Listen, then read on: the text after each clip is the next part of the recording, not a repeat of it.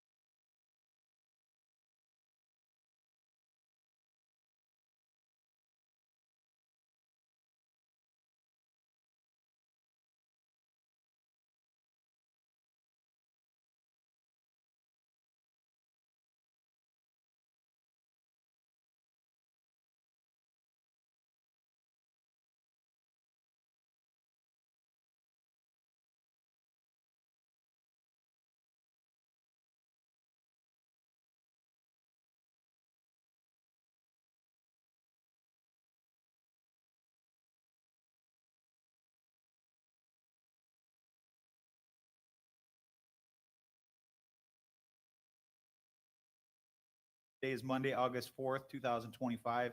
We are back at the Diamond. And help us arrive at those directions with interact. Sorry, Tom.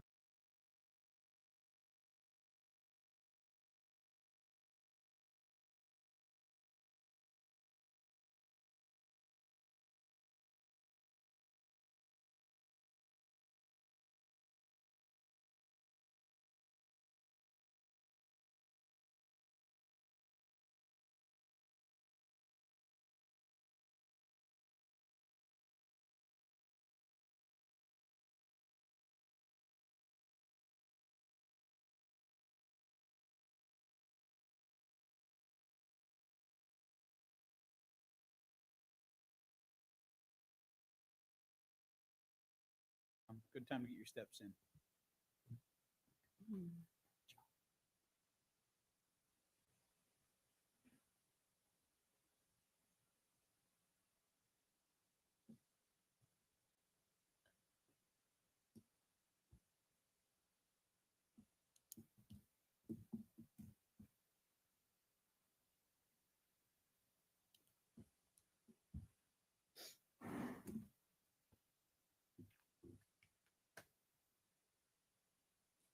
Good, Jim, thanks. I'm probably 30, 35 maybe. It's just kind of a dull ache now. Starting. Yeah. It's nice, standing up straight again. Yeah, that'll be nice. We don't have to deal with this ever again. I want that to be Yes, true. yeah. 1:30.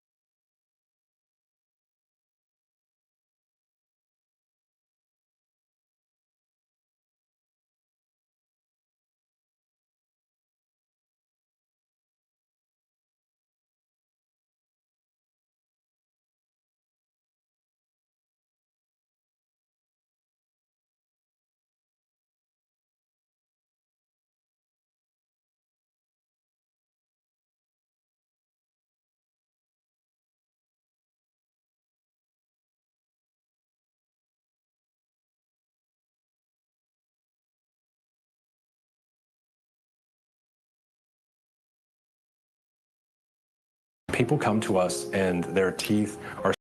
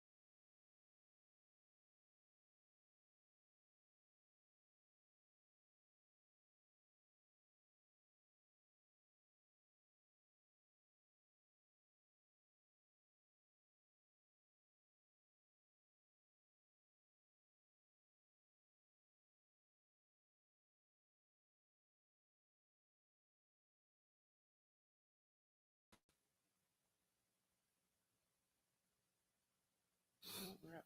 Try it again. Are we back up and running? All right. Anybody want to double check before we hear from Mr. Brady? I want to make sure everybody hears the public comment. Jason, yeah, we're good. You're good? Okay. Go ahead, Tom. Tom Brady,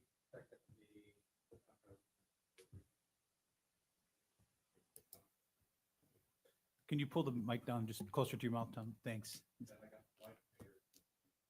Who am I supposed to listen to, you or my spouse? Oh, you know I'm not getting in the middle of that one, sir.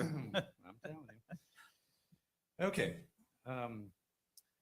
I was a little disappointed to see the town's echo response to the Seagate response to our writ of certiorari.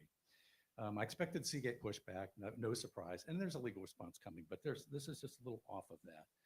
But for the town to sign up to every argument was a little bit strange to me. And I wondered, did anybody even review that document and look at it prior to it coming back out, other than the legal staff? And they're just saying, yeah, we're going to do whatever Seagate says, and we're on with all of it. We gave opposing counsel the courtesy of another week. We thought we'd get a better response. And frankly, I'd hoped that the town would have done a mulligan and not a me too with Seagate. I've spoken publicly before about the flawed math in the view corridor. This is a couple things that they said in there. There are many other things I disagree with Seagate's response, but the misuse of the term view corridor. The plan defines view corridor as a permanent view to the Gulf or Bay waters. Seagate, and now the town, by the fact saying town agrees with everything Seagate says, claim a view from the back of Seagate's lot. I can't wait to take the judge out to Seagate's lot and have him look and see if he can see through 1/4 miles of trees in Matanzas Pass Preserve into the waters of the Gulf. Unless you have superhuman X-ray eyes, not possible. Worse, they include an elevated pool deck in their calculations that covered with umbrellas and people walking back and forth. Go down to Margaritaville across the street of what did yesterday, took pictures. You might get one glimpse of the water from the other side of Estero Bay. Estero Avenue. Elevate their pool 3 feet, you will see nothing of the Gulf waters. There is no Gulf view there. Their calculations are blatantly wrong. So, and they introduced a new concept that I've guessed you bought off too. I don't know where it came up. Somehow they now state in their proposal that 1 foot of view corridor equals 1 foot of height. It's in there. So they think there's an equivalency factor there. Never heard that come out in anything in the town.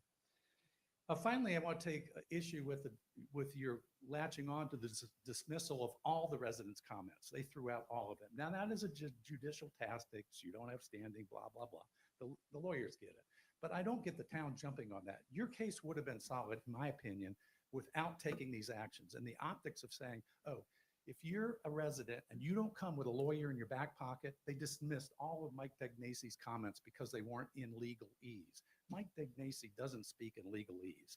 And we did not bring lawyers because we were not organized before the Seagate thing. So every comment was not legal. So that was my concern. My concern is that you jumped on that, and we hope that we hope that a judge will see through this legal gymnastics and recognize what's really going on here. And thanks for giving me the time to comment. Thanks, Tom. That's all I have signed up. Anyone else like to speak in public comment?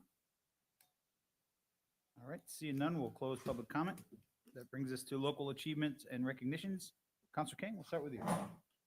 I'll take a minute just to be selfish and say thank you to everybody that expressed concerns about my recent hip surgery. It'll be 3 weeks ago tomorrow. So thank you. Thank you for my wife who puts up with this burden. I'm reminded of a Delbert McClinton song, Keep Sending Me Angels. And then I'll welcome a new employee, apparently, Joe Onesie, Twosie, Threesie. I'm not sure what his name is, but welcome aboard. I hope you do as well as the last guy that had the job. I guess apparently travel time and sleeping are overrated. So welcome aboard, Joe. Vice Mayor? Welcome back, Joe. Nothing additional. Thank you. Councilor Woodson? So we had our first Mullet Madness extravaganza this past weekend. I don't know how many of you were out there throwing those slimy things, but I was. I was 0 for 21, I think, something like that. Anyway, it was a fun Consistent. event. Hats off to Don Miller, Mike Miller, their team. They were the instigators of all this, and I think there's more fun to be had. And officially, welcome back, Joe. Councilor Stafford? Yes, Joe, welcome back. There you are. I know we've been off for a month, so let me go back to the 4th of July. I think it was a great day. It was probably a good decision to not do the parade. The beach bar opening was fantastic. Congratulations to the Boyds and the crew down at the beach bar. It was a fantastic event, and it's great to have them back. And I want to also thank Seagate for the donation for the fireworks. It was an impressive show. Very good. Well, now mine have all been covered, so I won't reiterate everything that everybody said, but except for welcome back, Joe. All right, next is advisory committee items and report. Amy, you have I anything have here? none. Anyone here from a committee? I don't see anyone. All right, next is the approval of the minutes. We have the town council meeting from June 16th, 2025, the joint town council session with the LPA on June 26th, and the management and planning session from June 5th. Is there a motion to approve the minutes from those three meetings? So moved. Got a motion by Counselor King, Second. second by Counselor Safford. Any further discussions?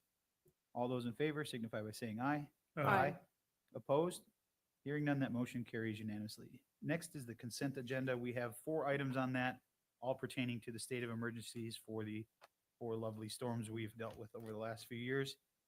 Is there a motion to approve the consent agenda? So moved. Second. Motion by Counselor King, seconded by Counselor Safford. Any further discussion?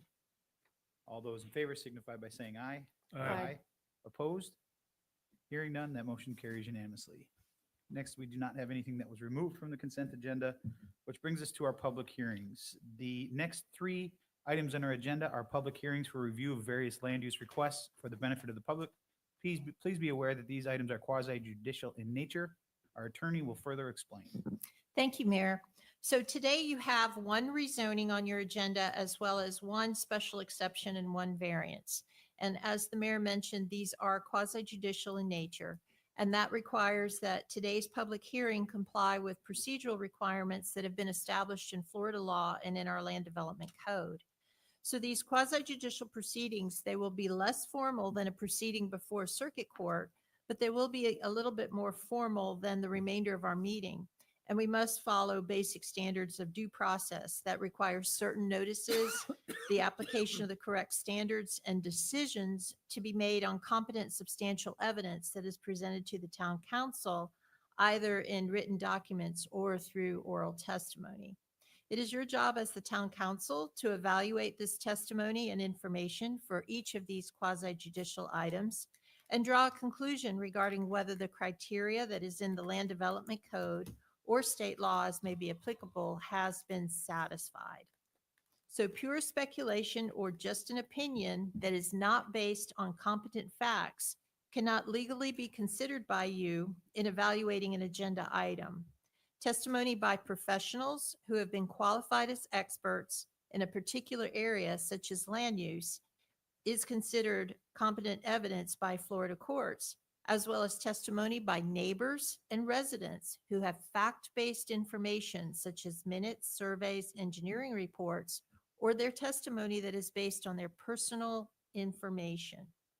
The town's decision is final if a decision of approval is not obtained or if a tie vote results from the motion to approve or a motion to deny, then the matter being considered is denied unless a majority of the council members present and voting agree by motion before the next agenda item is called to take some other action in lieu of the denial. Such other action may be moved or seconded by any member, regardless of his or her vote. Denial of an application or a request is a denial with prejudice unless the council states otherwise. If you intend to speak as a member of the public, please keep my comments in mind. When you come forward, please state your name clearly for the record, whether or not you've been sworn in, and your qualifications or your interest in the matter before town council. So for purposes of efficiency, before we begin our public hearings, I'd like to go ahead and take care of a few housekeeping items. First of all, I'd like to ask the town clerk whether all our agenda items today have been properly advertised or noticed pursuant to our land development code. Yes, they have been. Thank you. And also, council, if at this time any of you have a conflict of interest that would prohibit you from voting on any of these 3 items, please disclose that at this time so that we can ascertain that we have a quorum present for review of the matter. Counselor Safford? I do not. Counselor Woodson? Do not. Vice Mayor Adderall? None. Counselor King? None. And I have none as well. Thank you. So at this time, we're going to go ahead and ask if there's anyone present including the applicant, property owner, staff, who intends to provide testimony to any of the 3 quasi-judicial hearings. If you would please stand, raise your right hand, and be sworn in by the town clerk. That'll include public comment. Do you swear or affirm that the testimony you're about to give is the truth, the whole truth, and nothing but the truth? Okay, all parties have been sworn. Okay, Mayor. Okay. The first quasi-judicial item is a first reading and public hearing on proposed ordinance 25-14 Fishtail Marina. If approved at first reading, a second reading and final adoption hearing will be scheduled for September 11th, 2025 at 9 a.m. or at another time identified by town council.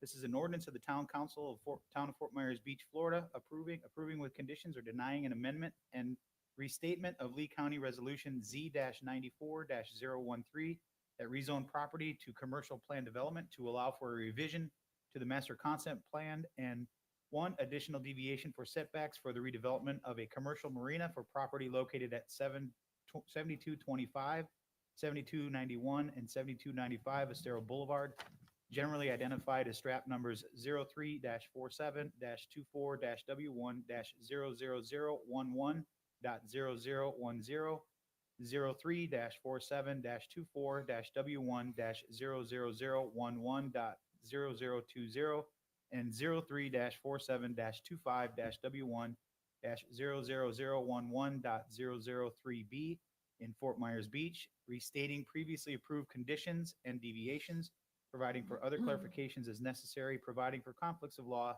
scrivener's errors, severability, and providing for an effective date. If any town council member has had any ex parte communication to disclose, please let us know the subject discussed and the identity of the person, group, or entity with whom the communication took place, any correspondence that you received, or observations made of this site. Mayor, before you do that, down at this end, we heard you read that last strap number as 03-47-25. I believe it's 24. Okay. Is that correct? I will restate that last number. It is 03-47-24-W1-00011.003B. Thank you so much. You're welcome. Counselor Safford? I have not received any emails, nor have I had any meetings, but I'm very familiar with the property. Counselor Woodson? Exactly the same. Vice Mayor Adderholt? I went out there last week and went to their office and talked to, I believe the woman's name was Sue, who's the director or co-director of the office, and took a look around a little bit and just basically gleaned general information. Okay. Counselor King? I have nothing. I have nothing as well. Jason Smalley has been qualified as an expert already by this town council based on his education and experience, and has been accepted as an expert in the field of land use, planning, and development in the town of Fort Myers Beach. Are there any other individuals who would like to be qualified as an expert witness on behalf of the applicant at this time? Come on up, sir. Good morning. My name is Brock Petrak. I am a civil engineer working on behalf of Loggerhead Marina. Morning, Brock. Any questions for Brock? His qualifications, There could you you go. just state those? I have a civil engineering degree from Michigan Tech University, and I have an EIT license from the Florida Board of Professional Engineers. Brock, can you spell your last name for the record? Petrak. Thank you. I was so close, Brock. One extra letter.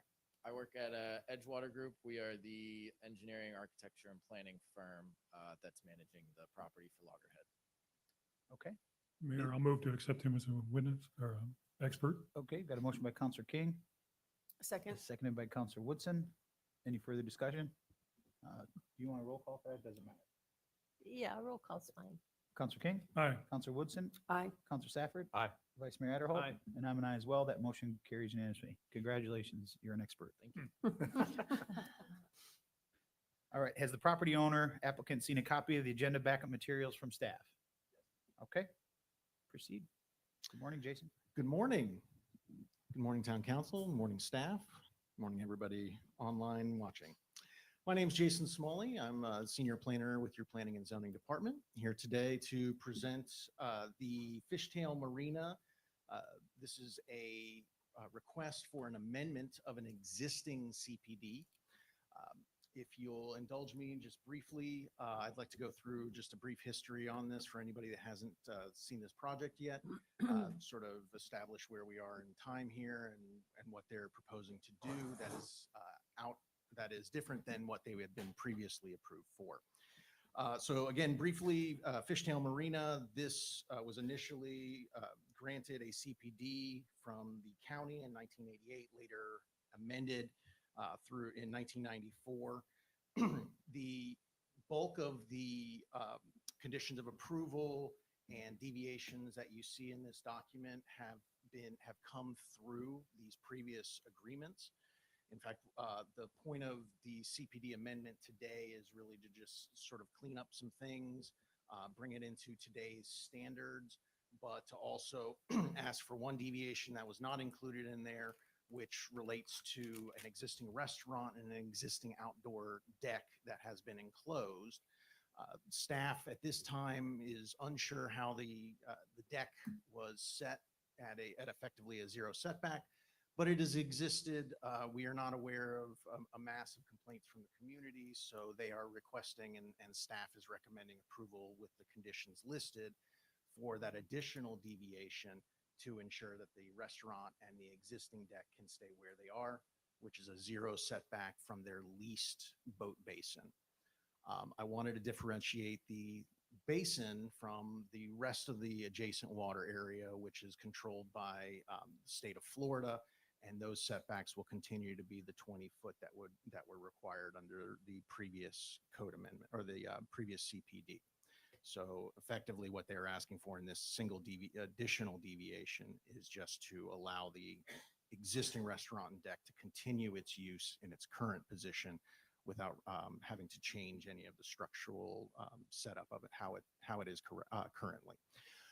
Also in this request, they are asking for some minor changes to the footprint and layout of the buildings. Staff has done a deep dive in the previous approved CPDs.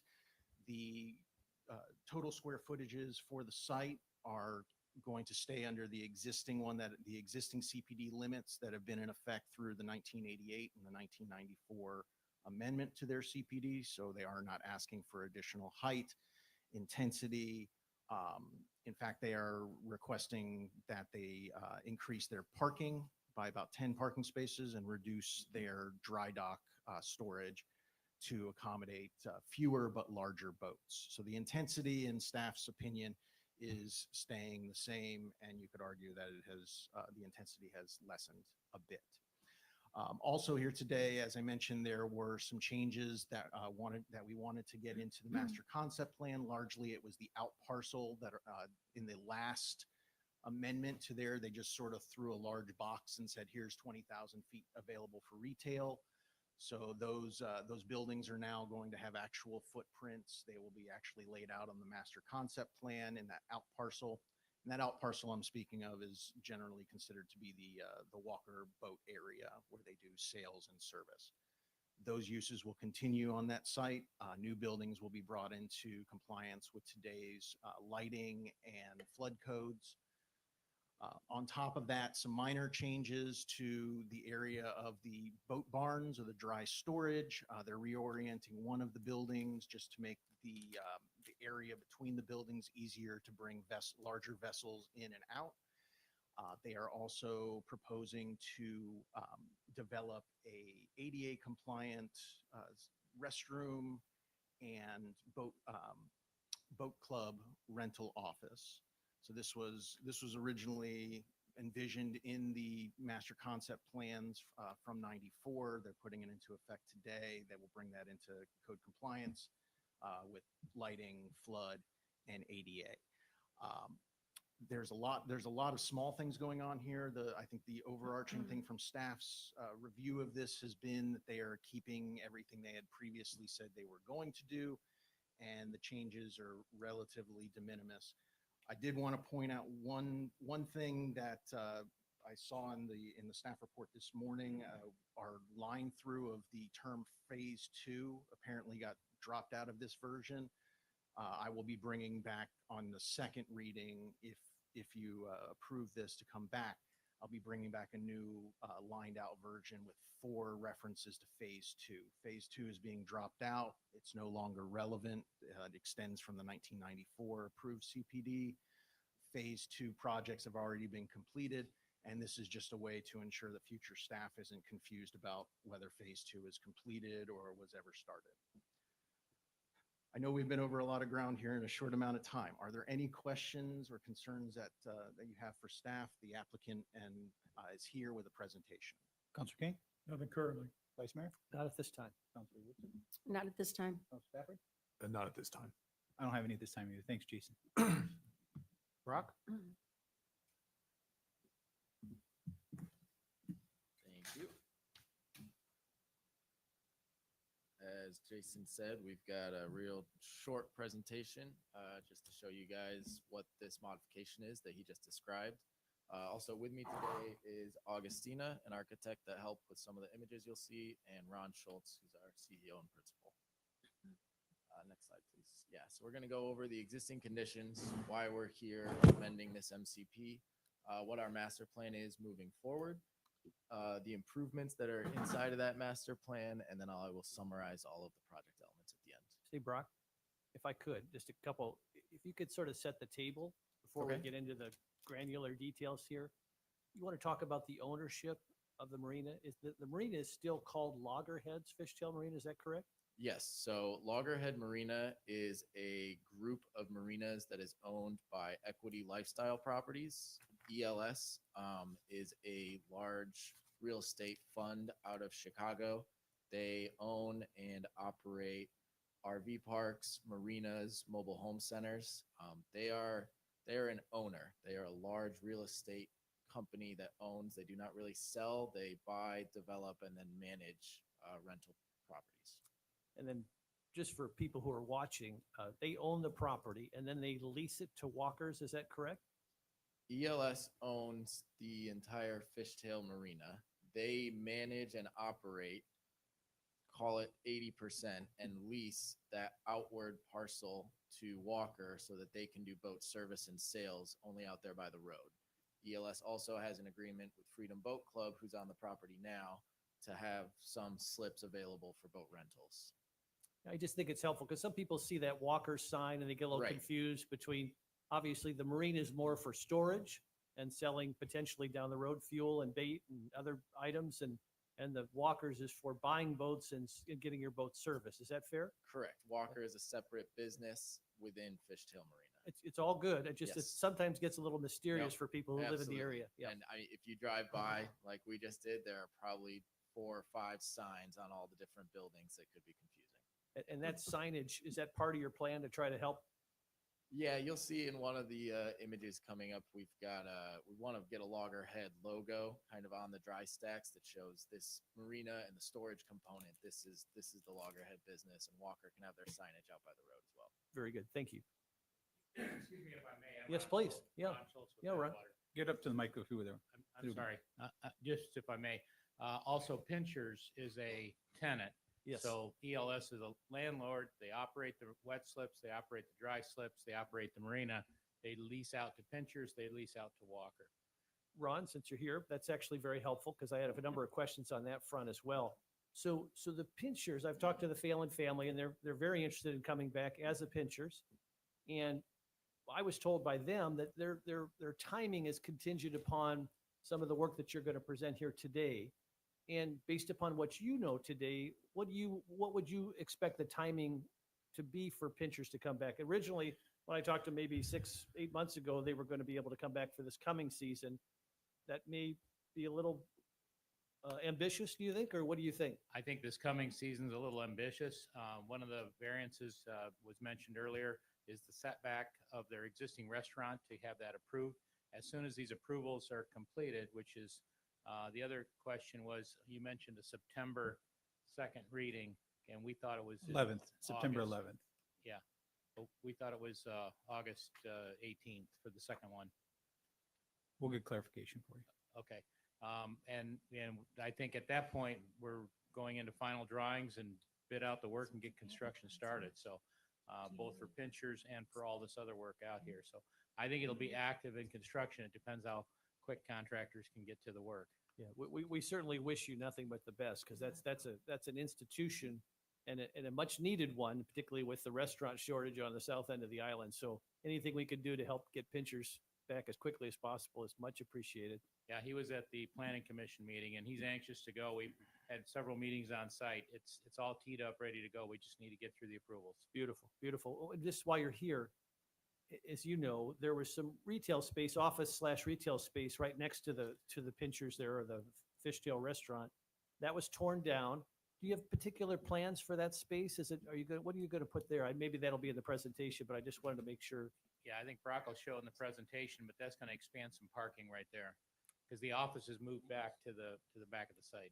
So that won't be rebuilt in any kind of structures. That'll be just additional parking. Open space and parking, correct? Okay, very good. Thank you very much. Thank you. I have one question for you. At one time, there was rumored that it was going to be a deep lagoon instead of Pinchers, but that's totally off the table. Pinchers is under contract. Pinchers, okay. All right, thanks. You're welcome. Thank you. Nancy, can you, Address the notice Yes. issue. I'm going to defer to Amy because we were just looking at the calendar. Right. Usually the deadline to get the ad in to be compliant with the statutes is tomorrow. And when we're hearing these things today, it's really pushing to get that ad in and be in time to have the second reading at the next meeting. That's why we always push them 2 meetings out. Is it possible, Amy? Because this is a unique situation. They're really, I don't know why, well, I think before we put the cart before the horse, we should probably. Yeah. no, see I the appreciate that, but presentation. just procedurally though, it's possible. If all the stars align correctly, Okay, yes. all right, very good. Continue, Brock. Unless Not anybody else has not a question. preferred, but I got you. Understood. if the stars align, it is possible. Go ahead, Brock. All right, thank you. So obviously, as everyone here knows, Fishtail Marina has been operating for a while, and then Hurricane Ian hits. The dry stacks were severely damaged, losing the roof of dry stack number 4, most of the roof of dry stack number 2, and a lot of siding around the site. Many of the boats that were on site, both in the buildings and in the water, were displaced and destroyed. The floating docks themselves that were in the marina basin floated up above the piling that they were anchored to. Some of the docks were displaced out into the bay, and others were just torn apart there in the basin. Next slide. Here's another photo. On the right-hand side, you can see the top of Building 4 completely removed, and on the left-hand side, there's a dry stack Building 5, what we call it, with significant siding and roof damage. Getting right into what our master plan is now. Got a pointer here, but it doesn't seem to be working. The far left-hand side of our screen, there's a red shade over the building. That's Pinchers, just to set the scene here. So Pinchers, that is the existing footprint, and that is where they will be renovating that building to reopen in the same spot. Like Jason mentioned, the existing building has a 0-foot setback where the deck is right on the water. It's, quite nice when it's open. We are just trying to incorporate that 0-foot setback language into the MCP. That's why we have that in the ordinance. Like Nancy, I believe it was Nancy, somebody just asked, maybe it was Karen, just asked about the area next to Pinchers where there was previously a marina office and some retail. As Ron mentioned, that's going to be planned for expanded parking to help out Pinchers. And then the marina retail, called a ship store, will be on as Ron's going to point to, in the middle of the site out on the peninsula. Brock, can I interrupt you for 1 second? Of course. Apparently the slides aren't coming on. They're not going to be able to see the slides.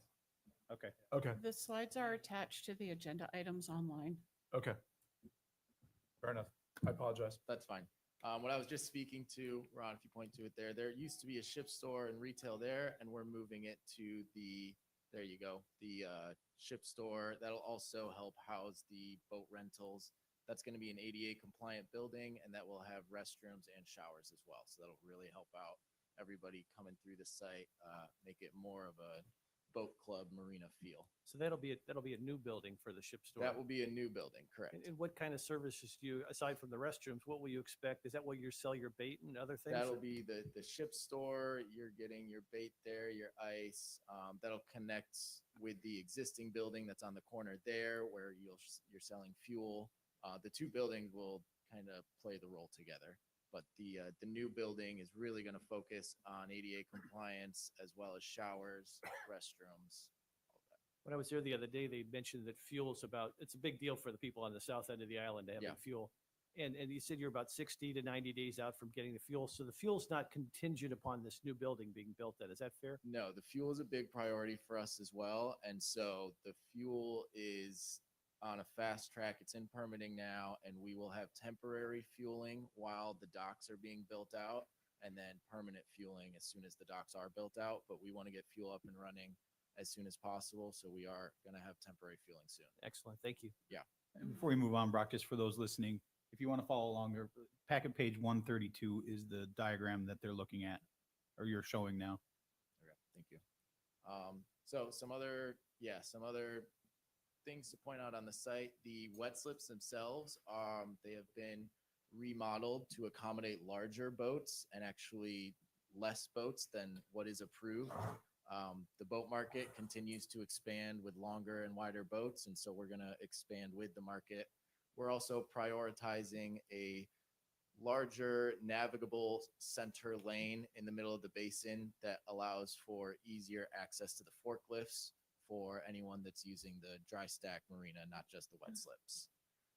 In regards to the forklifts, the building number 4, the largest of the yellow blobs, yes, that is being rebuilt with a modified layout than what was previously there. Again, that is to accommodate larger boats as well as larger forklifts. And then building 7, directly across the aisle from building 4, that is as well being rebuilt as a dry storage facility. The final building out by the roadway is a more permanent structure for the existing tenant, which is Walker. This building will accommodate boat sales and boat service. It'll be a covered building, so that's where you can be maintaining your engines. We're also, I believe, building out a painting garage.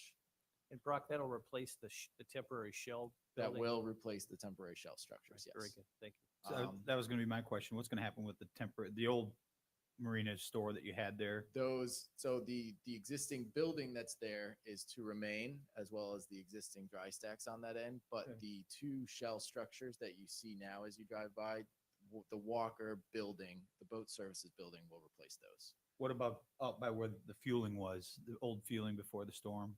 Right out the old ship store, Yeah. It's like a little cottage. the octagon type? Yeah, that gonna happen? existing building, that was renovated now a year ago, I believe, and that will remain. Okay. And then the final thing to point out is we are going to have some expanded parking. Like Jason said, we're going to add probably 10 parking spaces.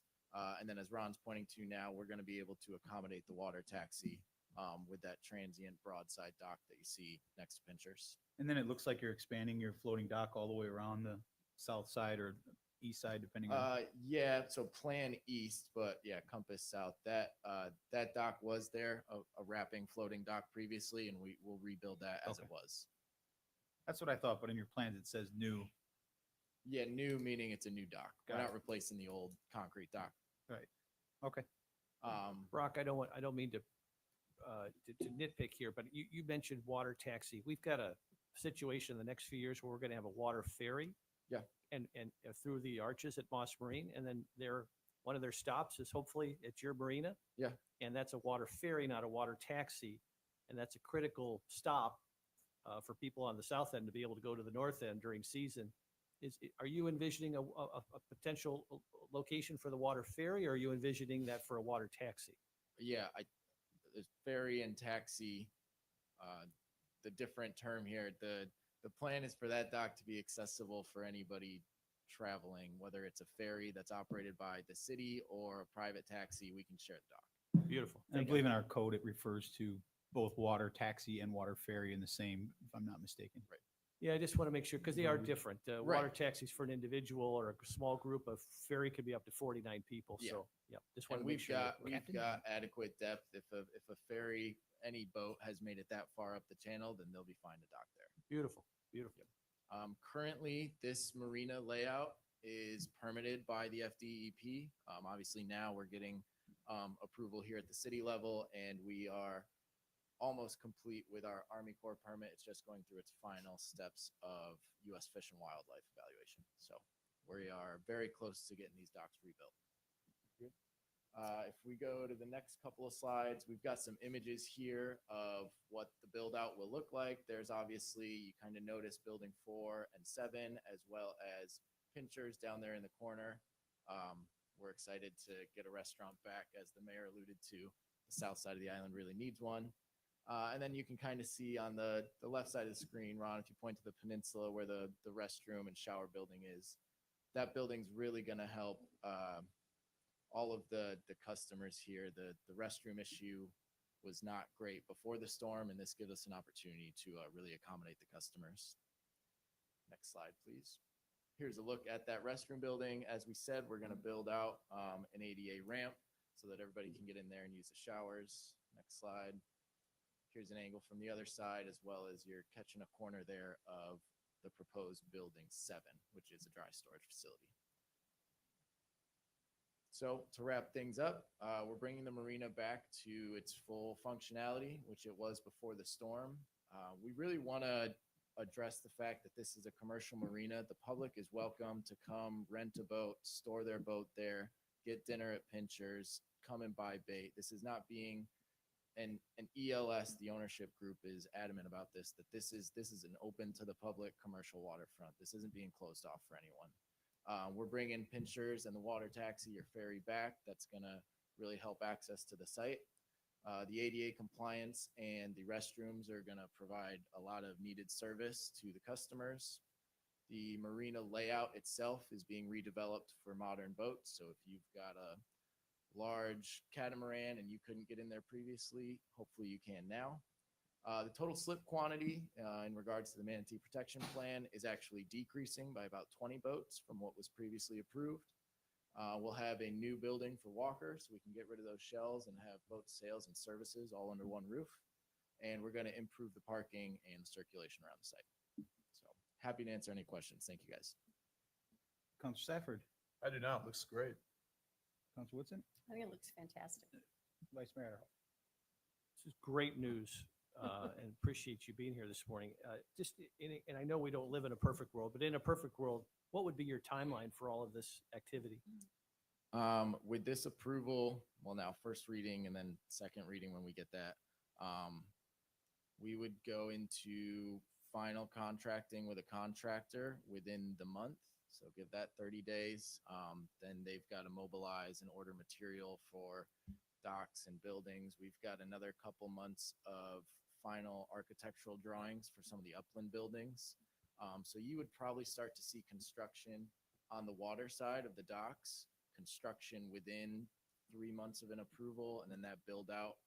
It's not a tricky marina to build out, so that build out would be 6 to 8 months. On the upland side, like I said, we've got a couple months left of architectural drawings that we're waiting on this approval. And then we'll go forward with finishing those drawings, bidding that out, getting a general contractor on board. And then on the uplands, we're probably looking at a year of build out with all those buildings and the site work. And on the Pinchers piece, if I could, just what will be the threshold for them to get started? Pinchers is actually accelerated than the rest of that, and that is because the existing building skeleton, those bones are remaining, and they're just renovating that building. Those drawings are at about a 95% completion, my understanding. So with this approval, our second reading and that approval, Pinchers is probably closer to 8 months, 9 months than the rest of the site, which could be 14 to 16. Very good. Thank you very much. Counselor King, Nothing. I have nothing further. Thanks, Brock. All right. Thank you, everyone. All right, next we'll open it up for public comment. Are there any members of the public who wish to comment on this matter? If so, please come forward to the podium and identify yourself, provide your address and whether you were sworn in. Public comment? All right, seeing none, I will close public comment. I'm assuming, Brock, you don't have any based on public comment. You don't have any rebuttal comments. I will now close the public hearing and request a discussion or a motion from town council to approve with conditions, or deny with reasons, or a continuance to a time certain. Before we go on, I did have one question for you, Brock. Sorry, I forgot to ask you, if you don't mind coming back up. Is the applicant okay with the conditions of approval set out by the town staff? Yes, yeah, we worked through that with the staff. Okay. All right, discussion or a motion? Mr. Mayor, I would move adoption of ordinance 25-14. All right, got a motion by Vice Mayor Adderholt, I'll second. seconded by Counselor Woodson. Mayor, just Yes. for clarification, this would be approval to move it to the second reading? Correct. Okay, thank you. And when would that second reading be?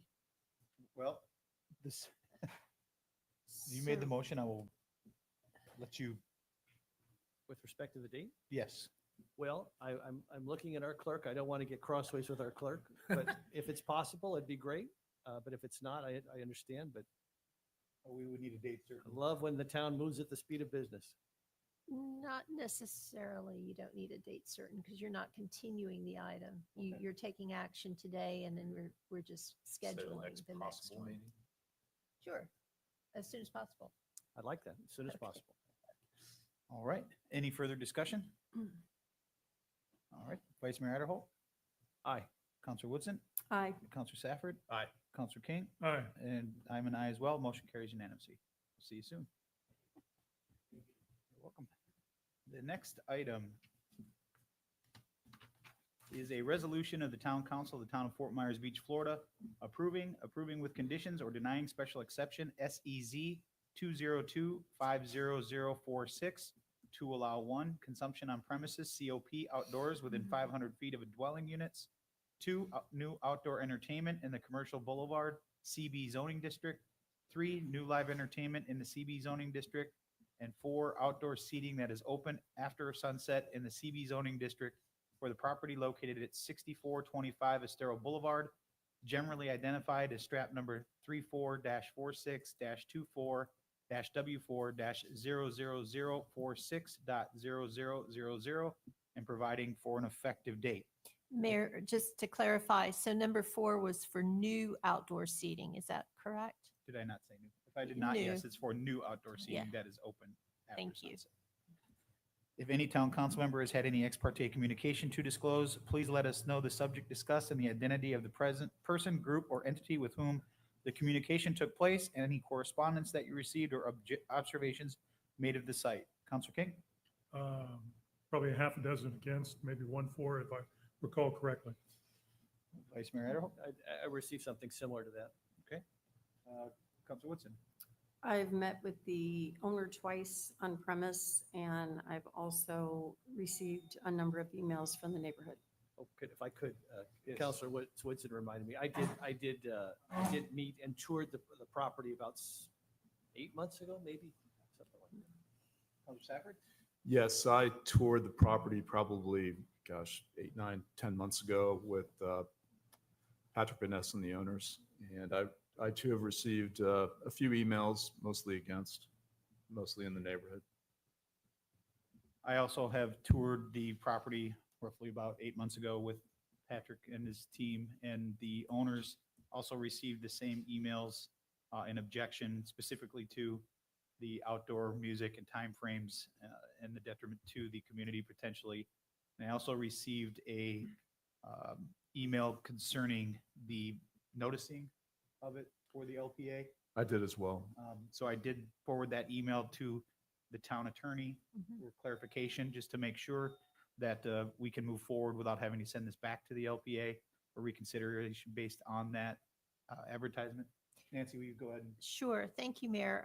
So your land development code in section 24-236C provides that notice will be mailed to residents within 500 feet. However, it also specifies that in the event of a delay that is really beyond the control of the town, that does not constitute a defect in the noticing. So it is proper, so there's no issues. Okay. That is all I have. I forgot your first name, Mr. Utley. Just another Jason. Just another Jason. All right. Jason Utley has been qualified as an expert already by this town council based on his education and experience, has been accepted as an expert in the field of land use, planning, and development in the town of Fort Myers Beach. Are there any other individuals who would like to be qualified as an expert witness on behalf of the applicant at this time who haven't already been? We don't need to reaffirm Patrick, do we? No, it's in the record that he has already been qualified as an expert. Okay, is there anyone else on behalf of the applicant? Mr. Albert? But I think you have as well. He has, Yeah. yes. That's what I Okay. thought. I don't know, all three seem shady to me. And has the property owner or the applicant seen a copy of the agenda backup materials from staff? They are noting yes. Go ahead, Jason. Thank you. Good morning. I'm here today to present a special exception SEZ 2025-0046 with resolution number 25-239. There's one parcel that's subject to the special exception. It's located at 6425 Estero Boulevard. This is a general on the slides here on the screen. You can see the general location of where the parcel is on the island. And then this is a closer in view of the location of the parcel. So as you had read the special exception, we're considering 4 items here. Number 1 is consumption on premises. Let me mention this. I'm sorry that the base zoning for the parcel is commercial boulevard CB. We're not modifying the applicant's not proposing to modify the zoning district, and then the base future land use is mixed residential. So 4 items for consideration here today: consumption on premises, outdoors within 500 feet of dwelling units, new outdoor entertainment in the commercial boulevard zoning district, new live entertainment in the CB zoning district, commercial boulevard, new outdoor seating that's open after sunset in the CB zoning district. Staff had, in the staff report, staff recommended denial of item number 2, which is new outdoor entertainment in the commercial boulevard district due to potential concerns about the noise proximate to residential units.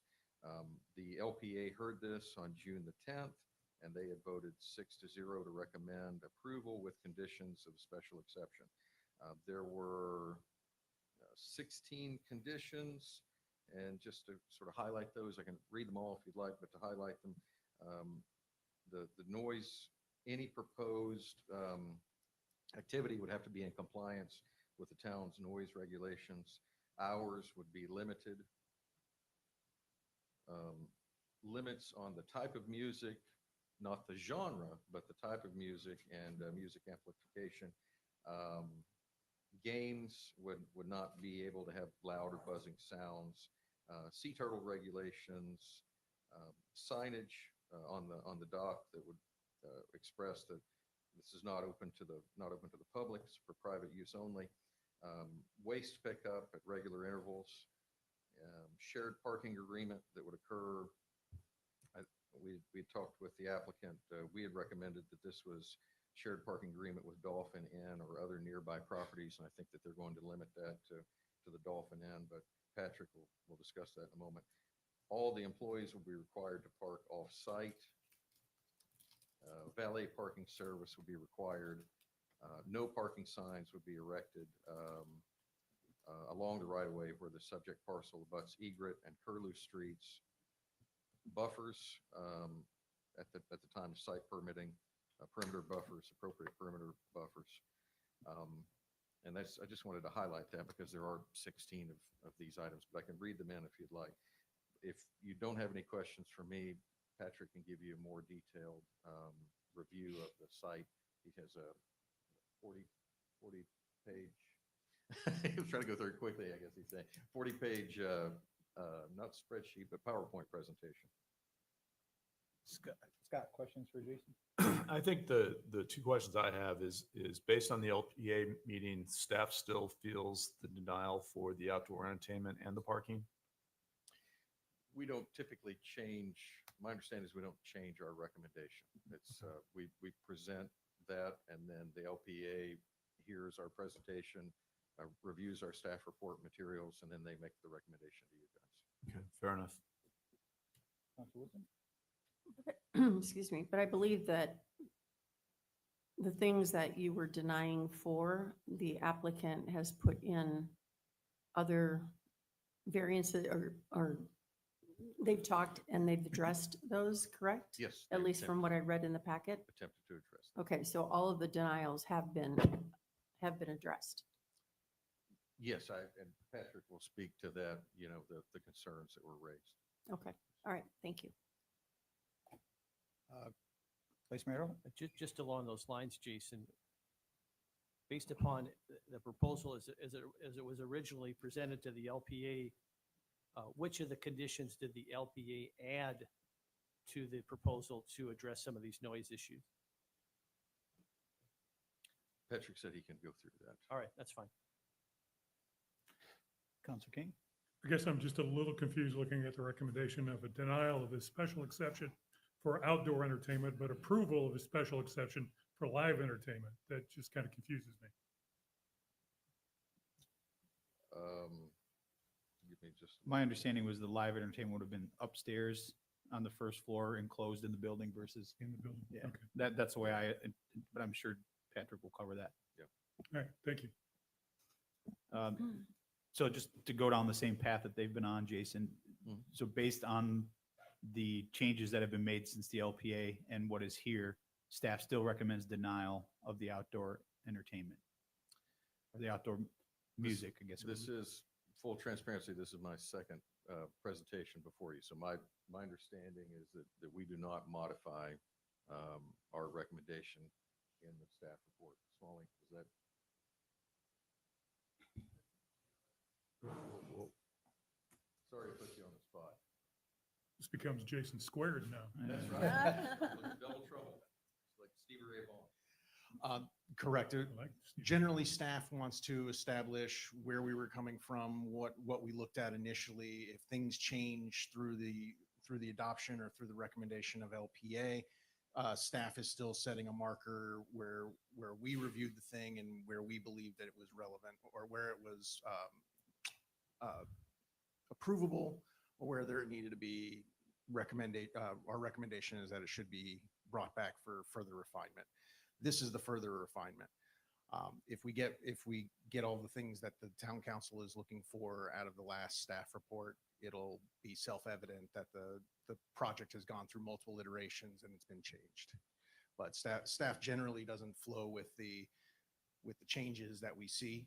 That's really your purview. That's what you guys do. We just establish on our initial reading where the deficiencies were and why we do or don't believe that it was recommendable at that time. Thanks, Jason. All right. Patrick?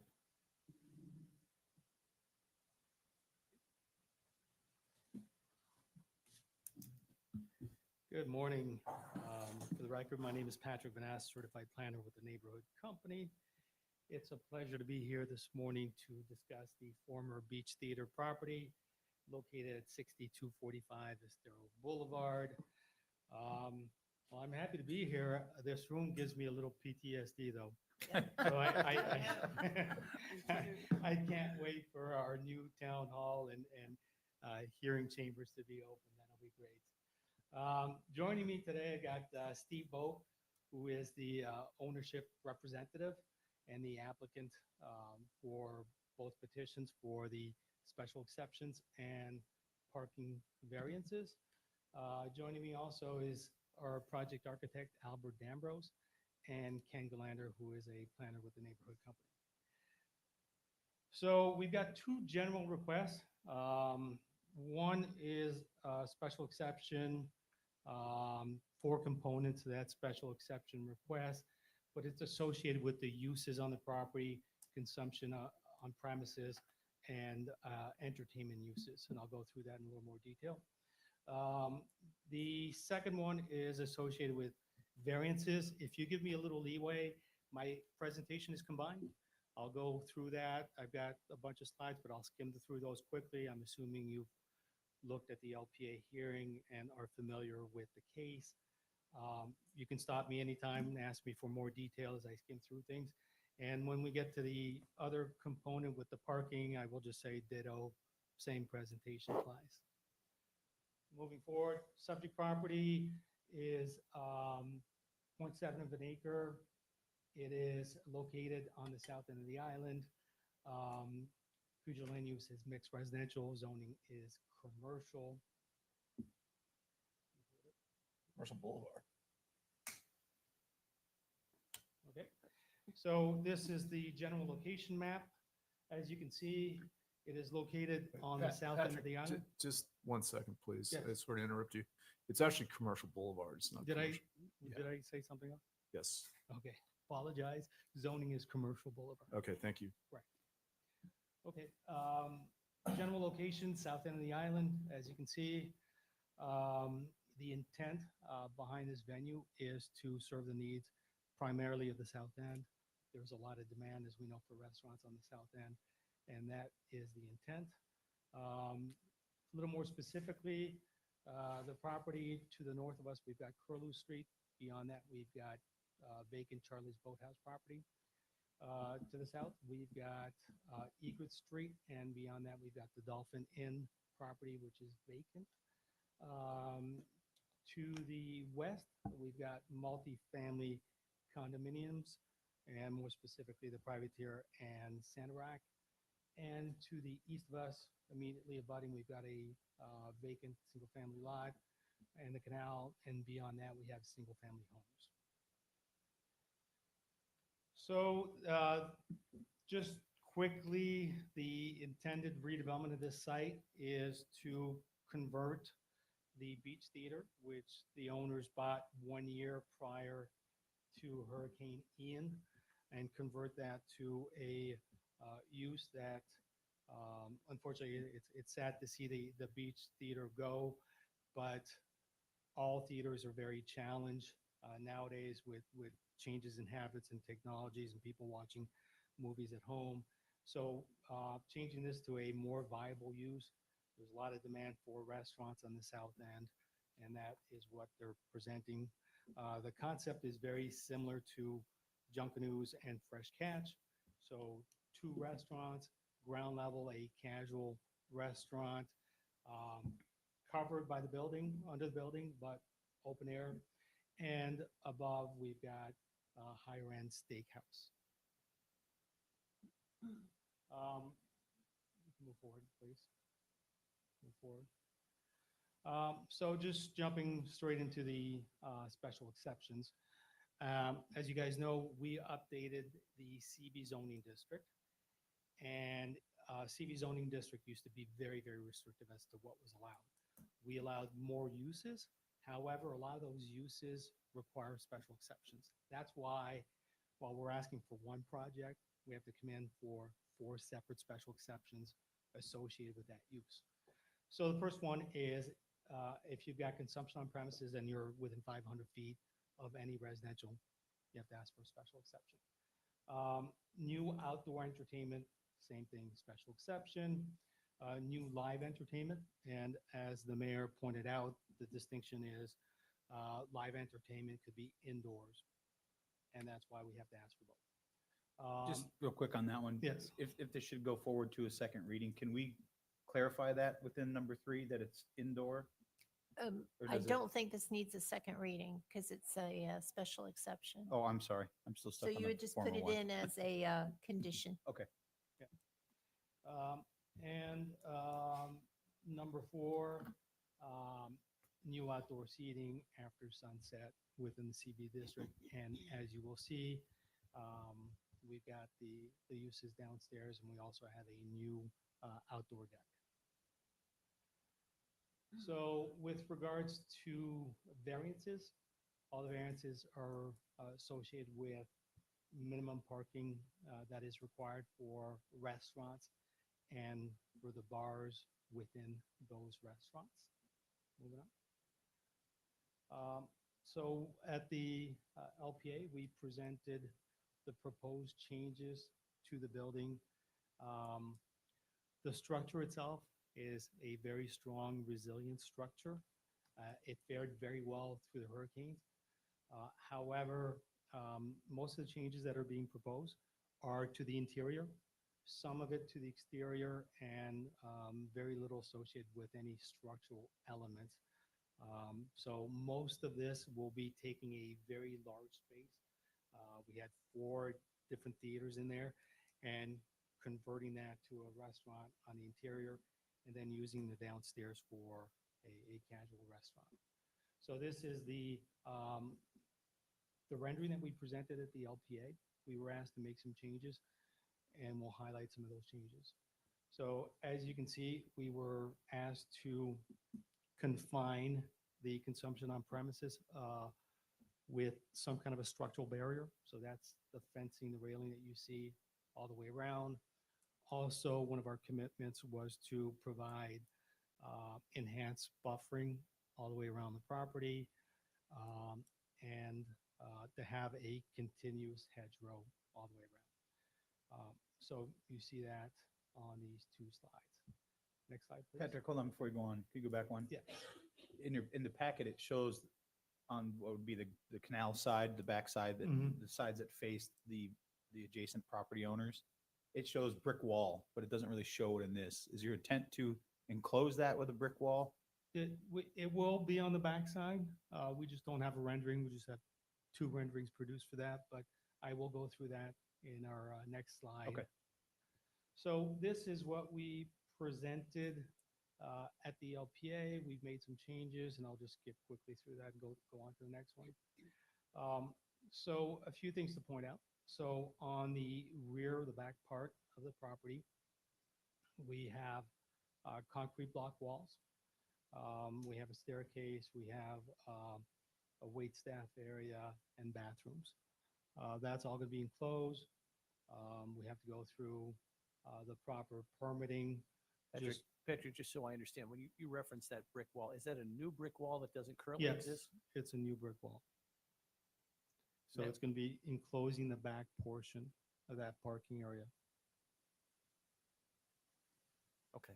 Well, that would help on the sound front to some Yes. extent, wouldn't it? Yes, How tall will that wall be? it will cover the entire back area. So and beyond that, we have a buffer, an enhanced buffer with a 6-foot opaque fence. The discussion was, yes, this provides sound attenuation, also just screening from those uses. We were asked, well, what about the on the sides? So if you go to the right side of the building or left side of the building, we've got, we added additional concrete wall there to enclose that side and glass wall. And then on the right side, same thing, we've extended some of the concrete block wall and some of those glass bifold windows that can be enclosed as needed. Again, we're not expecting a big party scene here. I think during the day, the idea was to keep those doors, windows open, and into the evening, possibly close that if sound is a concern. Also, what you see is that fencing railing that we put to really delineate the consumption on premises area. While you're on the slide, where would the performer be? So towards the front of the building, you've got a little gray hatched area. That would be where the performers would be. What we had previously, we had some arrows kind of showing where the sound would be projected. As part of our discussion with the LPA, we made a commitment to not have PA systems projecting the sound, but to have an integrated sound system with smaller speakers throughout the area. So it would, again, kind of lessen the impact of any sound or noise. And we could keep the volumes a little lower and they would be controlled by management, not by the performers. And the speakers on that integrated sound system, could you face those out, They will be most likely in the ceiling, pointing pointing down. straight down? And there will be no speaker system in that outside area, or there will be garden type speakers out there? Steve can confirm that, but I think the intent is to keep them under roof. Under roof, okay. Okay. Moving on. So this is the site plan that we had, that we presented at the LPA. And the next one is some modifications that we have made. So I think if you go one more slide, keep going. So we have identified that we will have enhanced buffers on all sides, with the added detail that along Egret, Curlew, and Estero, we will have a continuous hedgerow. And at the rear of the property, we will have that opaque fence, 6-foot opaque fence to the rear. Also, we have added some golf cart parking. We went from 2 to 4. And we have some bike parking towards the side rear of the property. Moving on. So I will go through each of the special exceptions real quickly and let you know where the LPA and staff stood. So on the first one, which was consumption on premises, staff recommended approval, so did the LPA. Moving on. With regards to new outdoor entertainment in a commercial area, in the commercial boulevard category, staff recommended denial, LPA recommended approval, and the approval came from numerous conditions that have been put in place to mitigate and ensure compatibility. And I will go through each of those conditions at the end of the presentation. With regards to live entertainment in the CB zoning district, both staff and the LPA recommended approval. And with regards to new outdoor seating after sunset, both staff and the LPA recommended approval. The findings and conclusion, this is the section where we go through what is in your packet, how we meet LDC and comp plan requirements. I'm not going to belabor that. We're just going to skip right through that. And I will jump into the parking variances. So with regards to parking, as mentioned, we have to deviate from 3 different parking sections, but it's all about minimum required parking. Moving on. This is the criteria for variances. We believe we meet all the criteria, and that was discussed extensively at the LPA, and it's in your packets. So moving on. Keep going forward, please. So one of the things that we identified at the LPA is we are retrofitting an existing building. This is a very large structure. We have way more space than needed. We'll go through the floor plans, but what you'll see is we have very large corridors. We have a huge kitchen area. We've got a 3rd floor where the projection room was that is just going to be used for storage. So if we were to calculate all the square footage that we have within that building, we would need 172 parking spaces. That would be the code requirement. Patrick, I've got to stop you. Yeah. Because you threw me a loop there. So the projection room is going to be used for storage? I thought that was going to be like a special room, probably one of the most interesting architecturally. Unfortunately, with regards to ADA requirements Can't do and it. other, yeah, we cannot use that. It was such And a cool room. Yeah, safety issues and all that stuff. We right. would need an elevator to go up there. So Yeah. we cannot use that room. Sorry to interrupt. I will go through the floor plans. We do have 2 private rooms for private groups. And again, we had so much space, just kind of made sense to have those private rooms. They may or may not be used on any given night, but we've got that extra space. So as mentioned, 172 parking spaces. As we all know, our code already double counts when it comes to bars within a restaurant. We feel that the code over parks most of the uses, but this, especially given this big building, a lot of extra parking requirement. So moving on, what we did is we looked at the usable spaces, And what we calculated was the areas in blue, this is ground floor, the bar, and the area in that pinkish color is an outdoor game area. And that's where you can have people playing these giant Jenga blocks or different board games. We had the extra space. Again, very large area. We don't think that all that area is going to be needed. So it's to find a use that could be attractive to some people. But we had to calculate all that as part of our parking. Next floor plan. This is on the first floor above the ground level. The back space in green is just office space. Again, undetermined at this time. We just had so much space.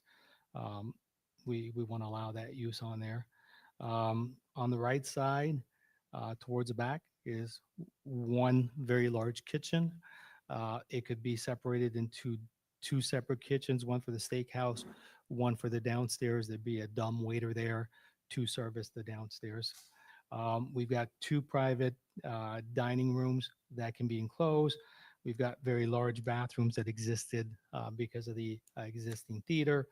And towards the front of the property is the steakhouse. We are going to have new doors, glass doors opening to the new outdoor seating on that front balcony.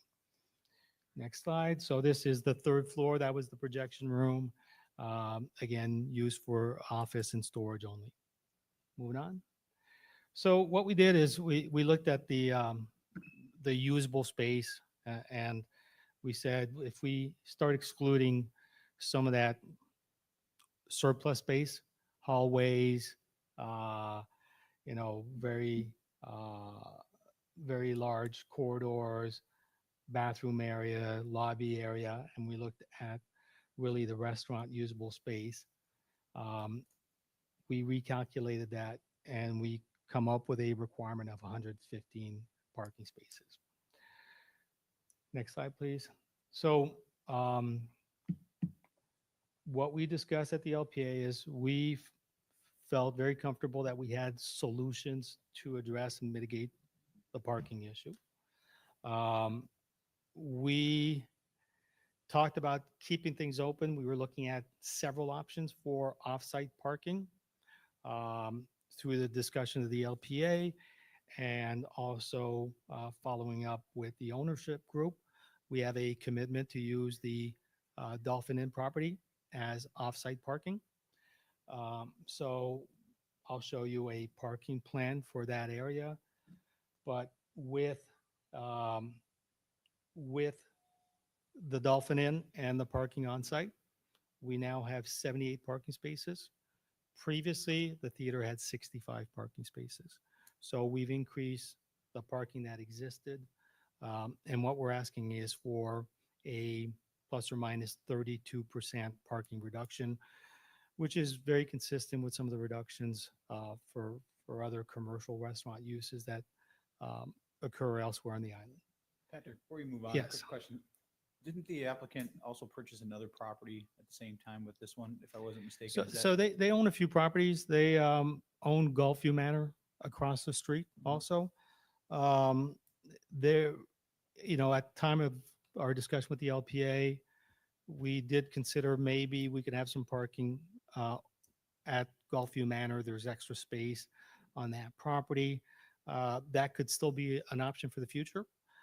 We also have talked to council members where several of you suggested that we are going to have a parking lot for the new town hall that is not going to be used in the evening. So that could be potentially where we enter into an agreement with the town, and that could be revenue for the town. Again, those are options for the future if needed. One of the things that that could potentially occur is that the Dolphin Inn, which is mostly the same ownership group as Beach Theater, but there are different owners. At some point that could be sold or it could be redeveloped as lodging units. And we've got a commitment, and it's part of the conditions, that should that happen before any kind of construction starts on the Dolphin Inn, we have to come back in with a revised parking agreement where we identify another site for the off-site parking. Is there, I'm just curious as what the reasoning is, why we wouldn't use property that you already own? I mean, I know you said you're part owner in the Dolphin Inn or. Same Yeah. thing, Gulfview Manor is relatively the same ownership Okay. group, All right. but some different folks. Understood. So as discussed, we went to the LPA. We explained that we felt there were very valid solutions. We made a commitment to use the Dolphin Inn as the offsite parking. We also made a commitment that all employees going to park at the Dolphin Inn from the get-go. If you look at parking requirements when it comes to restaurants, about 30% of that requirement in the code is associated with staff. So just taking a lot of that staff and putting it at the Dolphin Inn frees up some parking on site. We are also going to have valet service from day one. Again, it's going to be ready. It's going to be available. If there are slower times where it's not needed, they may not be using valet every single day, but we are going to have valet ready for peak season, peak times. And valet is going to be both for the existing property and for the Dolphin Inn property. So this is going back to the Dolphin Inn parking plan. This shows a preliminary plan where we fit 44 parking spaces. And again, this is code parking spaces, meeting all the dimensional requirements, meeting all the buffers.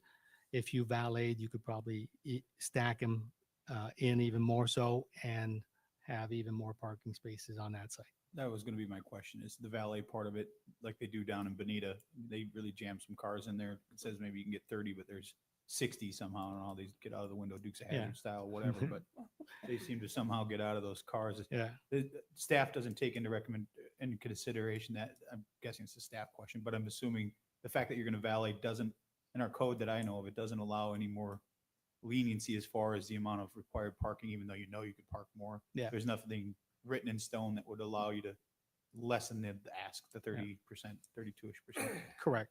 Okay. This is based on code requirements and meeting development standards currently in the code. So I have moving a up. question. Does that need to be separately approved because it's a new parking lot, or is it fall under this? So they are related, but to answer your question specifically, yes, we would have to come forward to get that parking approved on the Dolphin Inn site. What's before you today is the approval for the variance related to the theater. So you could approve the variance today, but before they actually start putting it in, they'll have to come back and review that with staff. Yeah, my understanding is it's a development order issue, and that we would go through the development order permitting for that With phase. staff. Yes. Yeah. Correct. So would that, I guess to Councilor Safford's question, would that require them to come back before council, or would this be a variance issue where it goes before the LPA and if unanimous? No, approval? my understanding is the use itself is allowed and accessory to the beach theater, and the development order when it comes to site improvements, that would be approved through staff review. So it's Administrative. administrative approval. Right, but they can't make that a paid parking lot during off hours, correct?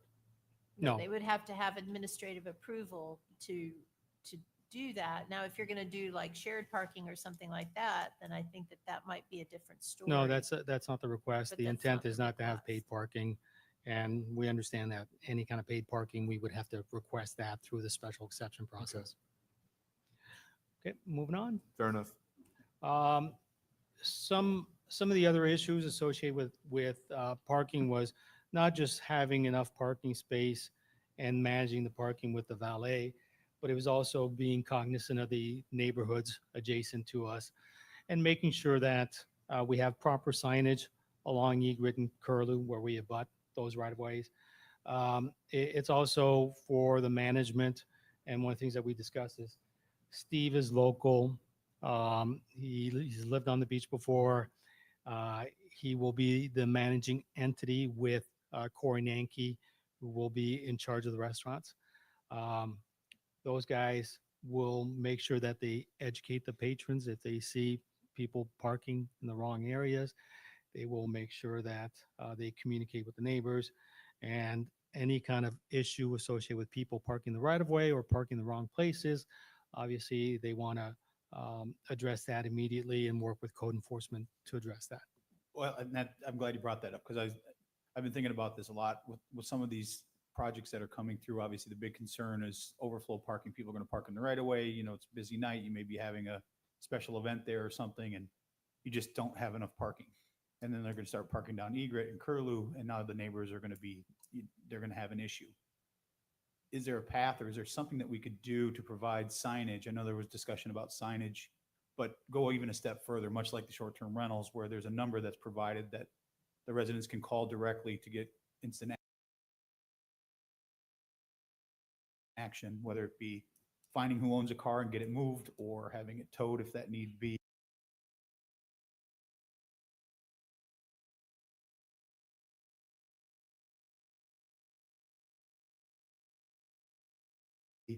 Because I really don't want to see any encroachment. We know it's going to happen. And get that addressed, certainly something. that Instead makes of sense. having, I mean, obviously they can involve the town, but I think that would be the last resort if they have an option to reach directly out to your staff or management staff to say, you got a car parking in my driveway. Yeah. You get it out of here. I mean, if it's in the driveway, they're probably going to call a tow truck first, but Yeah. you know, if it's in the town's right away, to handle it before it gets to the town level. And you know, one of the things that we talked at the LPA is, compared to some other projects, we have a kind of a slope to the property leading to the edge of pavement. Not very conducive to cars parking there. Other areas of town, it's nice and flat. It's easy for people to park in the right of way. This is a little more difficult. We also have a pump station along Curlew. Makes it difficult for someone to even want to park on that grass. Well, I agree, but as we've seen over the last Yeah. 2 years, people don't care. They're going to park where they feel Yep. they're entitled to park. And Along those lines, Patrick, if I could just digress for a second and yield to our town manager. When our new town hall, or maybe Frankie, when our new town hall is open, if someone who doesn't have business with the town particularly was to go in and park in our lot at, say, 5:30, 6 o'clock, what would happen to them? Or what is the plan to have happen to them? We're working through those plans right now, Mr. Vice Mayor. We haven't come to a decision as far as a recommendation to council, but we're working through those plans of how we're going to sign and potentially lease that parking area after hours. And I guess my question is there a possibility that this could be a potential overflow opportunity Yes, for both them and for us? yes, there's And a then possibility. Most That's- importantly, keep people off those little streets. It's a the side streets. possibility, and it's something that we're in discussions with among staff right now. And absolutely, if the developers want to have those discussions, I believe some of those discussions have already occurred, but we'll continue those to find a good solution. Okay, very good. Yes. Thank you. So Patrick, I have another question. Yes. You may be addressing this in the future, but a lot of the emails, there was concern about the traffic in the waterways. Do you guys plan on having docks there, set parking for boats? What size? Can you address that, please? There is a dock that has been built already, and it was permitted through DEP. We had that discussion at the LPA. The intent is to have very clear signage. It's for private use only, not open to the public. What do you mean by private use? Just for the owners or? So the owners Okay, and friends. so there will be no boat parking for patrons? Nope. Okay. So just to clarify also, we are here discussing the variance because there was one objection from a neighbor that came in after the hearing. If not for that objection, we would have been approved by the LPA. Yeah, but look, we've got So- to cover all the bases. You Yeah. you have to understand that. So we did see the comments, and we looked at those comments, and I think and I'm not sure, and I'm sure we're going to hear from those neighbors. I think that a lot of their concerns have been addressed through the conditions that I'm going to walk through. And I think all these conditions have been put in place to address the concerns and also mitigate for potential impacts and ensure that compatibility. So I'll go through those conditions one by one right now. So condition number one, all music and entertainment on the property will be in compliance with the town's noise regulation. Hold on, Patrick. Before we move on from the docking, unless you're going to cover it in the condition part of this. Yes. What you said something that really kind of stuck in my head there. How is the people that are living on the canal going to know if it's the owner or if it's a friend of the owner that's coming to use the private dock? There's going to be no way that they're going to know that. And I only bring that up because to me, this becomes it could be a he said, she said code enforcement issue or compliance issue where someone's coming down, they live on the north end, they want to come down by boat and they park up, and what's to say, but it's just friends of the owners and they're just coming to see the owner. I mean, do you understand what I'm saying? Yeah. It's going to be very difficult to disseminate between what's friends of the owners and what's public and what's private. I think the idea is we want to make it clear that this is not a commercial use. We are not bringing people with a ferry to the site. And we are not attracting more traffic down that canal. So I think that it's not going to be advertised. Mm-hmm. And B, people that do venture down and see private use only, hopefully people learn that we're not going down that canal. I can't moor my boat there. So I think that's the idea. And over time, people will know that that's not a spot for the public. And hopefully you don't get increased traffic, boating traffic down that canal. A lot of hopefullys. Mm-hmm. Okay. And same thing, the owners will monitor that dock and police that dock. Well, I guess where I'm stuck on it is you've already got a dock there, right? It's been permitted. It's people are going to use it. And if I'm not mistaken, in our land development code, it allows the use of people, if you're resident or non-resident, to go down the canals. There's nothing that says that you can't. Yeah. But what you're clarifying, and maybe we can codify this in the conditions, is the commercial part of it. Because I think that's the crux that people have with some of these canals is the commercial part. Yeah.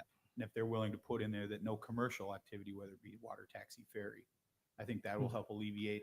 I can't speak for the residents there, but I think that would help alleviate some of the concerns. Yeah.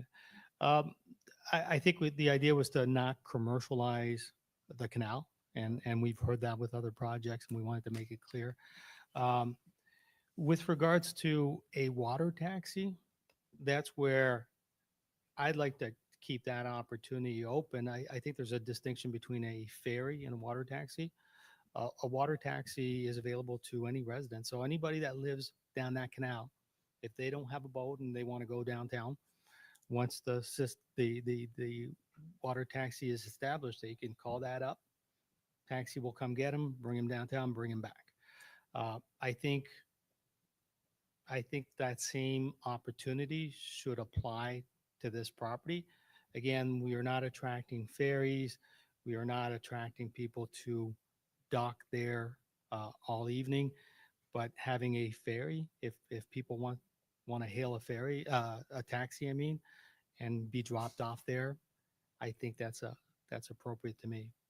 Well, I guess I'm just a little confused that you said two different things. At least I heard two different things, that you didn't want it to be commercial, but you want the option to have the commercial use of a water taxi open to be able to use. Well, I think one is associated with a. I guess what I'm trying to get at, Patrick, is I just want you to make sure that you're asking for specifically what you want so that it's on record. Yeah, If we it is don't want to approved, this is- prohibit water taxi. What's that? I'm We sorry. don't want to prohibit water taxi. Okay. The intent is not to have a ferry whatsoever go down that canal. Again, the intent is not to attract more boating traffic, but the water taxi, I think, is going to be an opportunity for all the residents to use down any canal. And we just don't want to make an exception for that property. Okay. Just wanted to make sure it was clear for the record. That first condition, all music needing to be code compliant, staff would put in there in their staff report. We fully agree with that. Condition number 2, general hours of operation will be from 7 a.m. to midnight. No food and beverage service prior to 10 a.m. at the ground level restaurant. You can go. So that was added per our LPA discussion. Condition number 3, hours of amplified music will be limited from 11 to 9 p.m. on weekdays and from 11 to 10 p.m. on weekends. And that there was already a condition similar to that existed, but it was enhanced, and we put in there, all amplified music will be distributed through a unified speaker system controlled by management. No bands, so that's 3 or more performers, or drums, percussions, unless approved through the town's special events permit process. So that was a revised condition and an enhanced condition that came after the, from the LPA hearing. Number 4 also came from the LPA hearing. Before you go on from that one, Patrick, just want to add, see if there's a way to maybe strengthen that a little bit. Obviously, one of the other big concerns was the noise.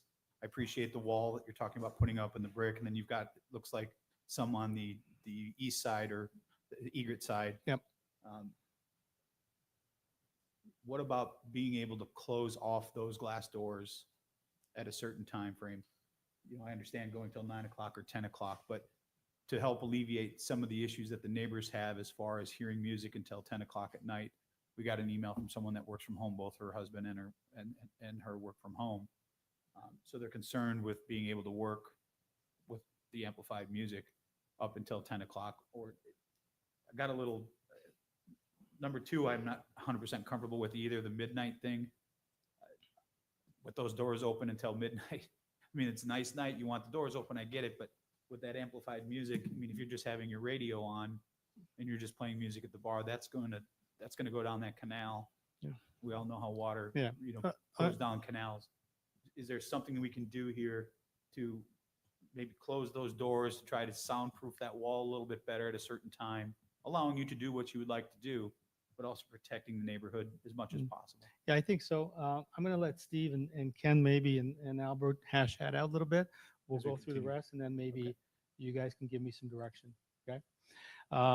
Also, want to clarify that the 7 a.m. to midnight was this idea of general operations, meaning that I think the way it was drafted at first was, and that's why we clarified no service before 10. But we wanted to make sure that no one complained if they saw cars pulling up and the prep guys are there 7 in the morning prepping for the day. So we just want to clarify 7 would be, Deliveries and everything else. so that would be for general operations, and then not before 10 for actual service. Yes, Mr. Mayor, we are going to address that, and I think we've already got mitigating factors put in place, but we'll see if we can enhance that a little bit. Okay. Number, yes. This might, I don't want to throw you off your stride, but it might be a good time to have Steve come up and I'd like to ask Steve a couple questions just about the operation of the restaurant. What's he envision? Okay. Obviously, it sounds like they're going to serve lunch, Yep. right? And I'd like to hear him kind of, it's getting close to lunch anyway, so people are already hungry. It'd be interesting to hear what he's going to serve. Well, Vice Mayor, Yeah. you mind, they're kind of discussing something now. If, when he's done, maybe then he can come up after the conditions and we can go back to. That's fine. And, Patrick. well, then we're talking about conditions. One of the things that I'll be interested to hear what the folks here say. One of the things that was interesting to me as a South Sider who loves this concept is that at Pinchers and at the Outrigger, Pinchers would end their live music at 9 o'clock, and Outrigger would never go past 9 o'clock. Now, Pinchers had full bands for the most part, and Outrigger would generally just have an individual or 1 or 2 people, just like you're proposing here, but they would never go past 9 o'clock at Outrigger. I wonder if that 10 o'clock thing is really, people still stuck around after the musicians ended. I just wonder how critical that, of course, maybe I'm an old fuddy-duddy, I don't know, but it seems like No. 9 o'clock, you could kind of give your live music fix and then still sit around and linger and talk to each other and hang out.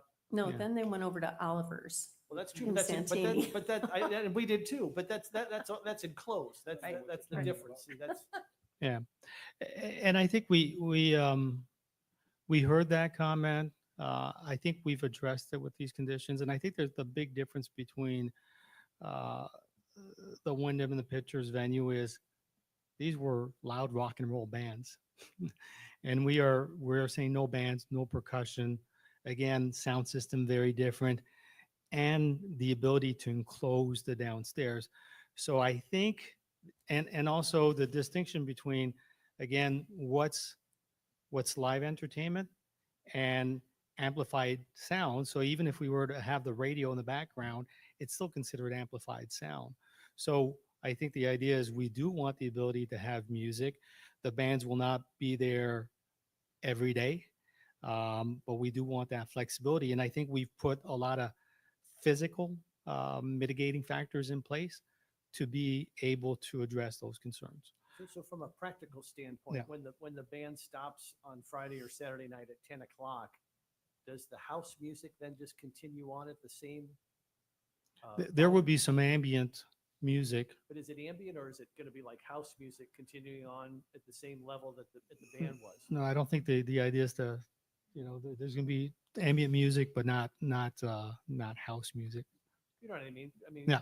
No, it's not the intent is to have, like I said, a concept very similar to what we have at Junkanoo's and so background music. yeah, Fresh Catch. But people won't be dancing to the house music past 10 o'clock. Correct. Depends on what they're drinking. Well, that's true. Okay, so I think I was at number 4. So from a sound mitigation standpoint,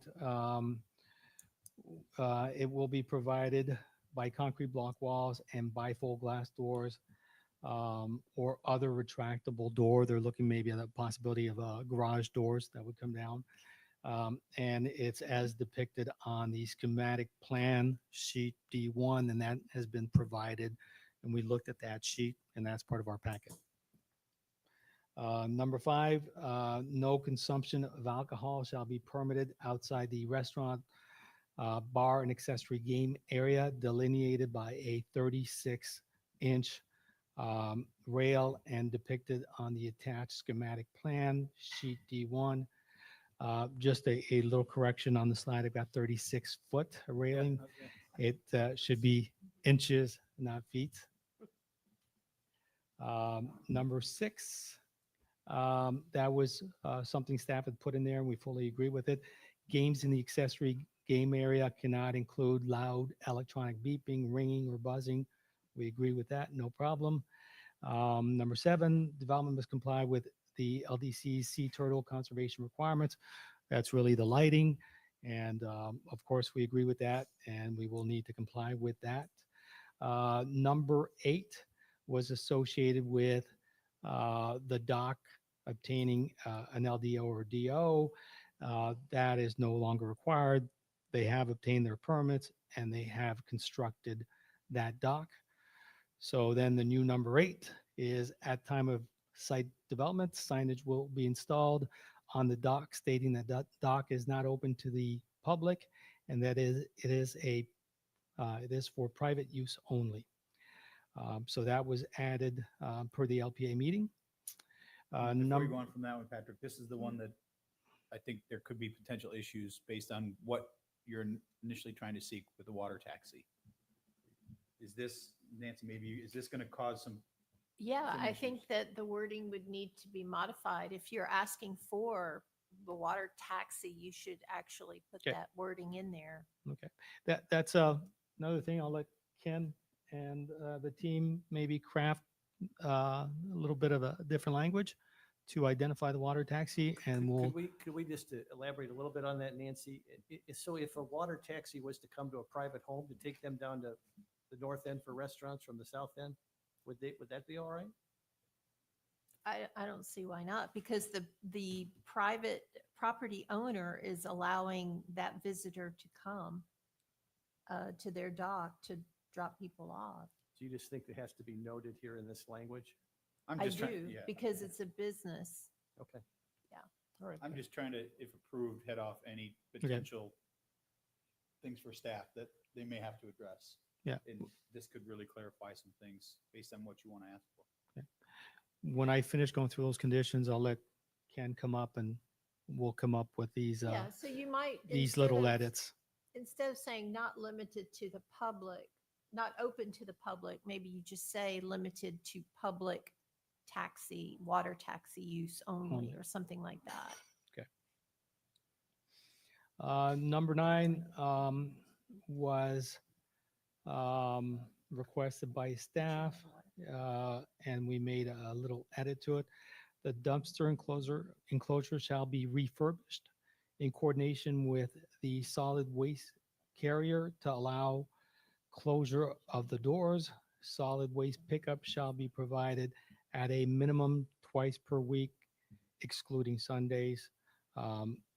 That was clarified at the LPA to exclude the Sundays and not have pickup on Sundays. So number 10, the property owner will submit a shared parking agreement with the Dolphin Inn.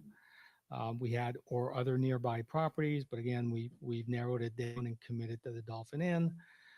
And we had per LDC 342183. That was crossed out because there are certain requirements of that shared parking agreement, joint use agreement, that limits joint use parking to 750 feet from the property. So I think the idea would be that we would probably deviate from that requirement, or we might deviate from that requirement. One of the sites that we're potentially looking at long-term could be the Wyndham property, which is probably going to have a lot of parking spaces. So that could be an option. Again, we talked about Gulfview Harbor being one option. We talked about the new town hall parking lot as one option.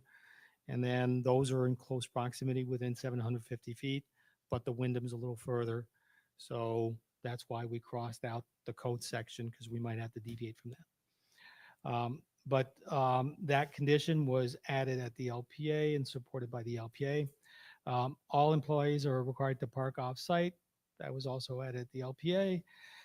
Valet parking service will be established when the restaurant operations begin and will be available as needed to meet peak parking needs, added at the LPA.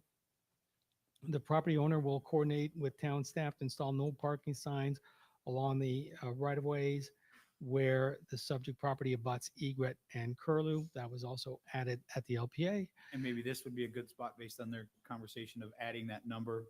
You know, Yeah, if there's an phone issue, number. call this number, if we could add that to that one. Yes, I agree with you, Mayor. This would be an appropriate place, and I don't know if you wanted to mention towing. Well, I would hope that if a resident calls that number, that the staff member would handle it appropriately, fairly quickly. I mean, this is part of your potential approval, so I Yeah. think you'd want to handle it. Yeah, and you know, I think I've brought this up at other hearings, and the example I use is Bonita Springs and Hickory Boulevard. And as we all know, no one would dare park along Hickory Boulevard because everybody knows that as soon as you do, you will get towed. So I think one of the ways where you curtail people doing things they shouldn't do is you enforce it very quickly and every single time. And people quickly learn that it's going to cost me a lot of money and it's going to be a real pain if I park here illegally. So it's not just warning people, it's towing them and making people understand that this is not going to be accepted. Maybe that's verbiage you'd want to add to Yeah. that sign, towing at owner's expense. Yeah. That will deter at least the good actors. Yeah. So number 14, at time of site development, the property must provide perimeter buffers as depicted on the approved site plan. That condition was added, and I think that the distinction, what we have before the LPA, we did not have a statement committing to that continuous hedgerow around the property. Number 15, any unremediated violation of the conditions of approval shall render the special exception null and void. The revision that was made to that, the word unremediated violation was added. So it used to be just any violation will render the special exception null and void. We put unremediated. We sure hope that there won't be any need to make some changes, but, we'd like the opportunity to address any concern if it comes up. Not to get too far in the weeds on that word, unremediated, though. That's a pretty broad word for violation. I understand your point of violation is very broad. This brings it down a little bit, but what does that really mean?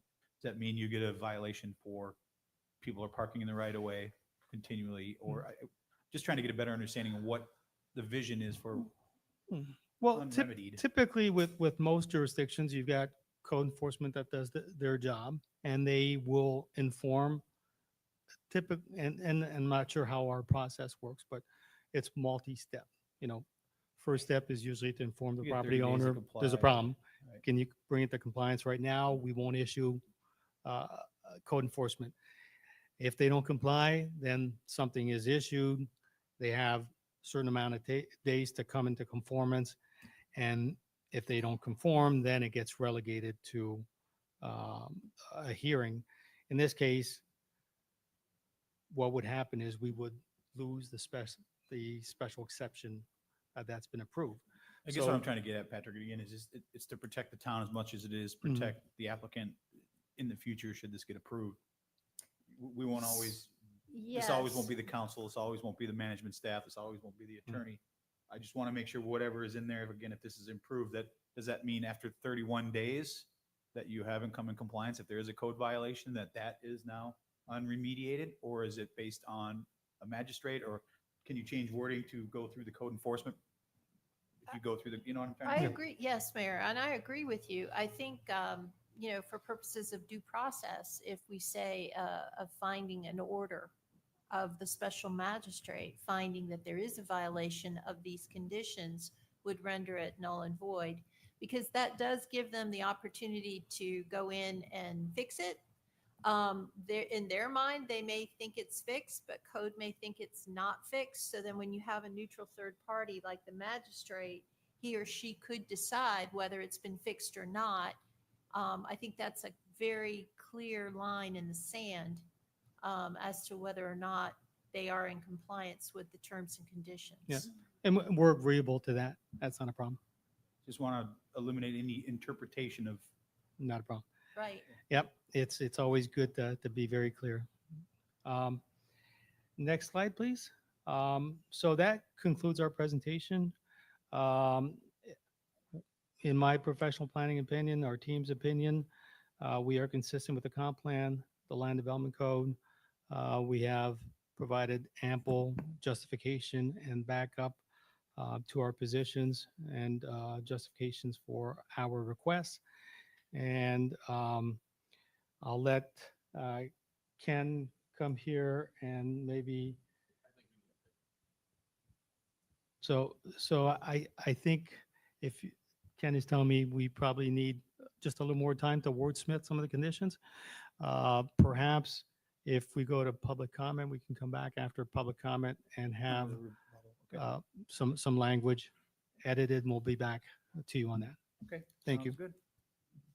All right. Are there any members of the public who wish to comment on this matter? If so, please come forward to the podium and identify yourself, provide your address and whether you were sworn in. Mayor, I have two. I have Okay. Christine Madden, and then following Christine will be John Madden. All right. Good morning, Christine. Good morning. Christine Madden, 181 Egret Street. My comments today are regarding both the parking variance and the special exceptions.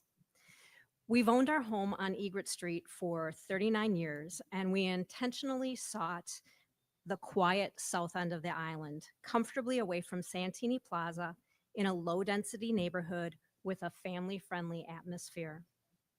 I am here today because I believe that outdoor music and entertainment, an outdoor bar, use of the residential canal, lack of adequate parking, and the potential for valet parking to back up onto Estero Boulevard will cause a nuisance and be injurious and detrimental to the low-density neighborhood that is directly behind the property and the mixed condo development across the street from the property.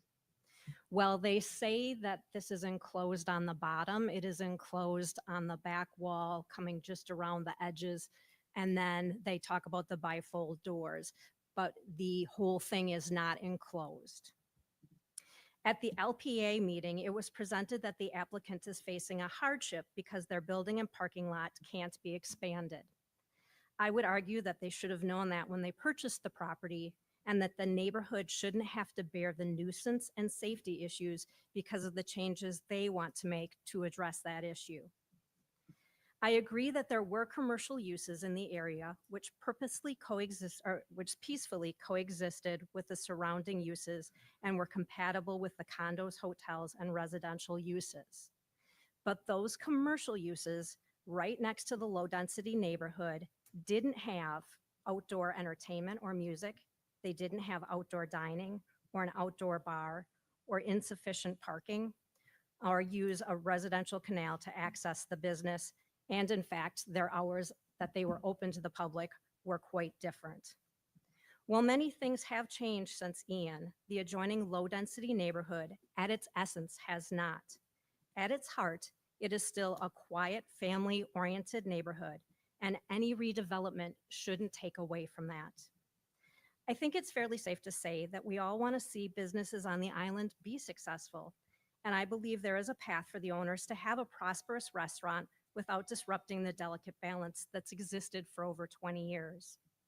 They can have an indoor restaurant and an indoor restaurant first floor above flood, which could allow for indoor music and entertainment, an indoor bar, and an outdoor upper dining deck.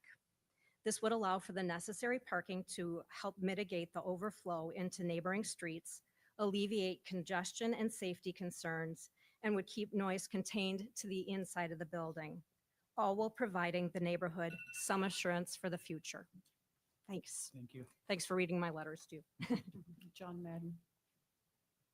And that's all I have signed up after Mr. Madden. Good morning, John Madden, 181 Egret Street.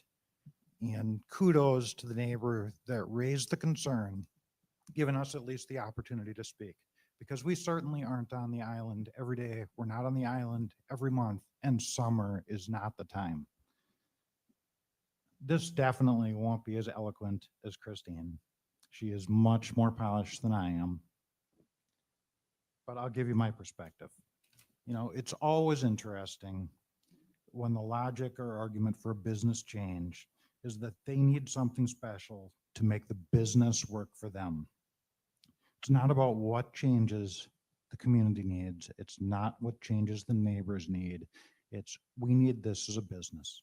And you hear it over and over again. All of the asks make it sound like someone made a poor business decision. They can't make the business work without significant changes that fall on the adjoining neighborhood. They appear to be asking for parking requirements to be cut in half from what they have today. Keep in mind that's 40% of what's required for a restaurant today already. So 40% is too high. It's got to be lower. You know, that just doesn't swing right. Look at Charlie's. Charlie's was a thriving, successful restaurant just down the road. They had comparable parking. They were filled every day. They had the same walkability. They're in the same general area. So why suddenly would less parking be an effective thing? You know, certainly valet is an option, but every valet I've seen, Doc's Beach House, next one across the road from it, really backs up on the road, and we can't afford that on Estero. There is no passing on Estero. There's no second lane. So it really causes that congestion. If I saw their map correctly, it looks like the exit for parking and perhaps entry, if they use the Dolphin, is going to be on Egret. Lots of pedestrian traffic on Egret, walking to the beach, walking to other places. Now have them compete with more traffic. Just what everybody needs. I think I heard somebody on Beach Talk Radio just recently say pedestrians are the biggest cause of the traffic issues we have on the island. Great. It's going to combine it and be worse, at least for the people around us. They also offer these solutions that feel like temporary solutions. Maybe they'll be able to sustain parking. Maybe they'll be able to do these things for remote parking. But for how long? What's the commitment? What is really the long-term strategy? Not this 15-minute fix until they get what they want. They want outdoor music. They want outdoor entertainment. They want outdoor games. They want an outdoor bar. I think we've all seen those in places. I mean, we have a property up north, not very far from a bar restaurant on the water. The sound carries. When the music plays, we're a mile away. We still get to hear music. The water carries it no matter how quiet they intend to be. Let me just wrap up with, certainly change is not unique, and it's not surprising that the island would be facing that today. Businesses around us need to thrive. We want to see a business be successful and certainly welcome a restaurant with the loss of Charlie's to the neighborhood. But I don't think an outdoor bar and outdoor live music are appropriate immediately adjacent to a low density neighborhood. And the one other concern I would raise is I don't understand when you approve entertainment, does it truly lock down what that entertainment is? And so John. Thank you. 3 minutes is up. don't become vixens if people can change their entertainment in the future. Thank you. Anyone else? Amy? All I have signed up. Is there anyone else that'd like to speak public comment? Seeing none, will close public comment. Rebuttal comments? Patrick? Do you want to come up and discuss did you have enough time to?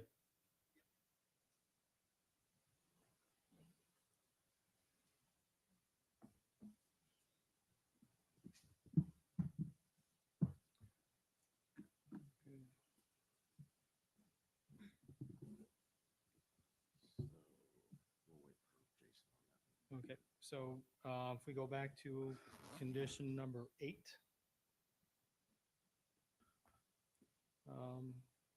What we are proposing to add is signage will be installed on the dock stating that the dock, and this is the new language, will be available for water taxi and private use only.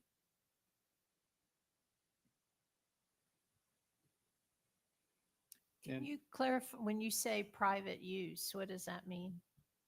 Private use by the owners, private use by who? Owners and friends and family that, Family, friends of the business owners? yes,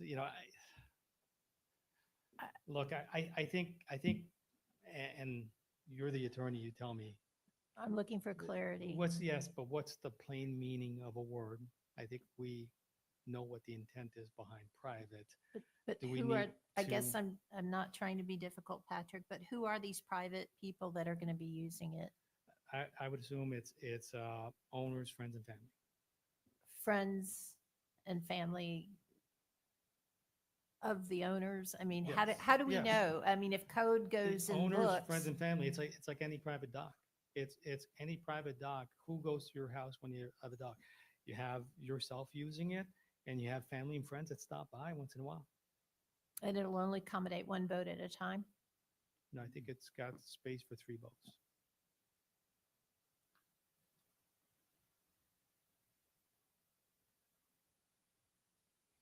So it's kind of discretionary. I'm open to suggestion, but Yeah, I just, I know, but I I'm just trying to don't know figure out I don't know what who else are to you, put on there. who are you authorizing to use that? So up to 3 spaces at the owner's discretion? I mean, how do you envision that working? That's what I'm struggling with too, if I live on that canal, how do I know if there's 3 boats there routinely that they're not family and friends? Or if you're looking at it from an owner's perspective on that, to me, there's nothing in there that gives staff or your applicant the ability to say, I mean, they could say everyone's a friend in the family. I mean, we're all friends and family on this island, it seems like. So where's that delineation between what is, I don't know that there's an easy way to say it, but because we all know that dock is going to be used people to come in for lunch, and I just don't see how you're going to stop it. I'm not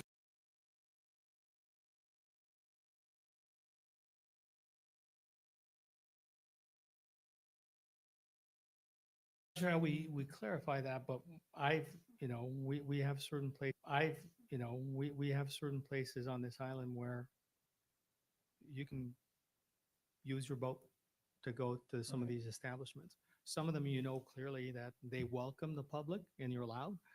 And the other ones, you're taking a big chance if you dock your boat there, you're going to be told real quick that you're not welcome. So I think it's the same idea over here. I just don't know if we have clear signs saying not for public use. I think that's the remedy right there. Again, are we gonna, and that's where, we have these hearings, we try to look at every single bad actor and how we remedy a problem for every single bad actor. And at one point, it's like, how much can we do? How much can we clarify this? I think not open to the public, private use only is clear enough. I'm not sure that that's accurate, but living on the south end on the beach where we have more signs than I've ever had since I moved there, people still use our parking lot because it's not enforced. So the key will be enforcement. Yeah, good point. You can put whatever sign up you want, but if you're not enforcing it. I mean, I've never seen so many signs telling people that it's private property and you will be towed, but because it's not enforced, it doesn't matter. So my thought, maybe perhaps restricted use, and that would make it somewhat discretionary on the part of the property owner. So as a member of the public, if I'm boating by and it's restricted, it kind of implies to me that maybe I'm not allowed to go. And who can say who can go and who can't? So what would be your recommendation from a language standpoint? Restricted use, not for public use? Yes. Okay. So who identifies who can use it, who can't? Again, it's restricted. What does that mean? Could you just Well, say not, instead of that the dock is not open to the public, that just to your point, that the public access is restricted, somehow word it that way. I don't know if it makes a huge difference, quite honestly, but well, restricted public use to me would imply that I'm a member of the public, so I might be able to go there under the rhetoric of being restricted, maybe How would you certain feel? hours. How would you feel about not for public use, restricted access only? I'm more comfortable with that. And if I could just ask the question, in the event that the deputy sheriff needed access, that they could contact and then they would be allowed to stop there. I'm okay with that verbiage if you're okay with it. Yeah, I think it's a little clearer. I Mhm. mean, there's still some ambiguity there, but I think that based on the conversation, the questions that have been asked, I think we understand the intent of that, which will help. So the language would be not for public use, restricted access only. Mhm.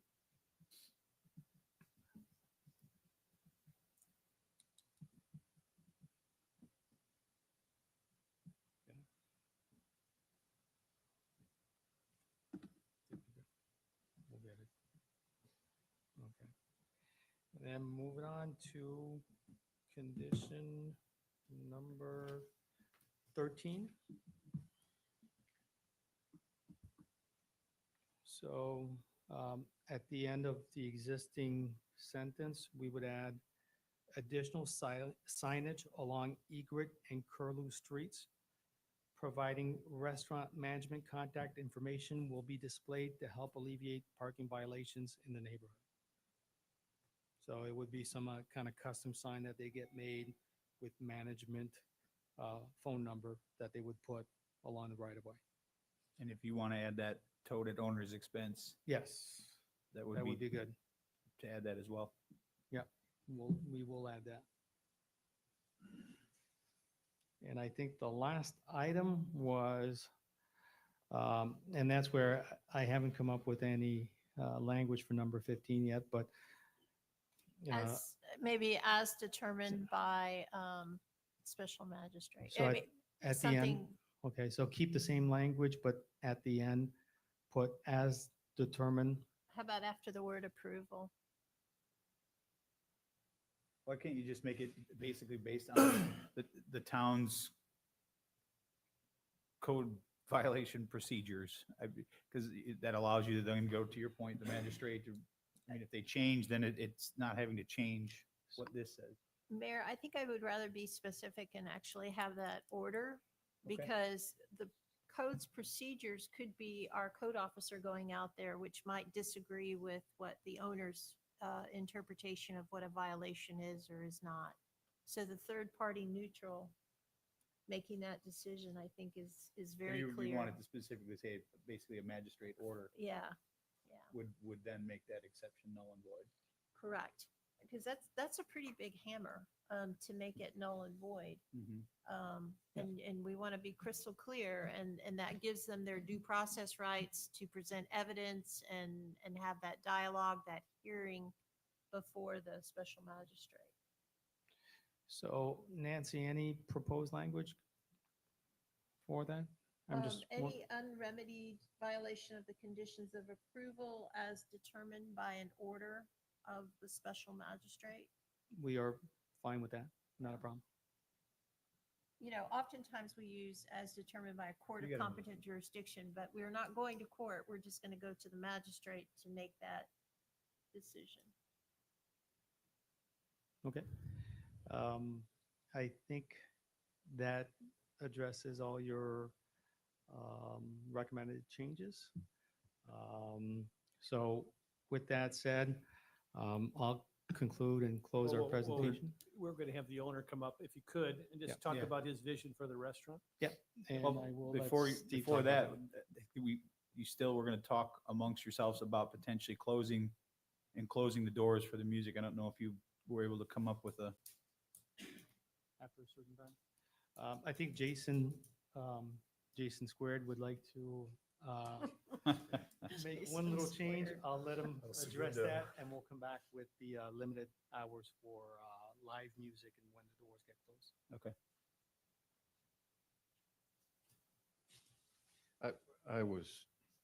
Could you go back to 4, please?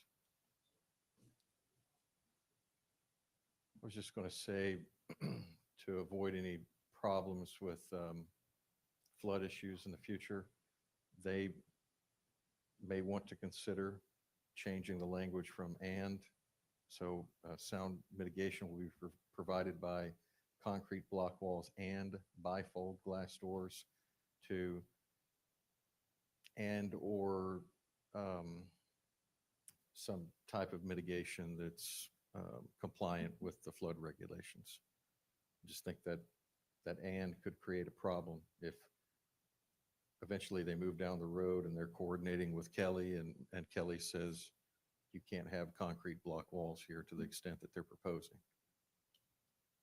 You know, for flood. So could I ask, so then you're proposing that the "and" be substituted "or" to an "or" and then maybe put at the tail end in compliance with the town's floodplain regulations? If the applicant's okay with that, I think it would. You're looking for a little more flexibility. Yeah.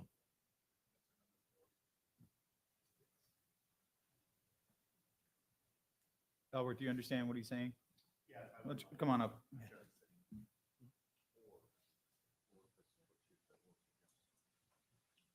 Let's give you a little background and it may help maybe clarify this statement if it needs to.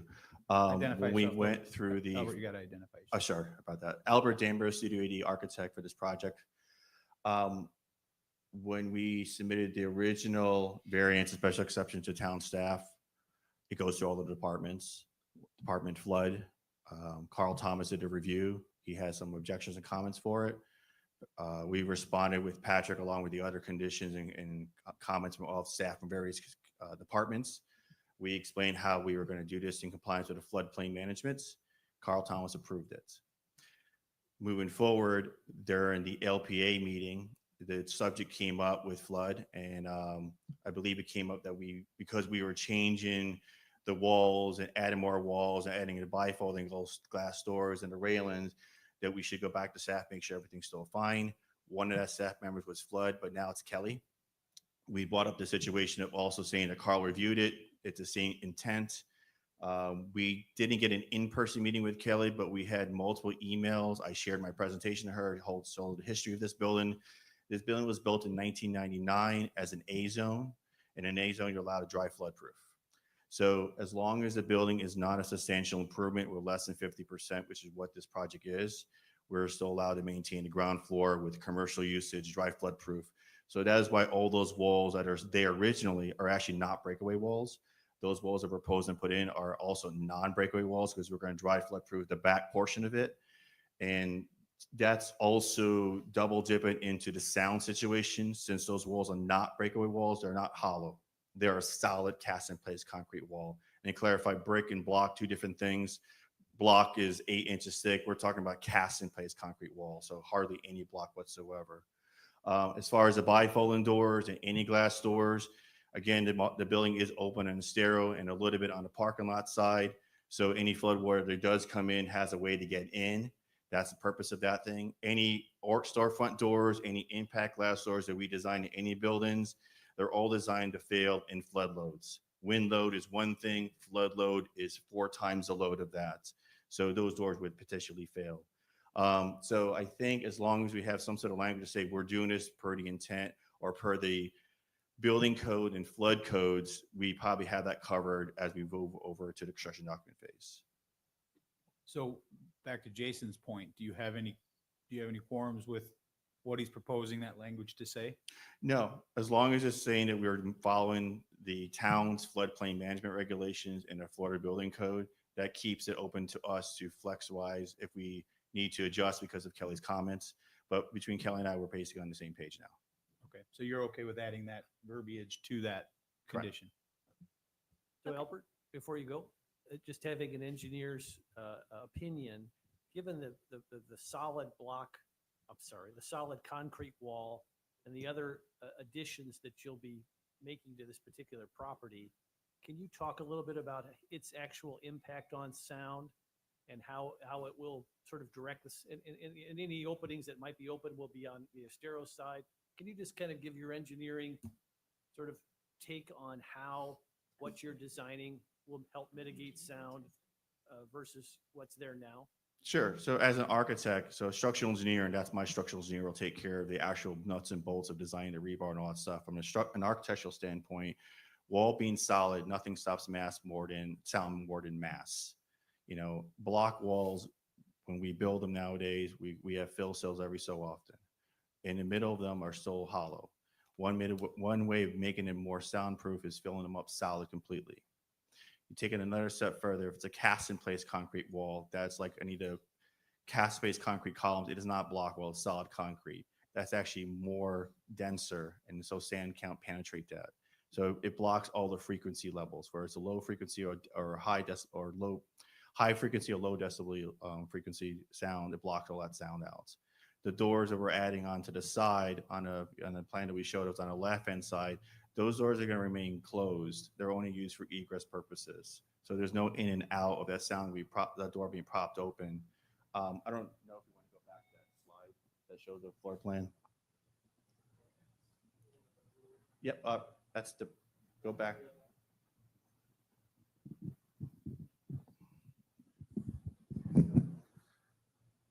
I'll just go up here in person. I know it's hard to see, maybe on your exhibits, it's kind of hard to see as well too. This is the wall we added, that's block wall from the LPA. We added this glass wall right here. There's an egress door here. This door is going to be what we put on what's called a detex alarm, which means it only can be opened during emergency egress. So it's not an in and out for the business. So it's always going to be closed. We added the glass there just to get some natural light in that back area, but also get a visual connection of the landscape and the canal that's back there as well too. So you want to make that a dark corner. These walls don't exist right now in the current building. None of these do. So we're adding all of these as solid concrete walls all around the perimeter. These have to be all solid concrete walls to provide dry flood proof into that area in order to have plumbing and bathrooms and kitchen underground floor. So you have that wall, this wall, this wall, and of course, these are the opening doors allow for natural ventilation, and they could be closed if sound becomes an issue. I'm not sure that answers your question. That's actually very helpful. Thank you. Okay.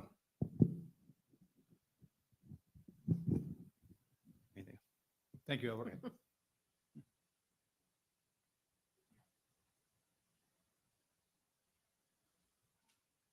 And Steve, if you could, for obviously you'll identify yourself, but could you talk about initially, we'll get into the steakhouse piece, but if you could talk about your vision for this first floor and what you see, is this an area where people will just sort of have an appetizer and a cocktail before they have dinner? Or is this like party central, or what's your vision? Yeah, absolutely. Yeah, just first, Steve Bogue, one of the owners of the Beach Theater. But yeah, to answer that question, Jim, really, it's not not planning to be a full-time party place. It's a casual restaurant. You know, the point of the outside area is, you know, it's Florida. Everybody wants to be outside. So that was the majority of it. Upstairs it was an old movie theater, so it's kind of dark. There's no windows.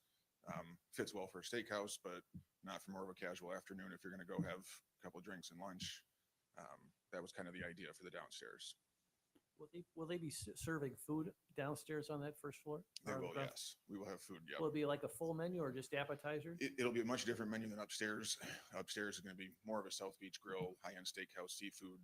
Downstairs will be more casual, burgers, chicken fingers, salads, much more casual downstairs. So it'll be a functioning restaurant then? Yes, it would. It's not just like it's just not like a bar. It's a functioning restaurant. It would be a functioning restaurant, correct. And the table placement will take up a lot of that space then for those? I mean, it's a huge area.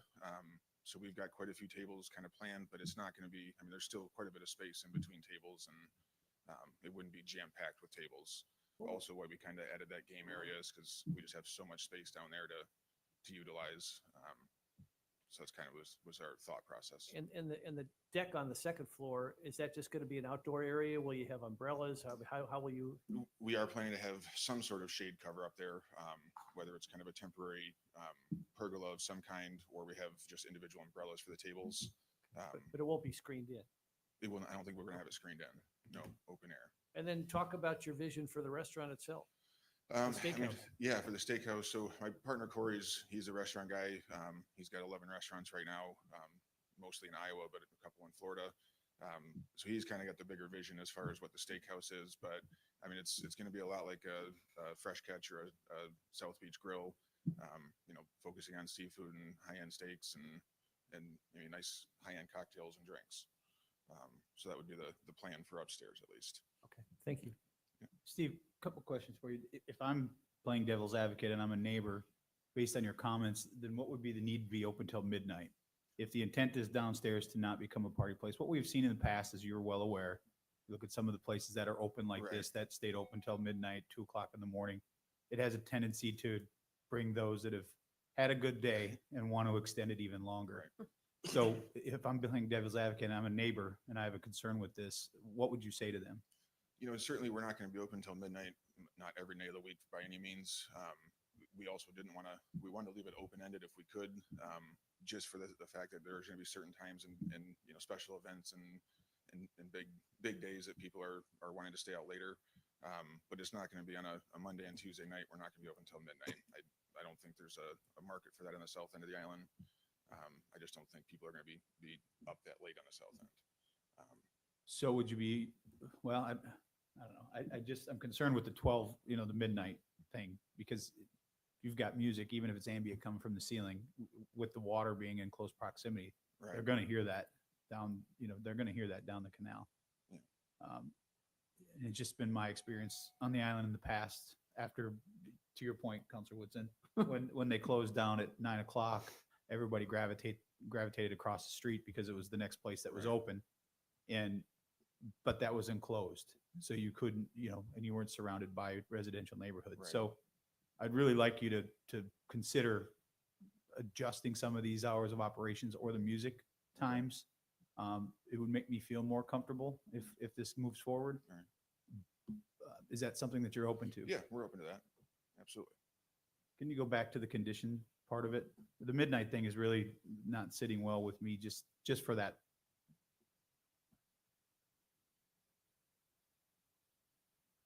What would be your recommendation?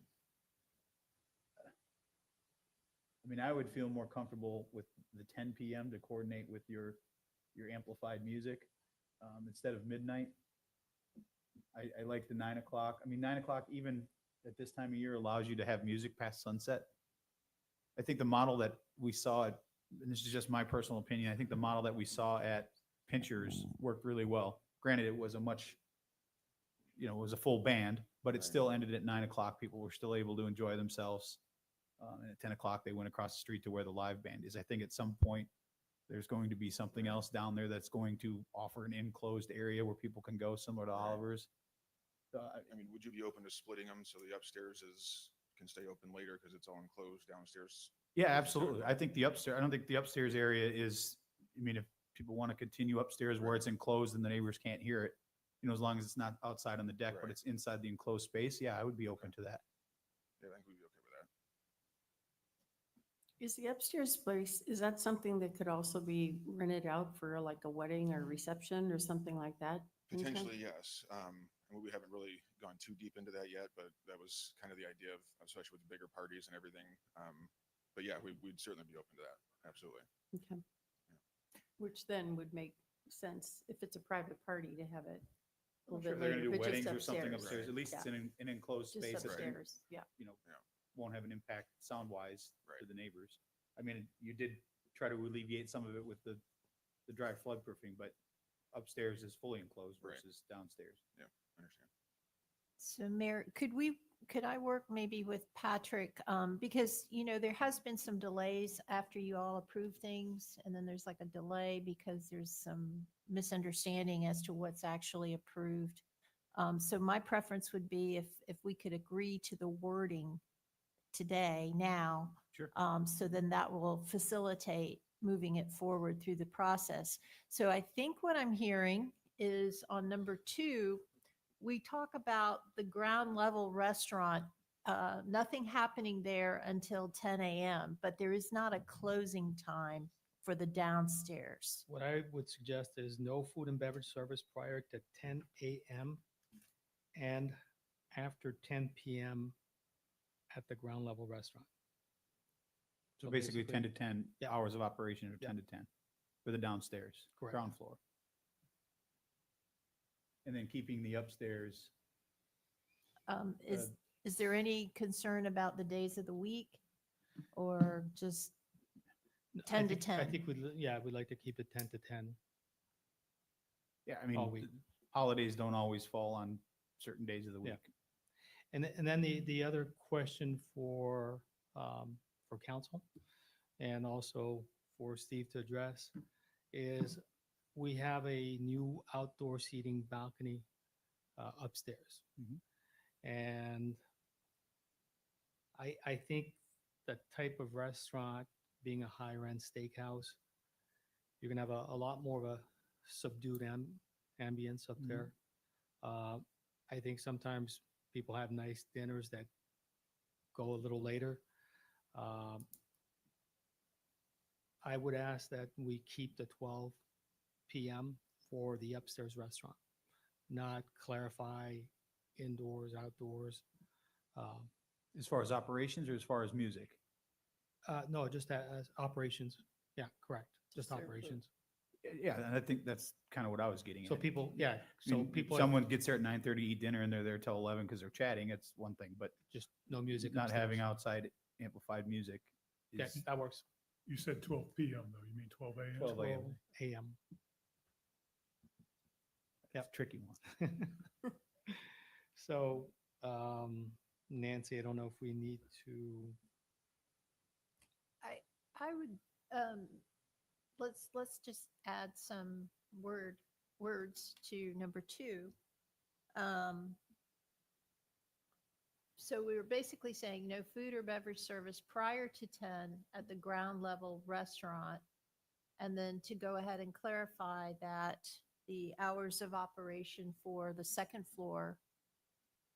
Well, I think we talk about general What if you just said to Operation make it hours easy, from 7 to midnight. what if you just simply said food and beverage service to correlate, to coordinate with hours of operation of 10 a.m. to 10 p.m.? I think they asked for midnight, right? But but you'd have to ask that's on the ground floor. We're not talking about. Right, right. Definitely having a closing point on the ground level restaurant.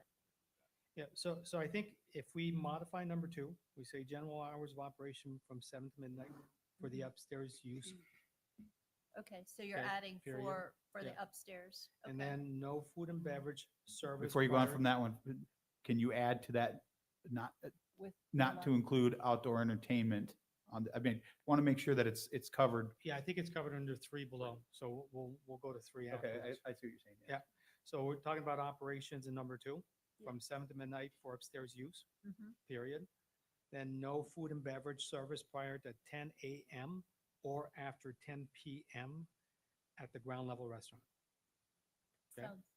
It sounds like what you all have been talking Mhm. about. And then number 3 deals with amplified music. So what we're saying is 11 a.m. to 9 p.m. on weekdays. And we had 11 to 10 p.m. on weekends. But we heard the concern about maybe further limiting that. So we are proposing for number 4, where we talk about the bifold doors, is that we would add a sentence at the end saying bifold glass doors will be closed by 9 p.m. I think we should actually clarify it in number 3, because in number 4, we were concerned more with the flood issues. So, Sound mitigation will be provided by. well, the hours of amplified music will be limited from 11 to 9 p.m. on weekdays, there as to outside or inside. I think that would be clearer.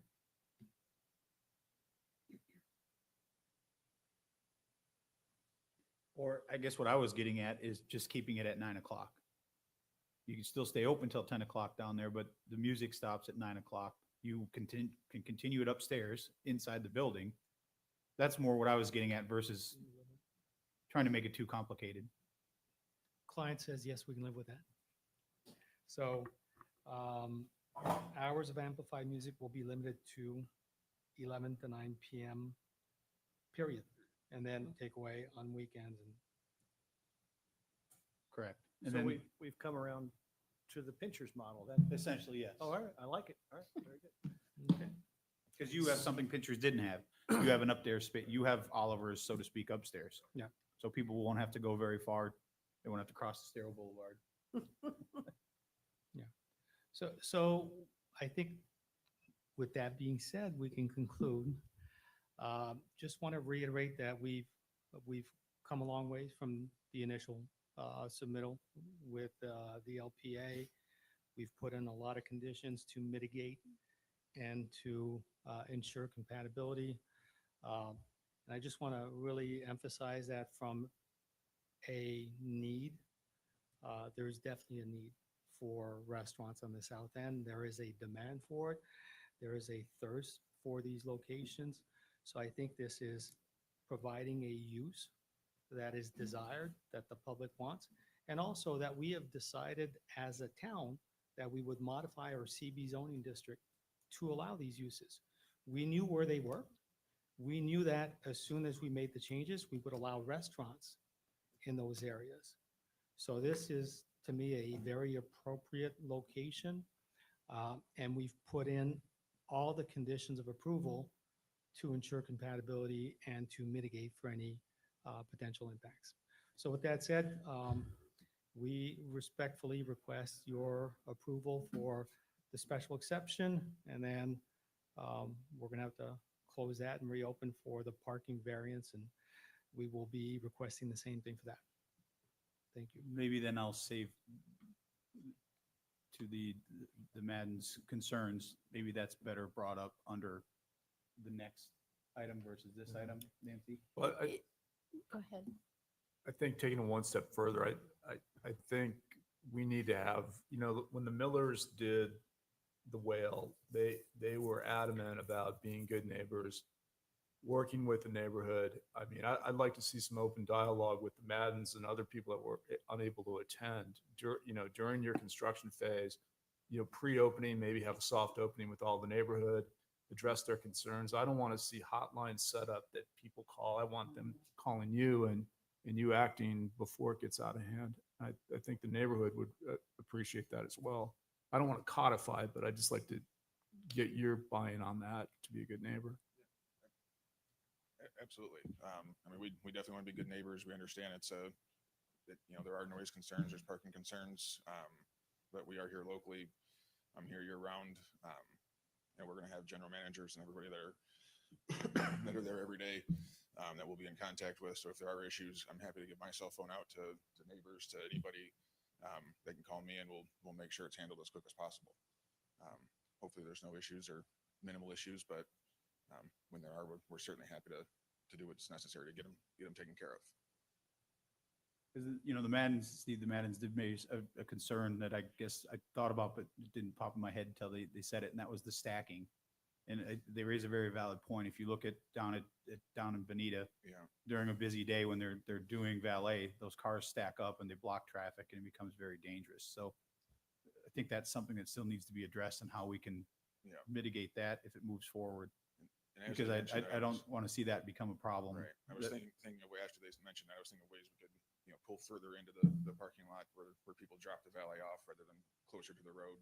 At docks, it's right next to the road, and so you can get 2 cars in there to, before you start stopping traffic. But Well, potentially using your parking lot, just thinking off the top of my head, potentially using the parking lot on site just as the stacking parking lot to Right. move the cars via valet. So maybe having valet all the time is the solution. Right. Just to try to prevent that stacking on busy days where you're going to have people at the steakhouse. Yeah. They can stack in the parking lot, park in the overflow, yeah, and absolutely. then come back. Just Right.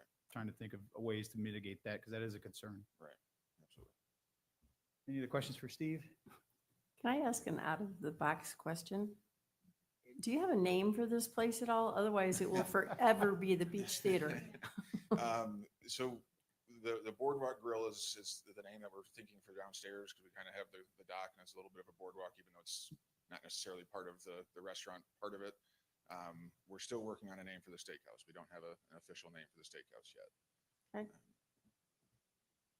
All right, I was just curious because Yeah. otherwise it will forever be The the Beach Beach It Theater. will anyway. It will anyway, but it'd be nice if it had a respectable name. Yeah, we're trying to come up with something kind of related to the movie theater in the name, so we're throwing some ideas out there and open to ideas and suggestions. Steve, since we're digressing a bit, a lot of folks still ask about the theater itself, and I know the business model for the theater is difficult. Yeah. But did I hear at some point that you referenced that you might try to save at least the capability to show a movie in one of the rooms? So we've been trying to figure out ways to do that. So we're still kind of working with Albert on how we can do that, some sort of movie theater aspect to it. We're just not 100% sure exactly what that's going to be yet, but Utilizing Albert's connections to Hollywood, is that what you? pretty much, yeah. Okay, very good. Yes, exactly.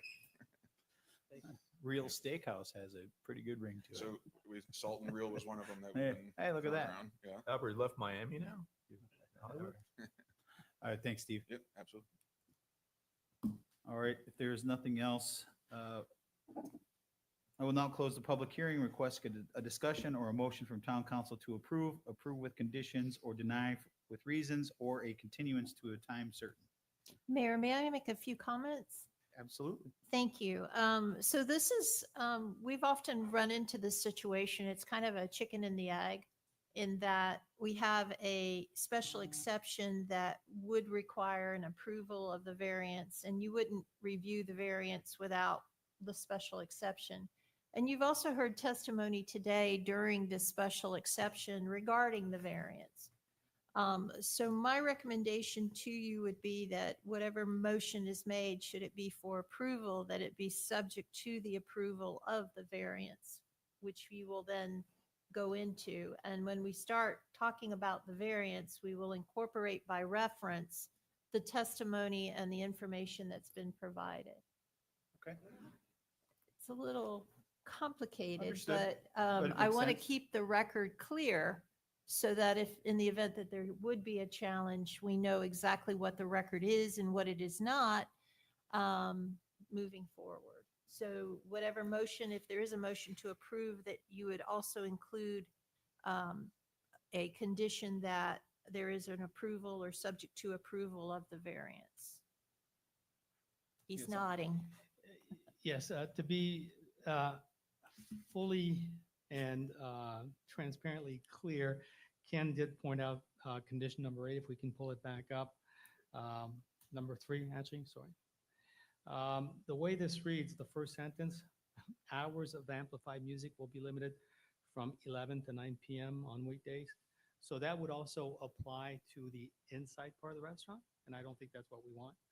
So I think if you guys are okay with it, we would put hours of outdoor amplified music. Yeah. So you kind of closed the public hearing already, Mm. but you did hear an additional request, and if that's okay, we can put that in the motion as well, as part of your deliberation and discussion. I have no objection. Okay. Well. So you're essentially just asking for the word outdoor to be included into condition number 3. Okay. And Nancy, you're saying if there's a motion to approve that, that should be included into the motion. for that Yes. Change because the public hearing was Has been closed, yes. Got it. And also the subject to approval of a variance for parking. Okay. All right, council discussion. Is there anyone that would like to continue the discussion, or is there a motion? Councilor King, any further discussion?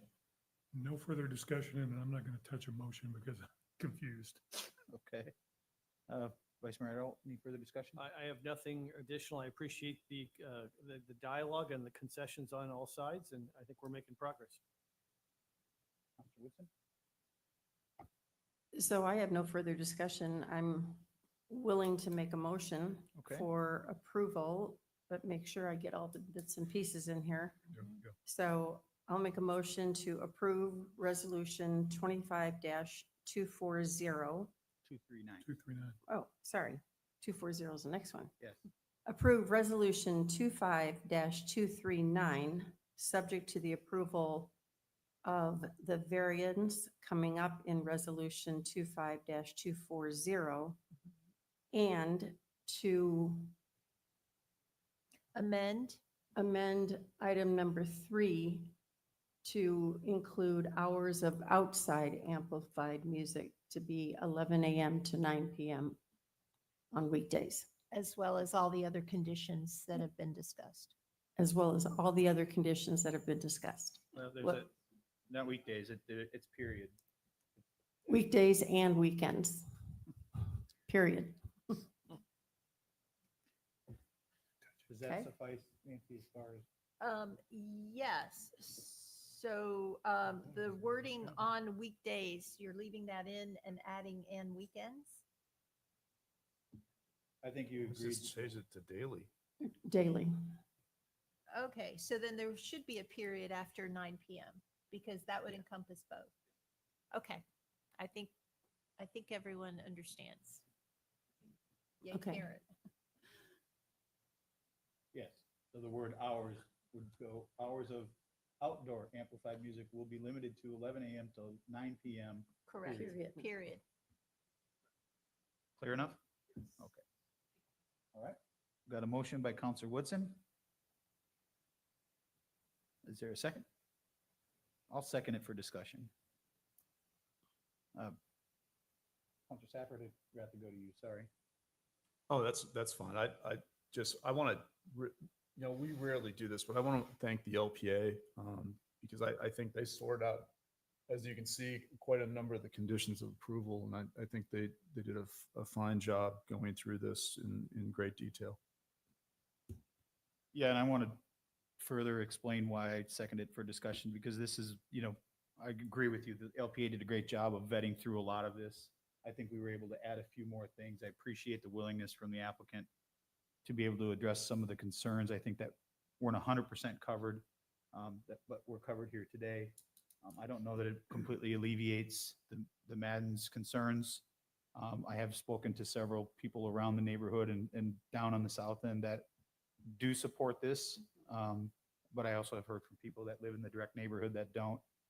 I think our goal, the reason I'm going to support this is I think the goal for this council and those that live in the CB zoning district was to promote walkability, bikeability, and having areas where we can keep cars and congestion off of Estero Boulevard. I know the next thing we'll get into the stacking and some congestion issues, but for me, I think this meets the goal that the greater amount of the people in the community are in support of to promote that walkability and bikeability. I believe in good faith that the neighbors will try to do their best to be good neighbors. If not, I'm sure you will hear from those within the neighborhood if you are not, much like the Whale did at their temporary use. So that is why I'm supporting this today. Any other comments? None? Okay. Council Woodson? Aye. I'm an aye. Vice Mayor Adderholt? Aye. Councilor King? Aye. Councilor Stafford? Aye. Motion carries unanimously. Do we need to take a 15-minute recess? Anyone need a recess? So just a quick parliamentary inquiry, Yeah. Madam Town Attorney, this is now passed? This does not have to come back to second reading? Did I hear you say that That is earlier? correct, correct. because But it it's is a contingent- special exception and it's not a rezoning. But it's contingent on the On next one. passing Next number one. six. I understand. Yeah, I Right. understand. Okay, so. Okay, we'll I take gotta a, like 5-minute break. what's that? Like 5 minutes? Yeah, let's say 10 minutes. Come back and.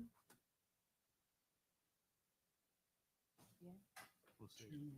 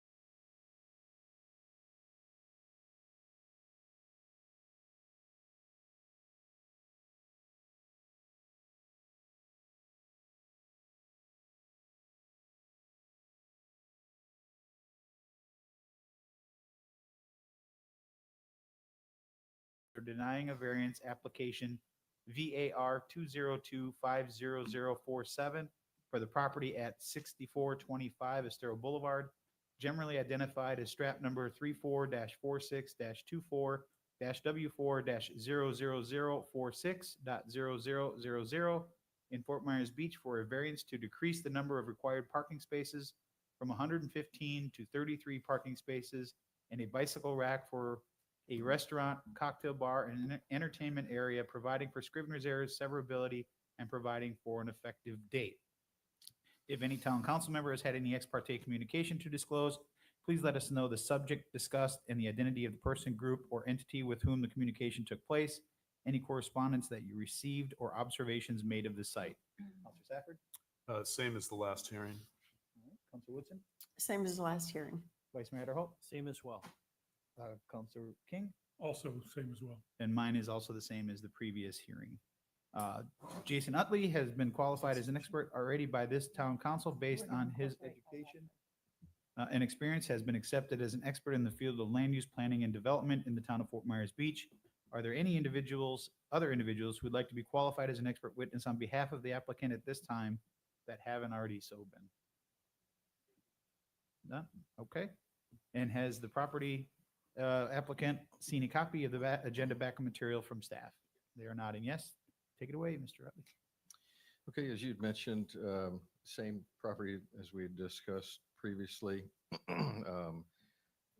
So there were the four special exception items. This is the one variance reduction, as you'd mentioned, from 115 to 33 parking spaces.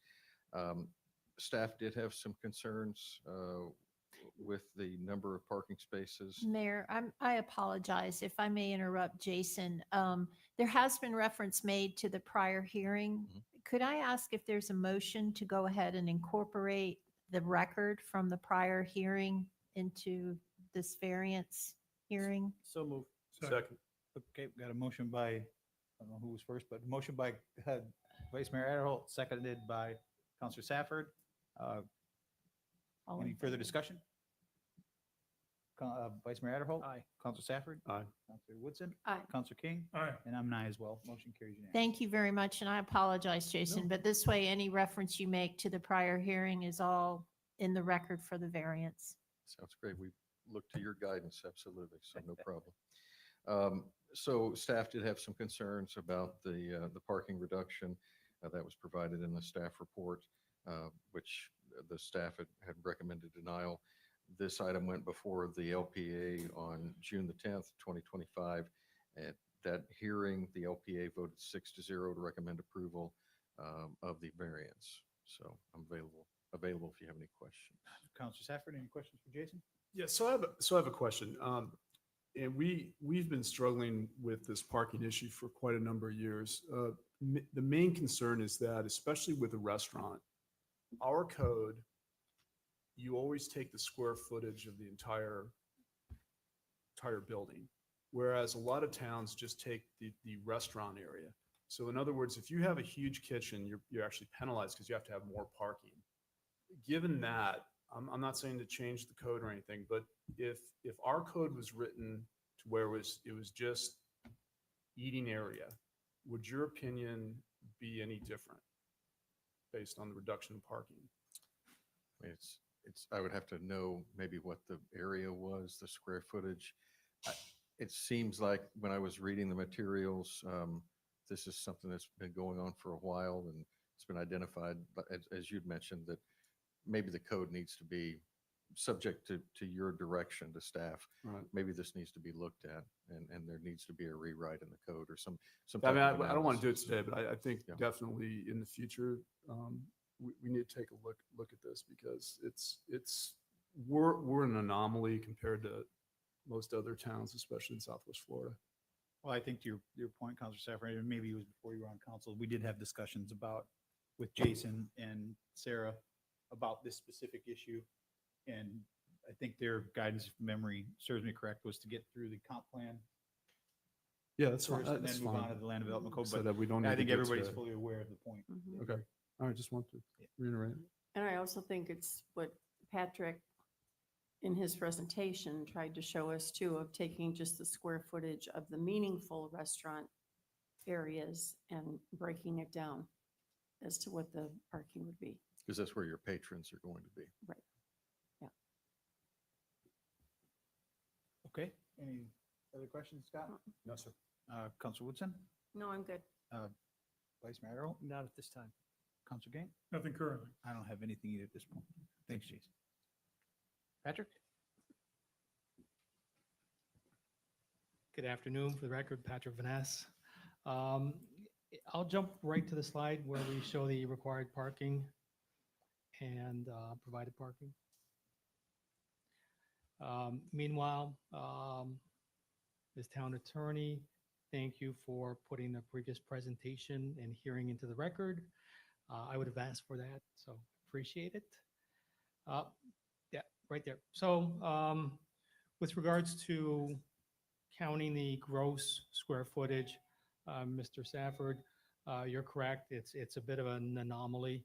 We also double count the space for the bar and the gross area, which is also an anomaly compared to most jurisdictions. So that's what we tried to do in looking at what the codes, strictly based on the codes, what the requirement would be. And then if we eliminated some of the non-restaurant use areas, we did calculate some of the kitchen area also in there, but we didn't calculate the entire square footage. So what we came up with, and we presented that to staff, and I think staff, we didn't get any pushback as to was that a reasonable methodology, a reasonable way to present it. I think staff kind of agreed that you're dealing with a huge theater and you're trying to retrofit it, you're going to have a lot of unused space. So looking at it that way, we came up with a requirement of 115 parking spaces. And what we did is to mitigate for that is, there's an acknowledgement that this is a walkable area. It's very close to a lot of residents, especially in season. You've got a lot of people on the south end in those condo buildings. So there is a lot of clientele right there that can walk and bike. There's also a bus stop right in front of the property. And then we said, yes, we need some parking. We're asking for a 32% decrease from that 115. We think that is, again, fair and consistent with other districts in the town. And we are also providing some bike space and some golf cart parking spaces. And we are implementing the valet parking, which I think is going to alleviate a lot of the concerns. We did hear about making sure that stacking is not an issue. I think we've got 2 parking areas that we can configure it where it makes sense, where maybe everybody goes to the Dolphin Inn parking and goes in there, the valet's there, or perhaps there's a circular pattern in that existing parking lot where people drop it off, but there's enough space for queuing, and then the valet folks park it in the right area. So I think the valet will alleviate those concerns. And just for comparison's sake, the number of seats in the theater versus the number of seats, and I know we don't count it by seats, but it's roughly the same at 260 some seats for the restaurant and for the theater. And right now we are exceeding what the theater had. Theater had 65 parking spaces.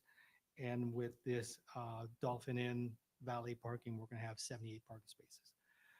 So with that said, I think we've addressed the parking issue and mitigated for it. And I think we want to, again, promote walkability and alternative modes on the island. So with that said, if you've got any questions, I can answer those. I've got one question. Would there be some consideration for, just like we've initiated downtown, could we get 1 or 2 spots for DoorDash, Uber Eats, an Uber place to pick up, so it's no confusion as to where, if somebody's ride sharing, they have a designated spot. or if they're doing DoorDash pickup, that seems to create a lot of, where do I park? Where do I go? Yeah, I would assume that any kind of DoorDash or delivery service would be worked out with the valet parking attendant. So, What about a spot for just if somebody, doesn't want to drive, just they just take an Uber or whatever, or one of the golf cart taxi services? Could we? yeah, I think we could do a dedicated delivery parking stall, pickup parking stall. That'd be great. Councilor Woodson? Questions for Patrick? No, I'm covered. Thank you. Vice Mayor Adderholt? No question. Councilor King? No, nothing. I do have some. My concern, as I said, is with the stacking. I agree with Councilor Safford when it comes to how the calculations are, but you are asking for a significant increase in what was used there before and a decrease. I would really like to see, much like they do down in Bonita, they have whenever they're open, they have valet service. And it really, if you watch them do what they do, yes, they do get some stacking at peak hours but they have a much smaller area than you do. They don't have an offsite area, but they really pack them in there. But because they have that, you never know when you're going to be busy and when you're not going to be busy. I would really like to see you have the valet all the time. Right now, it's kind of, we'll decide when we think it's necessary or not. I'd prefer to see you have it all the time. I think with the reduction in parking and I think the business that you're probably going to do there, being able to control the traffic flow so that they're not backing up on Estero Boulevard, bringing them in. Like you said, you could park them in the center, maybe make it so they can turn around, just come in and you could stack them up and have your valet run them out, park them down the street. I think would help alleviate a lot of that, both for the stacking and the safety of the, cars coming down that road are usually moving pretty quickly. And we've seen people try to use the center lane for passing. And I would really like to see you consider adding the valet parking as a, I don't know if it would be a condition or something, but that it's there, that when you're open, it's open. Yeah, I think the intent from the get-go, we would have valet available.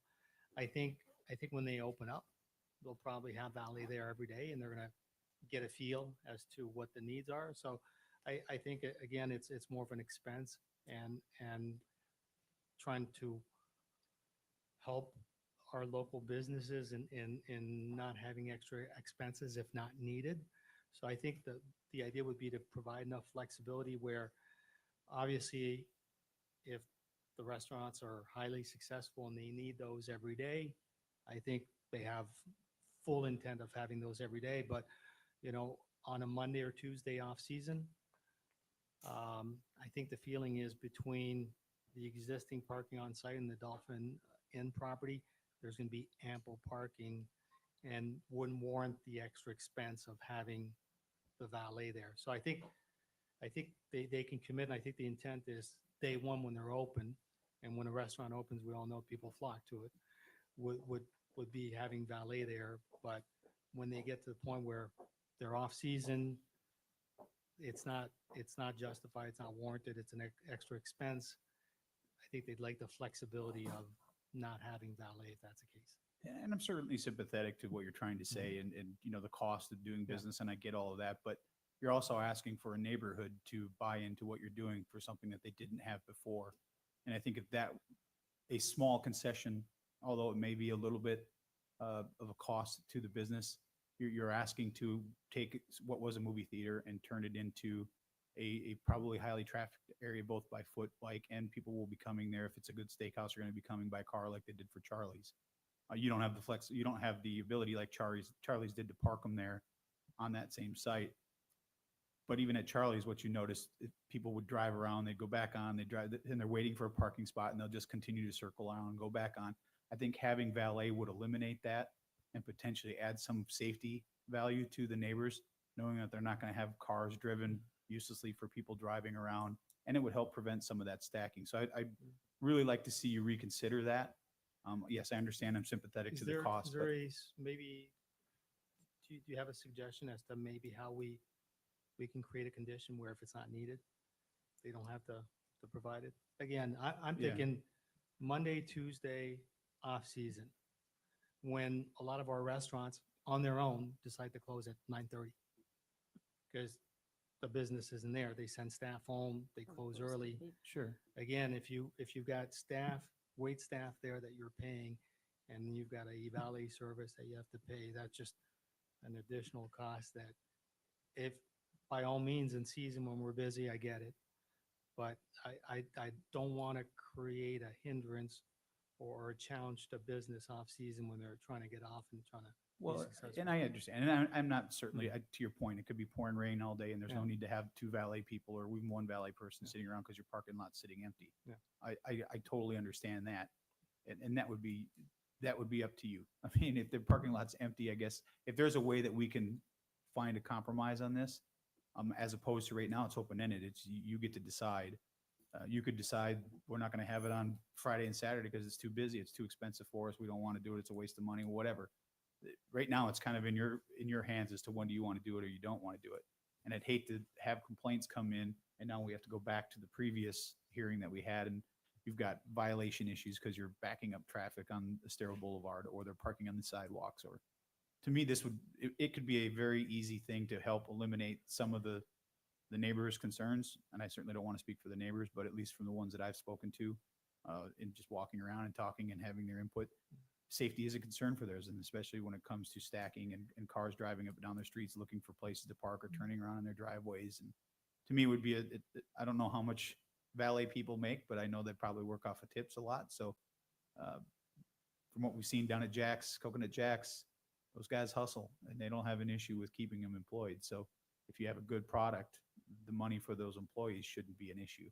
And again, I go back to, you're asking the community in that neighborhood to make a sacrifice with music and outdoor entertainment and things that weren't there before. So I think it would be something, if you want to talk to that I would like to really see that as something added into this to help alleviate some of that.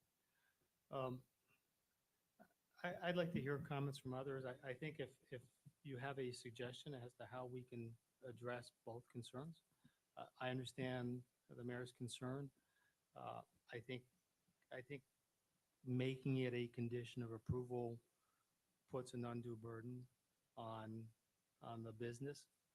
And again, this unknown and this risk that they're taking and this significant investment, we think we all understand the community wants this use. It's, yes, there are potential impacts for many businesses, but this is something that is desired on the island, and we want our business owners to be successful. So not watering down your concern, but just more of how can we condition it? And I think I'd like to hear from others if there's a way to condition it. Maybe we say in season versus off season. Something like that might work. I'll talk to my client, but I think I'd be open and valet in season for sure and off season as needed. If that works for you guys, I think I'm getting a nod from our client. Well, I think that's fair to hear from the other. That's just a concern that I had. So Councilor King, any thoughts or comments on what Patrick and I have just been discussing? I understand both sides of the argument. I guess I'd be willing more to lean towards more in season for the valet. Okay. Vice Mayor Idaho? I think that's a fair compromise. I think in season should be encouraged, and out of season, I mean, look at just July and August has been very grim, and obviously things are going to get better on the south end, but I think the season in season compromise seems like a fair one. Okay, Councilor Woodson? Yeah, I mean, I look at it as a business operation issue, and it definitely behooves the business to have valet parking so that people can get there and they can park and they can enjoy their dinner and that type of thing. So, I mean, I could definitely go along with the in-season versus full season or out of season kind of thing, but I do think it's a business operations issue. Councilor Safford? Yeah, seasons and holidays. Okay. So how do you want to, I'm open to compromise. How would you want to potentially describe what is season, what's not? Ken's got that for us. I have a suggestion, but I don't know that you will be happy with it. I'd like to hear your suggestion. My suggestion would be to coincide with turtle season. Okay.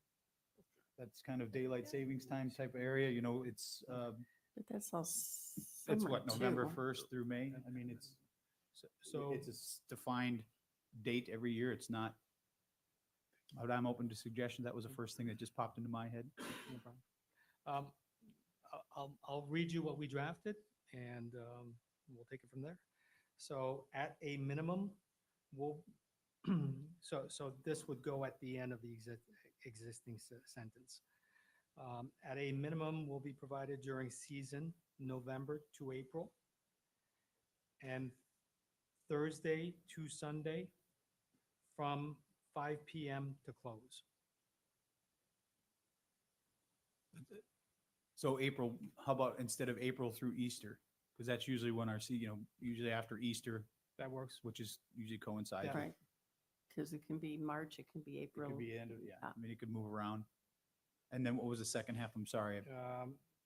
Thursday to Sunday, so not during the first days of the week, and from 5 p.m. to close. So that would be a guarantee. That would be the minimum that would need to be provided. But if I'm hearing that you're saying that those would be, the hours would be during season, or would it So it would be? be during season, Okay, Thursday to Sundays, 5 p.m. to close. That would be the minimum provided. So you would be mandated during that time frame to have valet. So is the upstairs restaurant open for lunch as well, or is that just dinner service upstairs and the downstairs is lunch and dinner? Both can be open for lunch. which would lead me to not agree with what you just said. I think if you want to keep it clean and simple during season, if you're gonna have two places open for lunch, not everybody's gonna want to sit downstairs, especially if it's raining. They're gonna want to go upstairs. Some will sit downstairs, depending on heat, bugs, all the other things. You've got essentially two restaurants that you're gonna be running from the time you open till the time you close. I would feel comfortable if you provide, during hours of operation, that you're providing the ability for valet during season, based on what you said, through November 1st through Easter. I'd like- Obviously, there's going to be discretion there. We're all adults. We all understand. It's pouring rain all day and nobody's coming. You have the ability then to cut staff at your discretion, but you're offering the ability to have that service while you're open during season.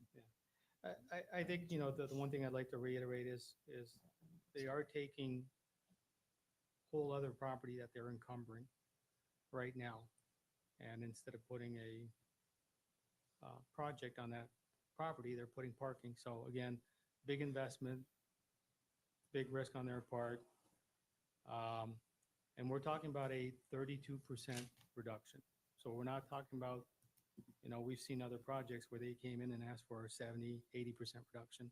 That's not what we're asking for. We're asking for 32% reduction. We actually are hoping that a lot of times that's sufficient parking to let people park without an attendant. So I think what we're saying here is it's a commitment to what the minimum would be. And then obviously if they're busy, they would have valet every day. And that's what we're hoping, that they're so successful that as Councilor Woodson said, it would behoove them to have valet there and take care of that business. So again, I think I'd like to hear from others. I think this is a good compromise, and like to see where everybody stands. Sure. And I'll do the same thing we did before, but again, I go back to, we're looking out for the residents that live around there too, who have reached out to us and shared concerns with parking being an issue. I think that they understand the way parking's calculated doesn't make a lot of sense. I think we can all agree on that. However, you're still asking for a reduction, and I try to look at what's going to happen there. I think you'll probably be very successful there, and you're going to do it, and this won't even matter. But what I'm trying to prevent is the stacking, and people, I know you had mentioned earlier that they're going to go to Dolphin Inn and maybe we direct them there. They're not going to do that. They're going to pull into the parking lot that's closest to where they want to go. And if there's no place to park, they're going to drive around until they find one. Or they're going to see someone who's trying to load up their car and they're going to sit there and wait for them to back out, which is going to cause people to back up. Having valet during season eliminates that because you control where people park. They pull up, they get out. Now you're in control of creating that traffic flow versus someone that's just driving around trying to, or they're stopping, talking to their buddies, or so that's where I'm at. But to your point, I will be happy to listen to what other council members feel. That's where my stance is on it. Mr. Mayor? Yes, sir. Just a point of clarification, when during this period where a valet service is required to be offered, are the customers all required to use the valet service? In other words, is that optional or does the customer have to use the valet I would service? think that they would have to use it. I think that defeats the purpose if it's an Yeah. optional thing. I'm just, because some restaurants, it's optional to use. the Sure, valet. but I agree. usually when they Just have trying enough parking, Yeah, it's I'm an just trying to optional thing, understand yeah. what you're saying, yeah. I agree. You kind of have to make it mandatory if they're going to be there, if the Okay. attendants are going to be there. Okay, I'm just trying to understand what we're talking about. And again, I'm not trying to dictate if you charge for valet, that's up to you. If you don't charge for it, that's up to you. That's a business decision, but I'm just trying to look at it from a neighborhood decision and a safety aspect. So, Councilor Safford? You would call me first. Try to. move it I around. think at a minimum during, I get the 2 to 5 dead period, but I think you should have complimentary valet service for lunch and for dinner during season. Councilor Woodson? So you said at dinner during season? No, it's cut, Yeah. lunch and dinner. Oh, lunch and dinner. Okay. I mean, if you decide not to have the upstairs open, I get that. I mean, I'm kind of looking at what's the traffic flow at Junkanoo and Fresh Catch right now. It's not very busy during lunch, but during dinners, that parking lot's hard to get into. I'm kind of using them as a model. But off season, I don't see the need to make them have a valet parking. No, I'm totally open to that. I mean, again, hopefully they're so busy, their steaks are so good that Mhm. they need to have it. Yeah, I mean, I'm still comfortable going with it as a business decision for sure for dinner, 5 to 9 or whatever it may be. And then optional based on how busy you are for lunch. Vice Mayor Adderhall? Yeah, I'm wrestling with this in terms of getting in and micromanaging the business here, but at the same time, I'm also thinking about obviously the neighborhood, but I'm also thinking about Estero Boulevard. And Estero Boulevard in that area doesn't necessarily back up that far, although it has, unfortunately, but not very often. But I would think you wouldn't want a situation with like Jack's, and you'd want to avoid any traffic issues during rush hour, which would be that dinner time hour. And you wouldn't want to create additional traffic challenges during that time. But the lunch hour, Estero moves very nicely. And it just seems like, and again, I hope you're very successful and this is not a problem, but at this point, it seems premature to require lunch. I just, my God, I don't know, but yeah, I'm comfortable with your language. Okay, Councilor King? I think I'm in agreement with what Councilor Woodson shared. Okay, all right. Thanks, Patrick. Can you restate what, because it sounded like the majority of them were in favor of what you said? At a minimum, will be provided during season. We had November to April, but that would be changed to Easter as a bookmark. And Thursday to Sunday from 5 p.m. to close. Okay. Thank you. Thank you.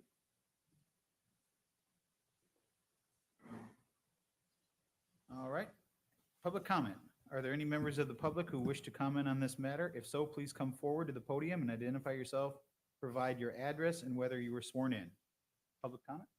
Madden's again, if Okay. you wish to speak. Which Madden would like to go first?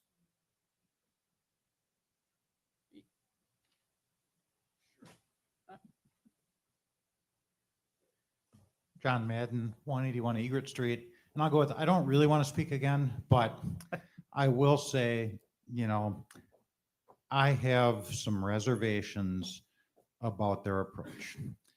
Yes, they have business decisions to make.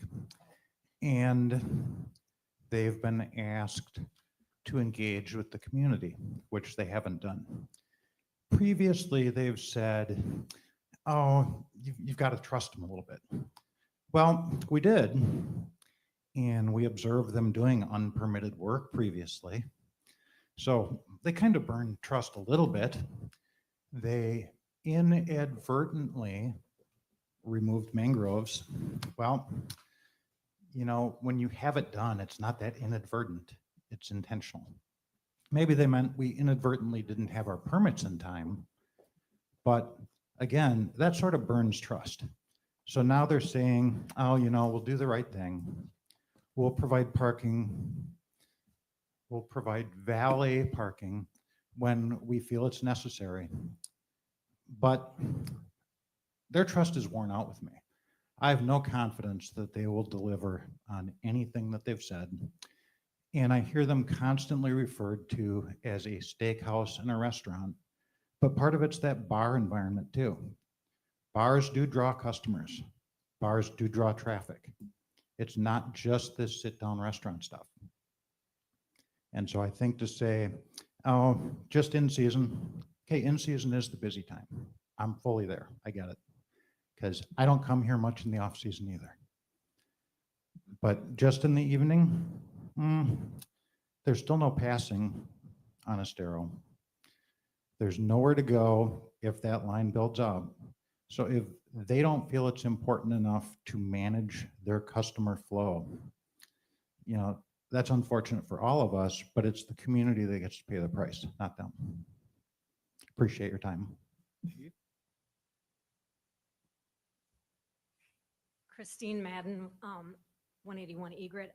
I guess I would say, initially I thought that the valet parking was a great idea, but then I started to think about how exactly does that work? And so if it does back up onto Estero, I think it causes real concern where we've created an area where we want people to be walking. If traffic is backing up on either one of those parking lots to get into at where the movie theater is or across at the Dolphin Inn, it has the potential to be cutting off the end of our street, the end of Curlow Street, and totally taking out those sight lines. So I think it becomes a really dangerous thing. And I know one of the things that they, in their initial proposal, was that this is a walkable space, but, and I don't remember the specific number in the comp plan, but it also says that it's walkable and a safe environment. And so how, if I'm just listening to and trying to figure out if they're doing valet at both places, then is it just exclusive to those lots? Are things being shuffled across? So do we have a constant stream going back out onto Estero through Egret and back over again? So those are the types of things that are still concerning me with it. I would say that the movie theater at 166 or 266 seats came out to be about 4 seats per parking space. Charlie's was 247, and they roughly came out to 4 spaces for parking seats that they have. Another concern I have is that both the Gulf View and the Dolphin Inn are both up actively for sale.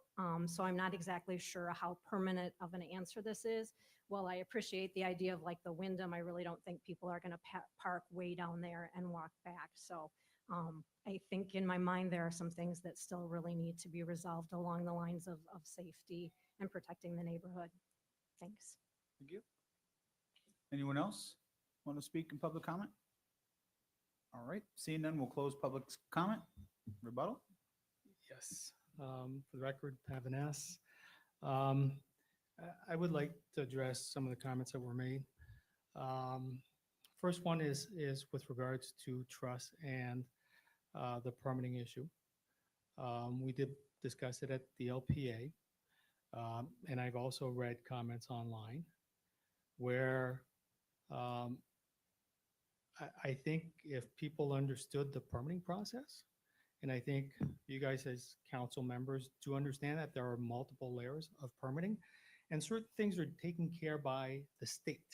So you go to DEP, Water Management District, you get an approval, and certain things are also taken care at a local level. So when it came to some of the clearing they did in the mangrove issue, they had obtained their DEP permits.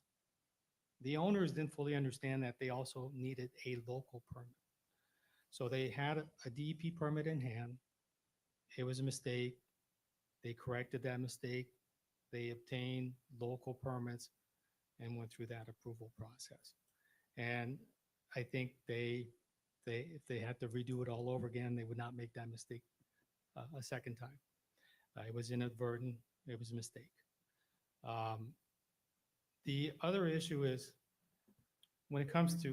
Can you help me with that? Because this has come up at the Murph meetings. Mhm. There was a fine levied, wasn't there? I don't know the Regarding mangroves? details of what.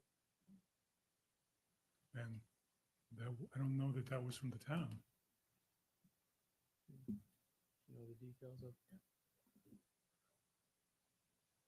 I don't know the details. Client saying he doesn't know the details. Well, But my understanding is in talking with some of the ownership, the confusion was between DEP approval and town approval. My understanding. my understanding, and I'm sorry, I'm not clear. I wish Chad was here. He would know Mhm. specifically, but there was a punitive fine put on there, and it wasn't from the town, I believe. Okay. I think it was a state. I'll check with my client. And if I'm wrong, I stand corrected. That was my understanding. The other issue is, folks, I've been here for over 20 years. I remember when the theater was packed. There was never a backing up issue on Estero. Patrick. And I know we like to compare it to Jack's, but those Well, are apples and but- oranges. But the theater had parking underneath it. You're taking that away and creating another use down there and another bar down there. Understood. And so you're trying to compare apples and oranges here. But You're we're gonna have taking away more- half the We're gonna have parking. more parking, and we're gonna have a separate lot that's gonna be easier access. It won't be under a building where you have to maneuver columns. So again, I think we're looking at a worst-case scenario of Jack's down in Benita, where they need some stacking, they need some kind of a turn lane. And we're trying to apply it, the beach theater again. I've been here for more than 20 years. Okay. I remember when it was packed. When I would finish work, my wife would get there early so she could get one of the back tables. And I never encountered a stacking issue going to the theater.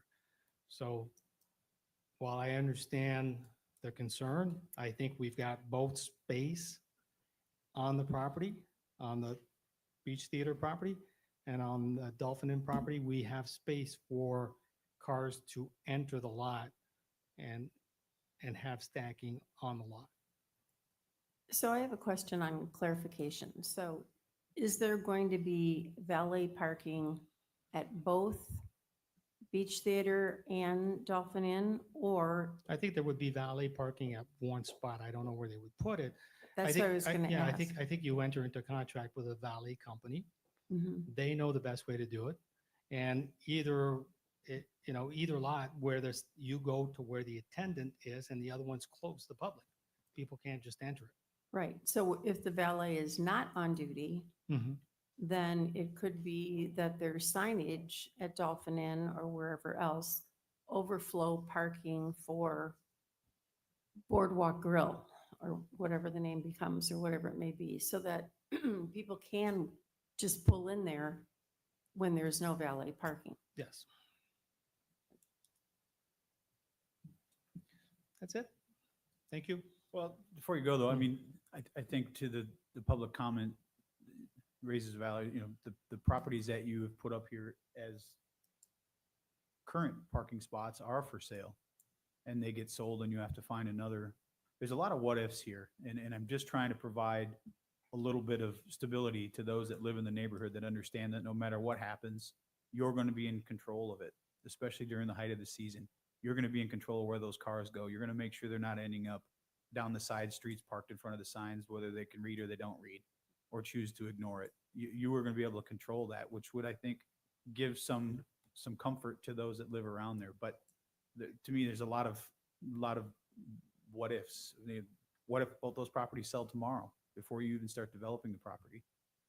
I mean, what if you can't get it to work down at the Wyndham property? I mean, there's a lot of what ifs. There's not a lot of certainties in what you're asking for. Currently, yes, it's 32%, but that may not be the case a year from now. But the conditions are there and they're solid. And the condition also says that should Dolphin Inn be sold, they have to find a replacement agreement and work with staff and make sure staff is supportive. So there is a condition in there and there will continue to be a condition. Okay, I think we've made our points. So listen, Understand? looks like he's got, before we continue to move on.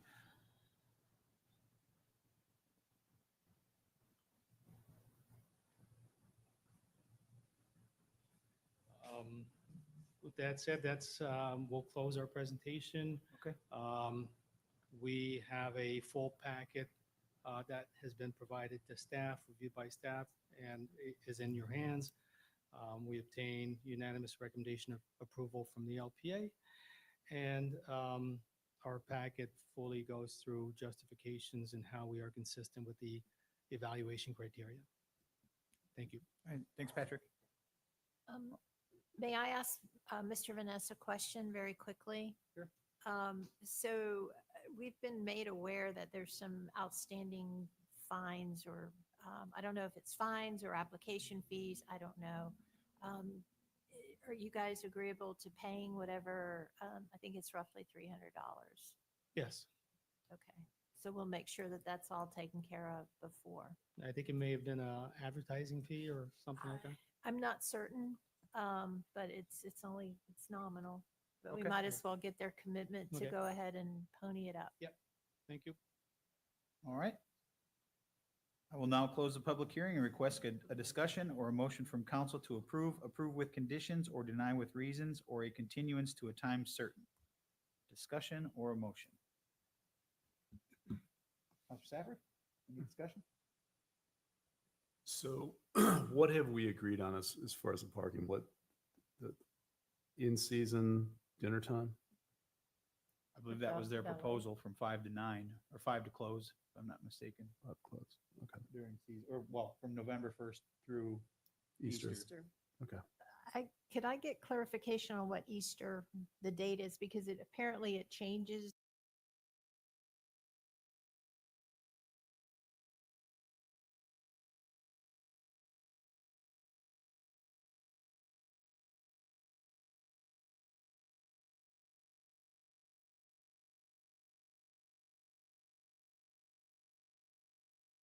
And, Which is why we said Easter and not just April or March or. but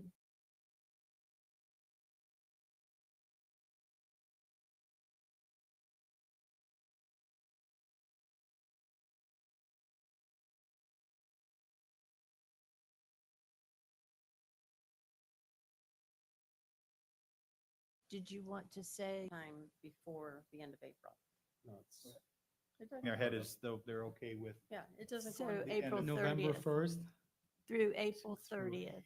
Thank you. No problem.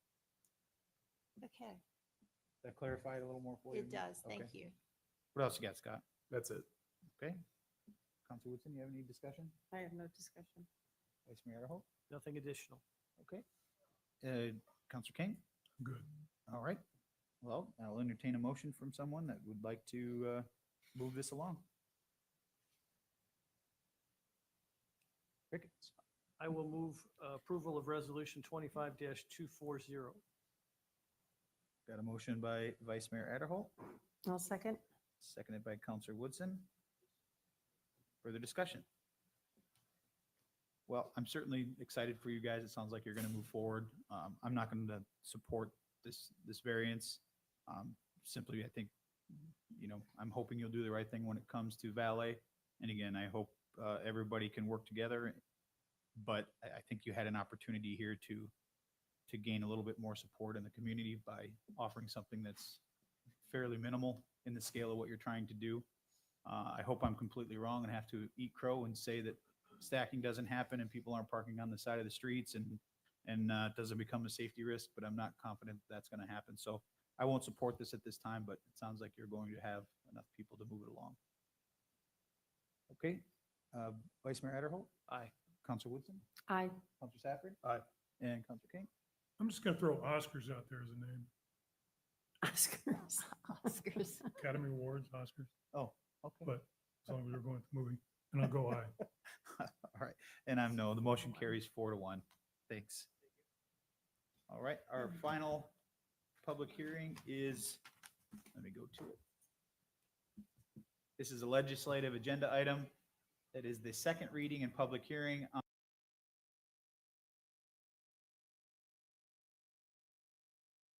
on proposed ordinance 25-08. This is an ordinance of the town of Fort Myers Beach, Florida, amending land development code section 34-236. Notices for reposted public notice, noticing prior to local planning agency and town council hearing, amending the manner of obtaining information by contacting town staff and the use of layman's language in required notices, providing for severability, codification, scrivener's errors, conflicts of law, and providing for an effective date. Nancy? So this is a legislative proposed change to your land development code regarding noticing. And it actually came to you for 2 first readings. The first reading that you had, the title was a little less specific. So we brought it back to you before the break to enhance the title of the ordinance to show all the various changes that had been made to it. So this is now the second reading. There was no opposition to the first reading. So I think from a policy perspective, you've probably already reviewed this item, and I would look to planning, one of the Jasons, to go into some further detail if they like on the proposed changes. This is something that Judith had been handling, and I guess they're not coming forward. Jason, do you have anything that you want to add on the changes from the first reading? No? I can go, if there's questions, I mean, I can go quickly. If you look on page 282 of your packet, we've added, under the requirement for notices, we've put in a notice requirement for development agreements for consistency. Yep. We've changed quasi-judicial to talk about administrative appeals. As far as the public availability, the application can be available by contacting town staff. The methods of providing notice, this is where we've added the requirement to use a layman's language. So rather than using language such as multifamily dwelling, to go ahead and say apartment building to make it more clear. The requirement for the mailed notice is now on the agent or the applicant, providing that notice, taking that burden off of staff. Single-family homes and 2-family home variances, again, there's a little bit of a change there. Also in the posted notice. The bottom line is this will allow staff to be more efficient and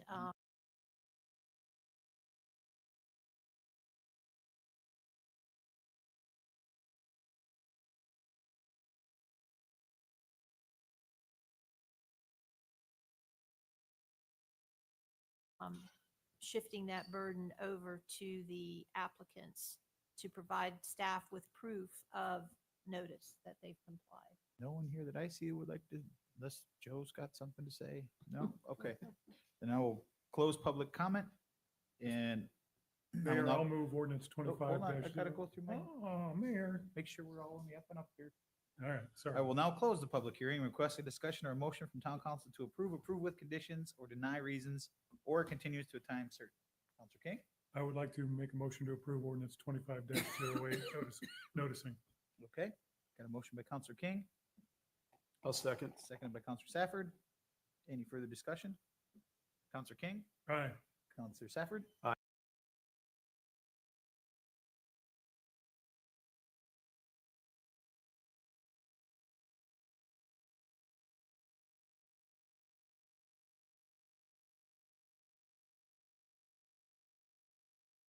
Counselor Woodson. Aye. Vice Mayor Adderholt. Aye. And I'm an aye as well. That motion carries 5-0. Next is our administrative agenda. The first is a resolution of the Town Council of the Town of Fort Myers Beach, Florida, adopting the tentative operating ad valorem millage rate of 1.2. Yes, Mr. Mayor, Yes. I'd like to start before Joe.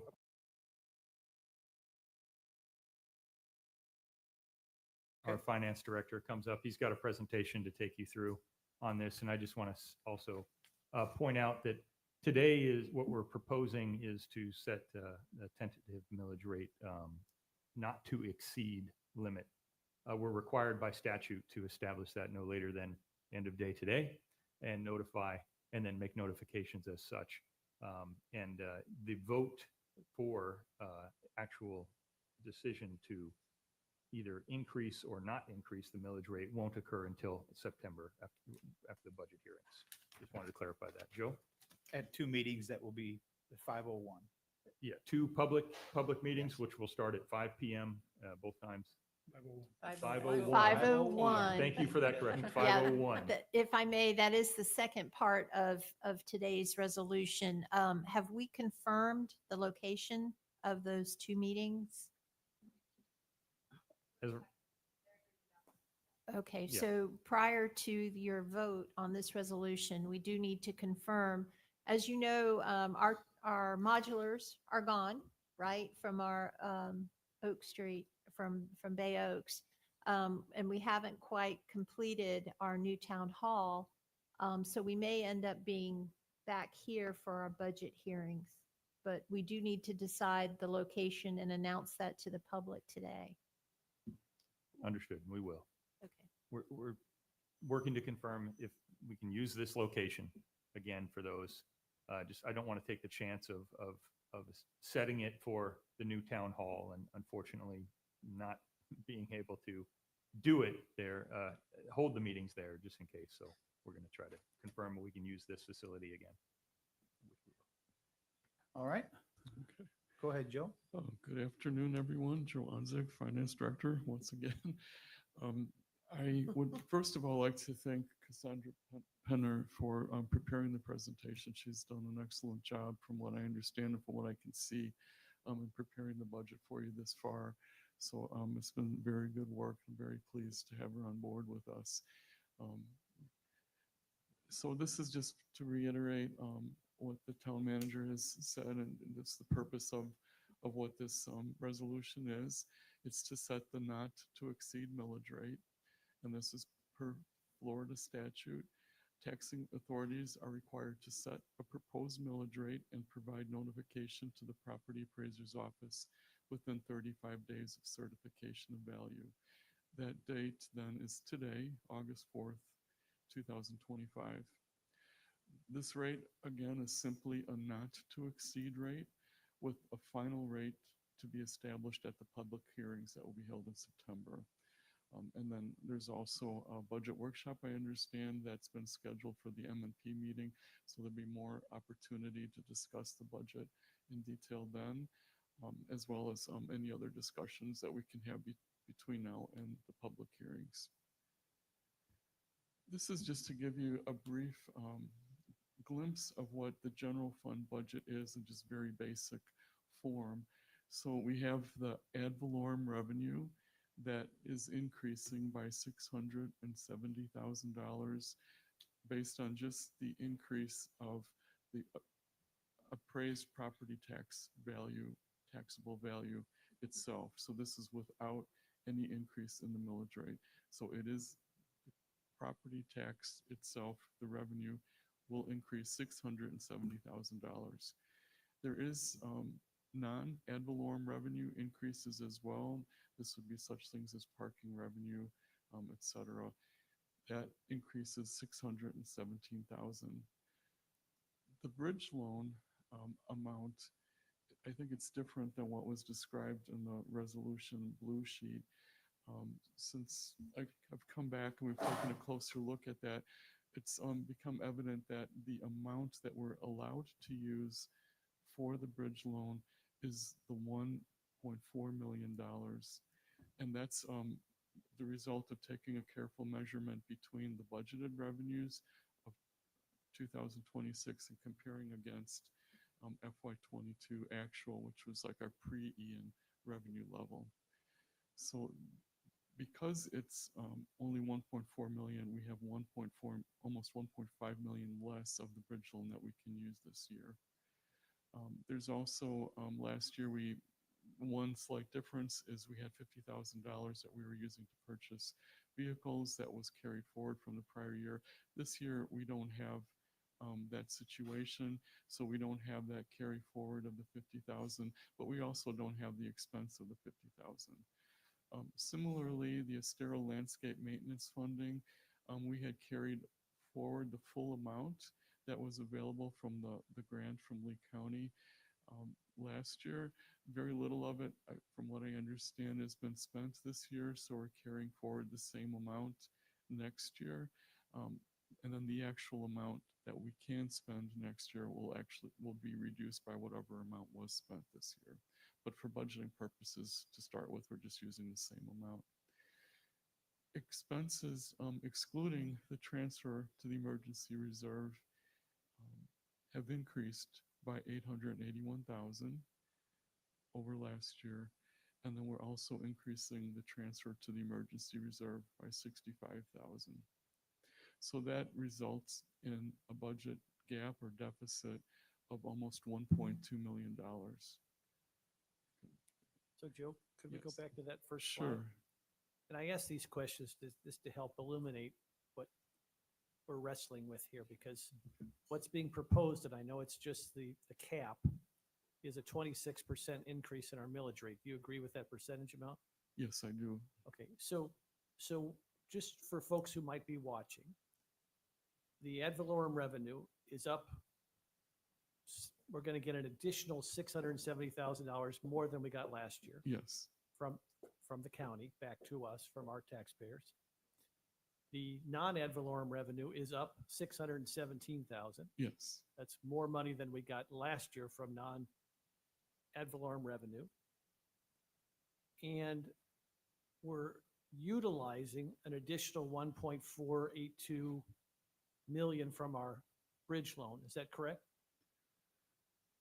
Is that what that 1,411,000? We're utilizing that bridge loan to meet expenses. Is that right? Yes, but that's not an increase over last year's usage, but it is an additional amount we're drawing down from the bridge so loan. basically what you're saying, and I don't want to put words in your Yep. mouth.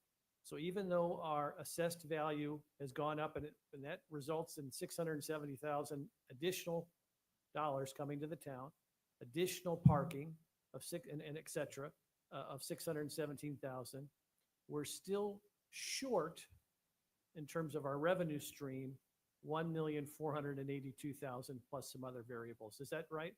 So we've been even though the revenue is increasing, we're still operating in a deficit. Yes, and maybe what might help explain this is the more our revenue increases, the less of the bridge loan that we can use. Because and that's almost, it's like the blessing and the curse of the bridge loan.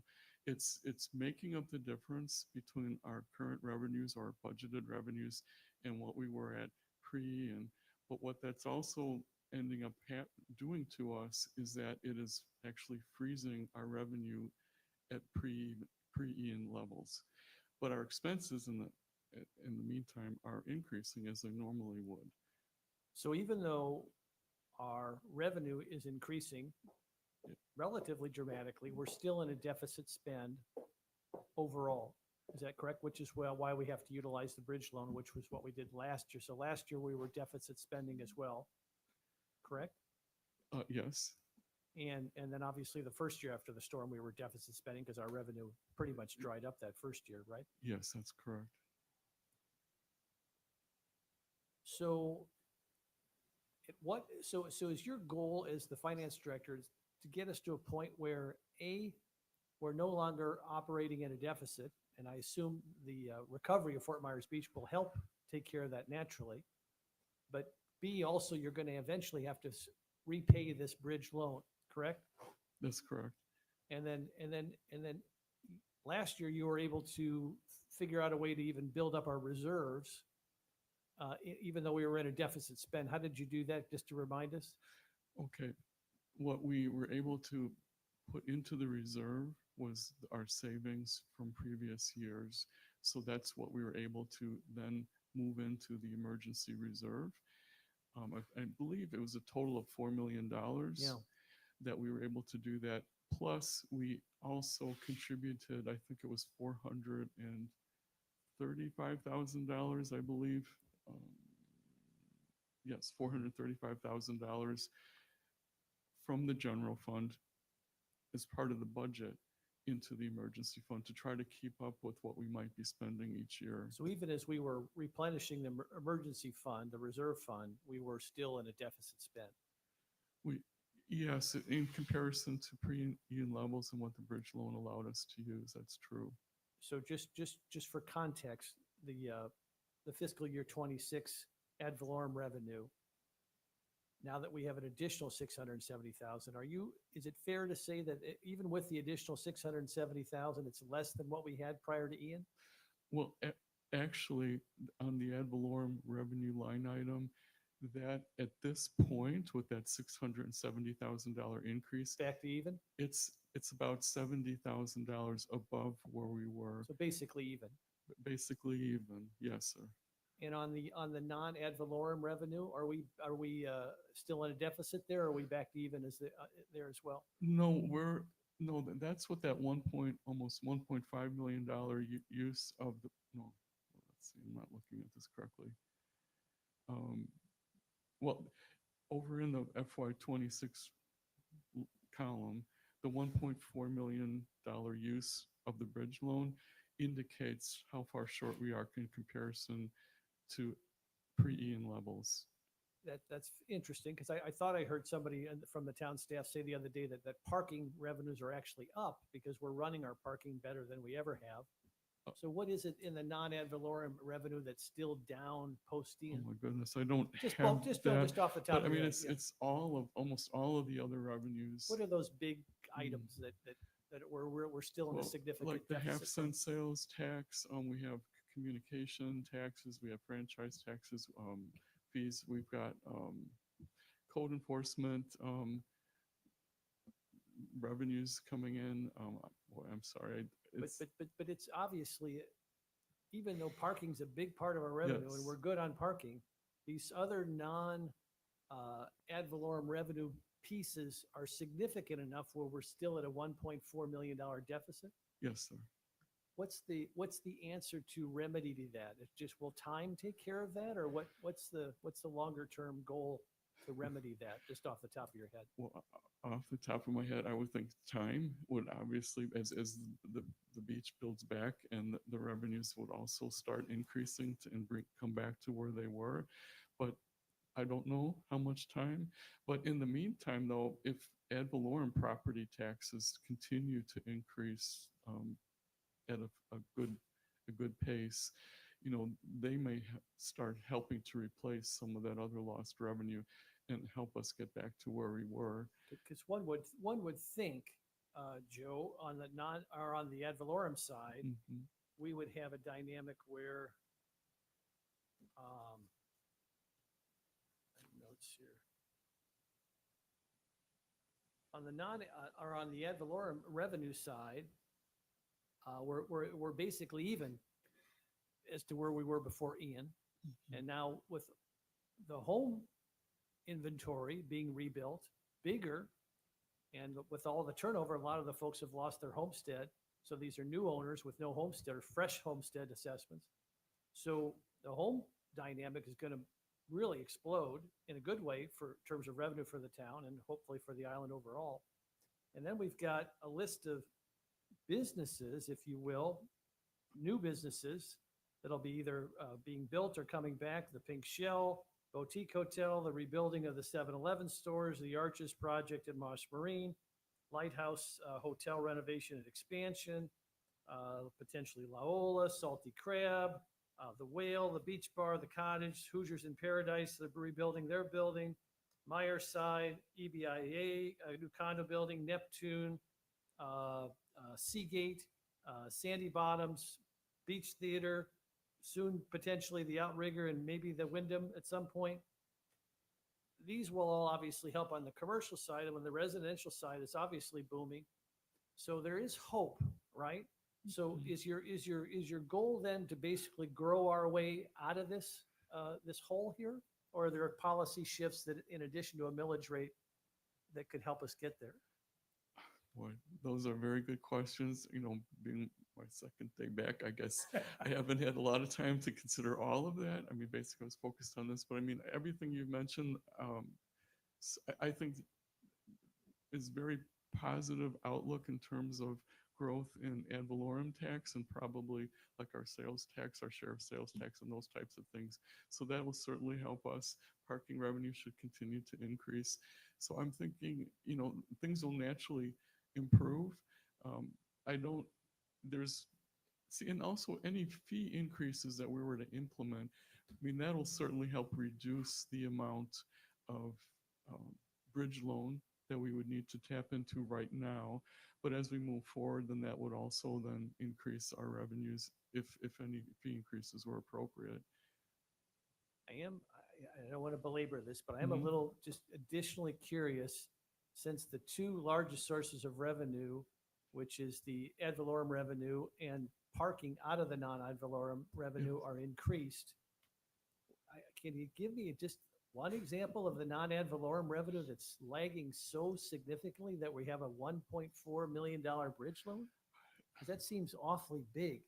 I don't have it at my fingertips, that's but okay. I will certainly send you something. I can publish something that Just shows. trying to have the public understand. We do have a line item by line item Yeah, comparison. obviously, we're reeling still from Ian, but how is it that we're reeling, and how do we get out of it? Right.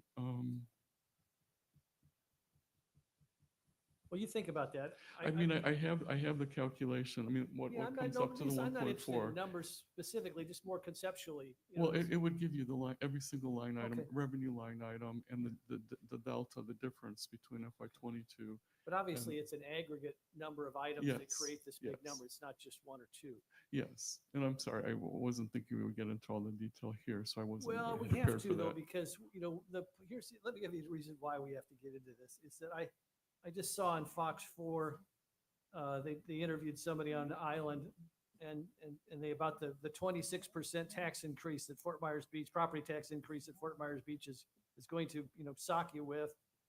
And the quote from the resident was, "I'm on Social Security, I have a part-time job, that I have to pay my property taxes, and a 26% increase is just a brutal blow," said one of our residents.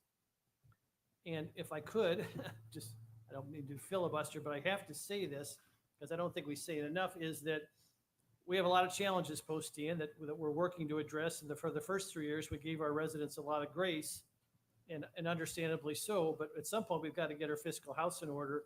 But I think it's so important to provide, not to minimize this conversation, but to provide some context. When this woman was interviewed, the context I don't think was provided to her, that when one gets their property tax bill, Joe, this is all off the top of your head. We don't have to get into granular numbers, but it's such an important concept. When somebody gets their property tax bill, I got mine last year. It was $6,874. So my property tax bill under this proposal, worst case scenario, going up 26%, it's not 26% of 6,874. No. It's 26% of 6% of my property tax budget. Is that fair? That's true. 6 or 7%. So when I get my property tax bill, and I know a lot of people know this, but there are a lot of people who don't, particularly when they're just sort of counting on some of our friends in the media to explain it. They think that all of a sudden we're going to get a 26% tax in our property tax bill. And our property tax bill is significant in the aggregate. But when I look at my property tax bill from last year, I'm paying out of my 6,874, I'm paying $1,887 to Lee County. I'm paying $3,071 to the Lee County school system. I won't make any comments about the beach school. I'm paying $496 for the town of Fort Myers Beach. I'm paying $1,404 for the fire department. And then there's about 8 other items here, everything from the library board, the school, or the fire mosquito control district, the Everglades levy fee, and the Hyacinth control district, which I think is for invasive plants, a lot of small things. But so when we talk about a potential 26% increase, again, I don't mean to minimize it, but I want to put it in context. It's 6% of your property tax bill that would be potentially receiving this 26% increase. Is that a fair characterization? Yes, that's true. So I guess the challenge is today is that we do spend a little time letting people know where we've been, how we've gotten here, and how what's our goal to fix it. Because one of the things that concerns me is that if we do a 26% increase in our millage rate, and this island takes off, and it will take off, I want to make sure that you, as our finance director, have some sort of vision or metric for the future that says, wow, all these new homes, all these new businesses, this massive infusion of ad valorem revenue coming to the town, we're now exceeding our needs. And instead of saying, oh, let's just continue to grow government, maybe it's time, now that we've fully recovered, let's kick this millage rate back again. Because everybody understands the need to, I think most people understand the need to do it in this post-T and bizarro world in which we're living in. But when times get good again, you rarely hear local governments say, gosh, we're flush. Let's start moving the millage rate back again. In your philosophy, would that be a fair approach to governing? Oh, yes. I mean, we cannot collect more taxes than we need. So I don't even think that's allowable, and certainly wouldn't be something I would recommend. But okay, I'm just trying to make sure that this is properly discussed in context. So I'll be quiet and listen. Well, I just want to jump in there real quick. I think there's a couple points that I'd like to add to what you were saying. We had Matt Caldwell in who kind of gave us a shot across the bow, if you will, basically say change is coming. It's not going to always continue to increase at the rate it's increased over the last couple of years. I think that reading between the lines is essentially what he was saying.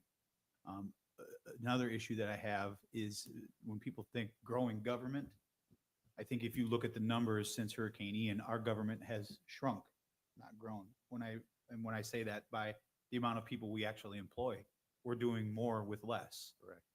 So I think the misconception out there is that this is to grow the government, and that's not my interpretation of what this proposal is for.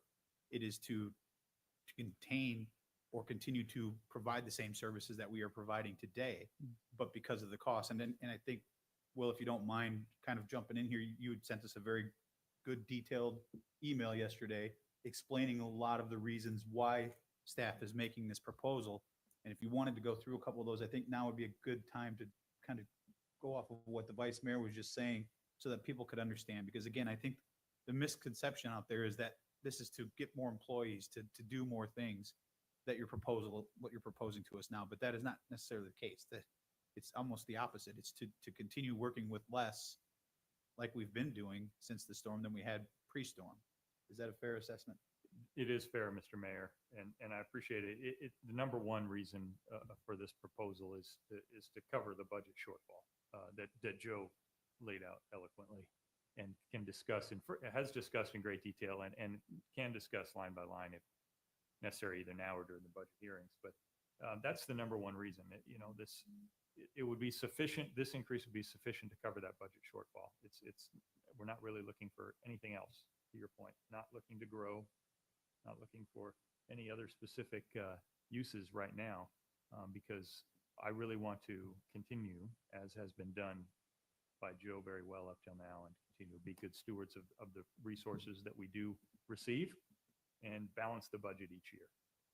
And then I look towards other things that we could possibly do with revenue after we balance the budget and met all of those services to the public.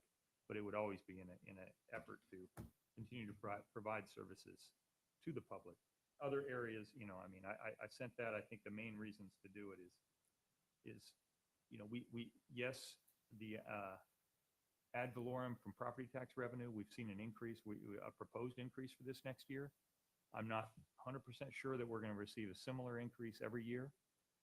But I think I agree with the vice mayor that things look good, and we could potentially in the future definitely look at proposing rollbacks, you know, on this would definitely be something that I would be looking at every year. But we've right-sized our staff. We continue to seek other sources to help, other funding sources to help manage some of the programs here on the beach, such as our stormwater, our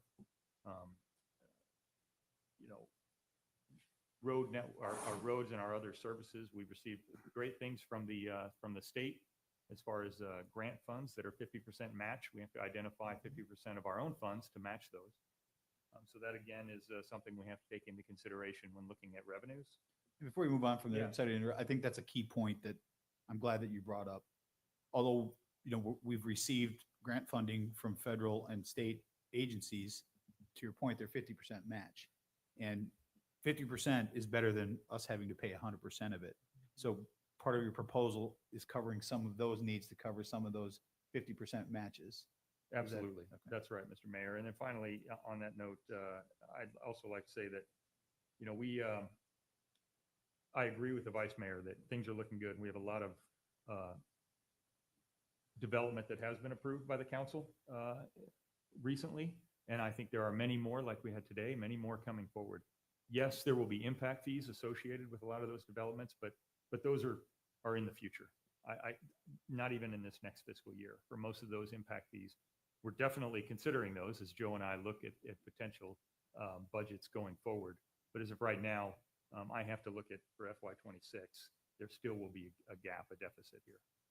And I'm happy to. And then, Joe, if I can just, on the bridge loan, I think you said something that maybe needs a little bit more clarification, because I think the understanding was, at least at the beginning, when this initial proposal was sent out, it was that we were expending all of the funds that were left in the bridge loan. This is not the case. This is based on what you said. The calculations allow us to draw down less because of our pre-Ian ad valorem numbers.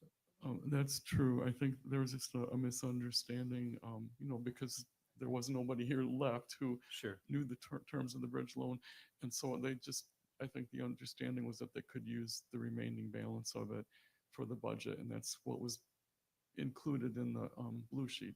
But the reality is, according to the terms of the bridge loan, we can only use it to make up the difference between what our budgeted revenues are compared to what they were pre-Ian.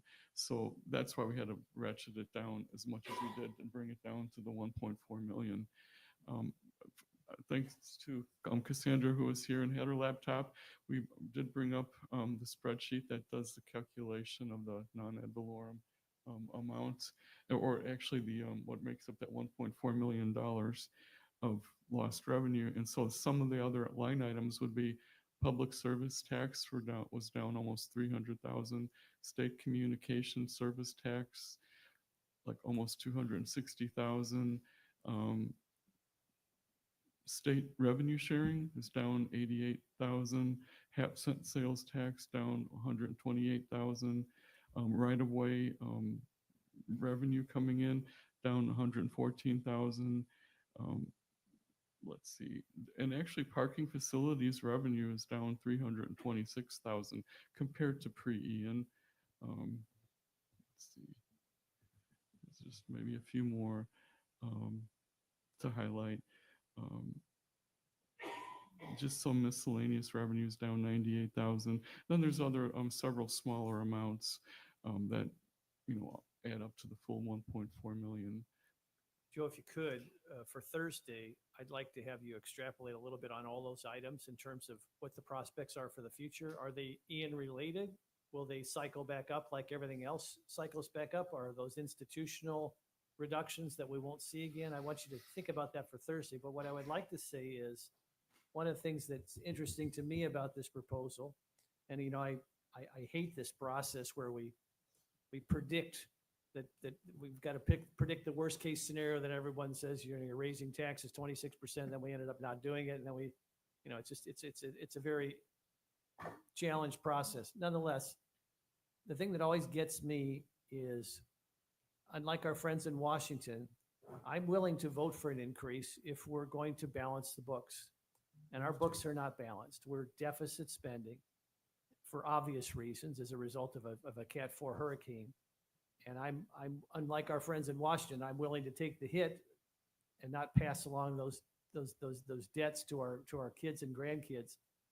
But I just want to make sure we understand structurally how that gets fixed. And maybe we could talk about that on Thursday, because that's a disconcerting number. And I think we need to understand it better. We also need to sort of project where those numbers are going forward. So I appreciate your comments. Yeah, Joe, if you could, I think to the Vice Mayor's point, I think it would be nice, at least for me, to see where we were at Ian and how those numbers, just, to see what the trend is. How you mentioned parking, we're still 300 some thousand, where we were then after Ian, and how those percentages have increased, to see if there's any kind of delta of averages of what the percentage is to be able to plan for the future. For me, it would make a lot of sense to be able to see it in black and white, if you will, to understand, we were at 600,000 or a million right after the storm, but it's gradually increased, which is lowered the amount of the deficit spending that you're talking about, to understand how we would not have to continue to draw down on the bridge loan. Okay, That makes sense. I can do that. And I think too, Mr. Mayor, is it fair to say the first year after the storm, there was great optimism that the bridge loan would be forgiven? And I think that optimism diminishes each year. Is that a fair characterization? Well, I wouldn't say that. I mean, there's always, you can ask for anything, right? The answer is always no if you don't ask. And we did not ask for that last year because we were pretty much told don't. Yeah. So no one did. We have not been told that yet this year. So I'm just saying that the chances of it being forgiven continue to decline. I'm not saying it's not possible, but we have to plan for it not being forgiven. I 100% agree. You got to plan for it not to be All right, forgiven. that's all I was trying to say.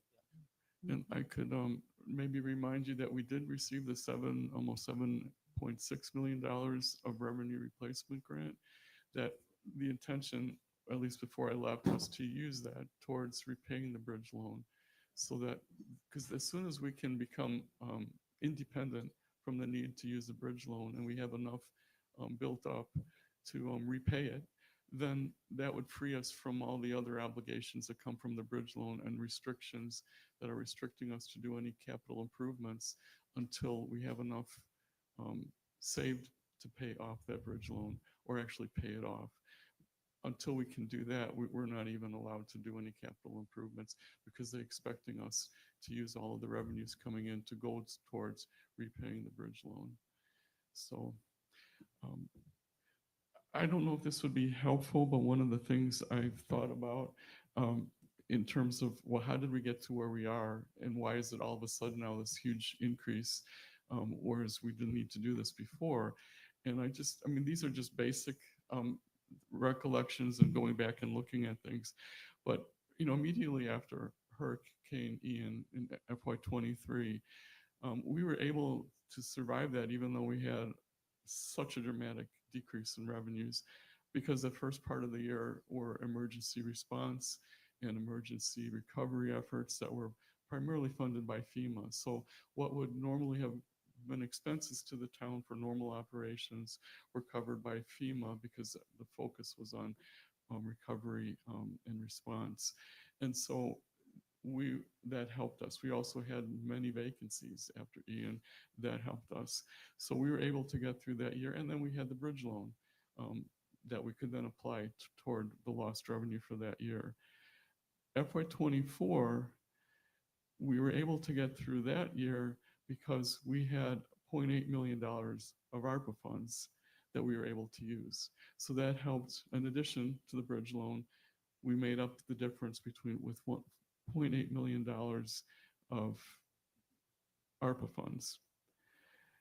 In FY25, we didn't have ARPA funds, but we had interest revenue of about $500,000 that we never had in the budget before. So that kind of helped replace ARPA funds. But the other thing that, in hindsight and looking back, I had overestimated the amount of bridge loan that we would need to use for FY '25 by about 0.6 million. So 0.6 million. So the 0.6 million plus the interest revenue that we didn't have before, that took the place of the ARPA funds and helped to kind of bridge that gap of increasing expenditures. So that is how we got through these previous years and budgets without the need to seek a millage rate increase or further expense reductions. So now this year, we don't have the ARPA funding. Our interest revenue is flat. It's not going to go up again. And our bridge loan is limited. So it'd be fair to say the Band-Aid box is now empty. Yes. So now we're facing, so I think last year, if I had estimated the amount of the bridge loan correctly, we would have been facing a $0.6 million deficit last year that we would have had to have made some decisions on. Now this year, it's up to 1.2 million, almost double. So I think we escaped it last year, but in reality, it's not a sudden increase. If I had correctly estimated the bridge loan amount last year, we would have been facing like 0.6 million deficit last year. But so that kind of, I hope that helps you explain why it wasn't just a sudden increase to 1.2 million, but it's been over time. And these increases are because our revenues are frozen at FY '22 levels, but our expenditures are increases. We have COLA. I mean, just to give you an example, we have the COLA increases year over year. We've had health insurance increases year over year. Our liability insurance went up dramatically because we were underinsured previously. So our sheriff services have increased for traffic issues and other services they're providing. And we've put more money into the emergency reserve than we had in the past. So all of those things combined are what led to the increases that we are now seeing today that need to be funded. And also, I think looking at previous year's budgets, we pretty much were to the bare bones. And then where we did try to have a little bit of contingency last year, I mean, we called it out, this is contingency. Some of those contingencies were stripped away for this year. So when I looked at the budget coming into it, I didn't know what I would see, but they really did a good job with keeping where we were at and actually cutting more. And they've rearranged some positions to try to be more efficient with how services are being provided. So I think the budget is in a good place. I mean, there could be decisions that you might choose to make where we may have to cut things that, in your view, may be better than increasing the millage rate, but that's up to you to decide as we move forward. So again, I don't want to characterize your comments or my colleagues' thoughts, but I think it's fair to say that this council and this town did everything possible for the first 3 years while people were really hurting and recovering to spare them any kind of a millage rate increase. But we've now reached a point where there's no more tools in the toolbox. No, not if we're going to maintain operations. Okay, thank you. I do have a couple more slides, but Yep, maybe continue on, Joe. They're not as relevant. But this tells you it's just the formal calculation of the ad valorem tax revenue that we'll be receiving simply as a result of the change in estimated taxable value. So the taxable value went up 705 million, I guess that would be. Based on the same millage rate, it's going to generate $698,000 of gross tax revenue. But then when you take it down to 0.96%, which accounts for discounts of people paying earlier and that type of thing, and we're required to budget at least 96% of it, that's what yields the $670,000 increase. You can go on. Now, if we were to increase the millage rate to 1.255 over the 0.99 where it's currently at, this is where it shows the calculation of how we arrive at the almost $1.2 million of increased revenue. And that is exactly what our budget deficit is. And I think, is that the last one? So basically, to wrap up, the decision regarding the not to exceed millage rate must be made today, unfortunately, because today is the deadline for submitting that. And of course, it may be reduced in September, but it may not be increased in September. Counselor King, questions for Joe? I don't know that I have questions. I got statements, if you want to hear those, but Have at it. I guess it's very disheartening to see that we're projected to be in a deficit situation for a budget that hasn't even started yet. It's very, very disheartening. But the last 2 years, haven't we come in under budget? Yes, we have. How much?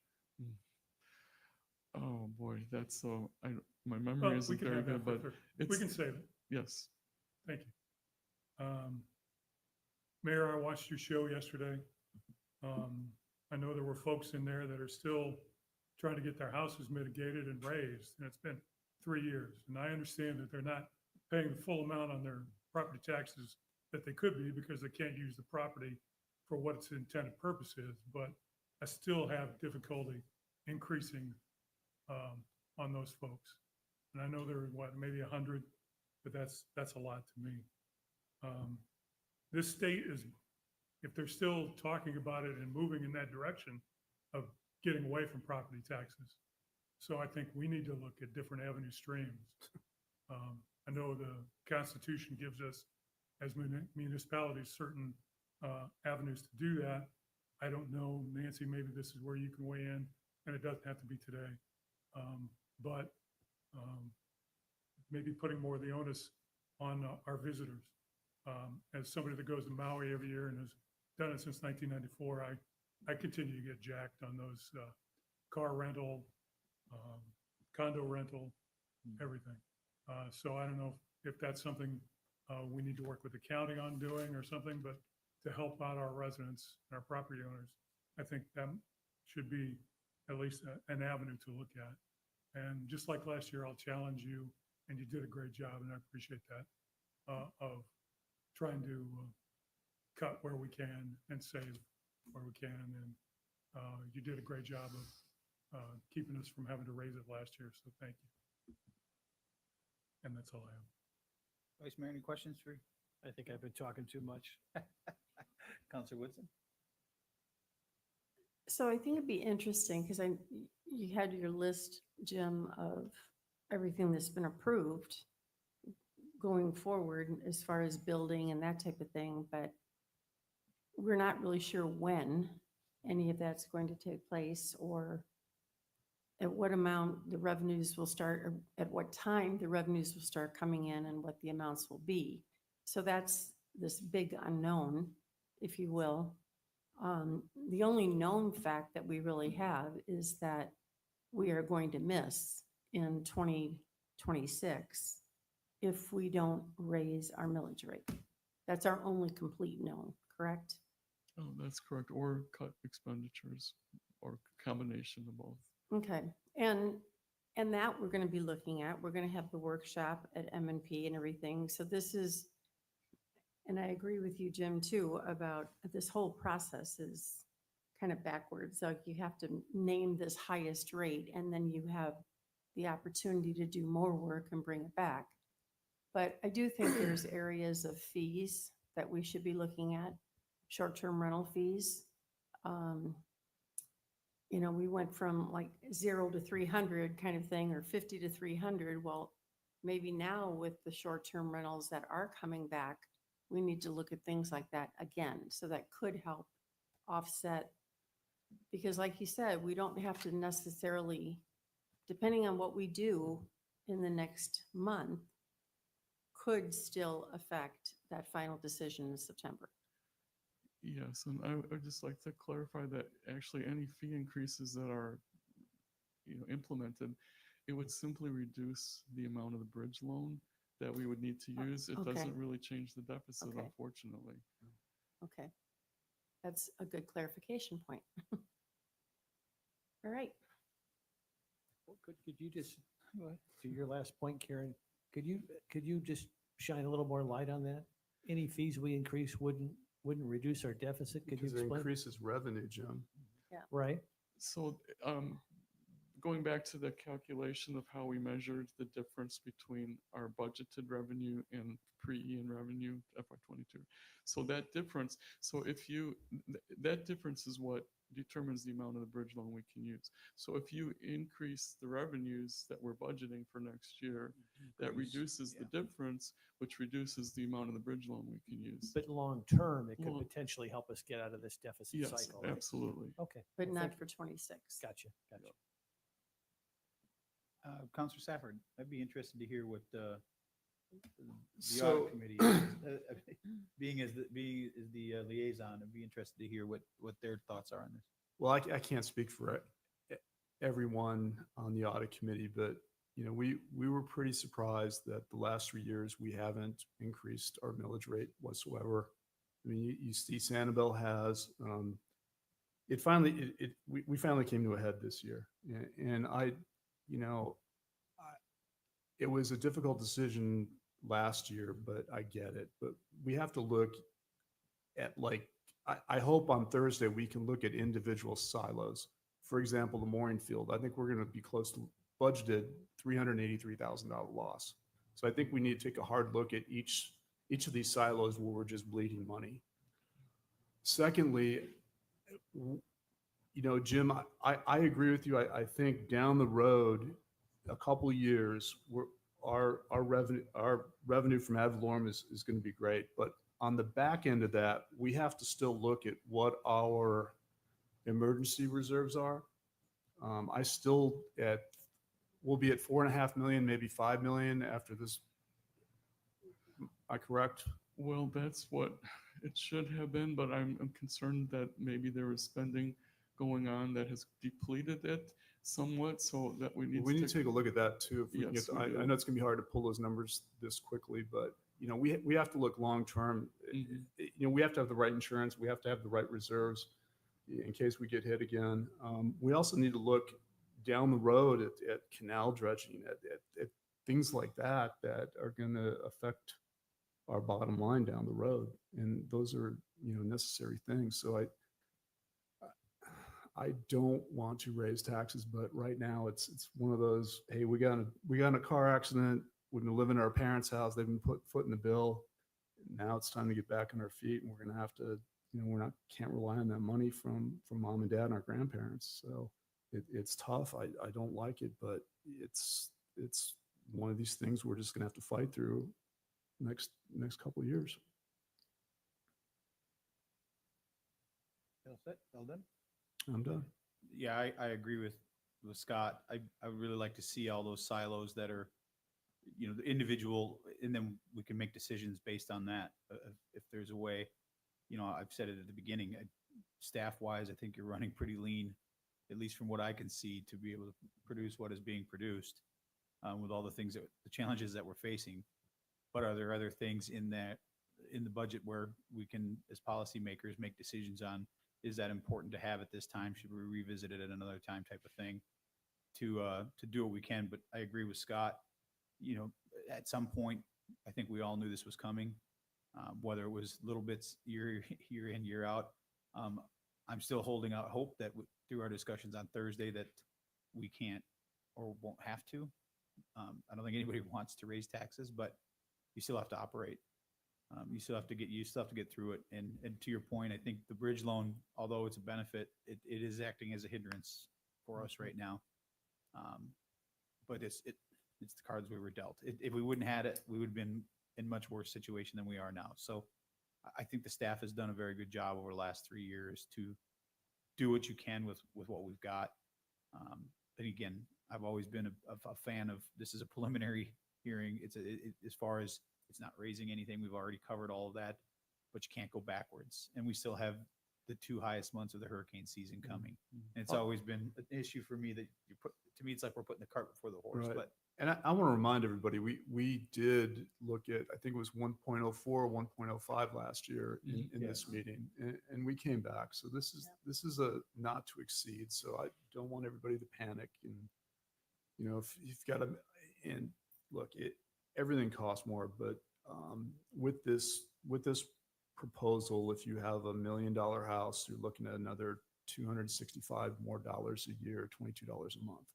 So it's not like your entire tax bill, as we said, your $6,000 tax bill is going up $1,500. It's just a percentage of that tax.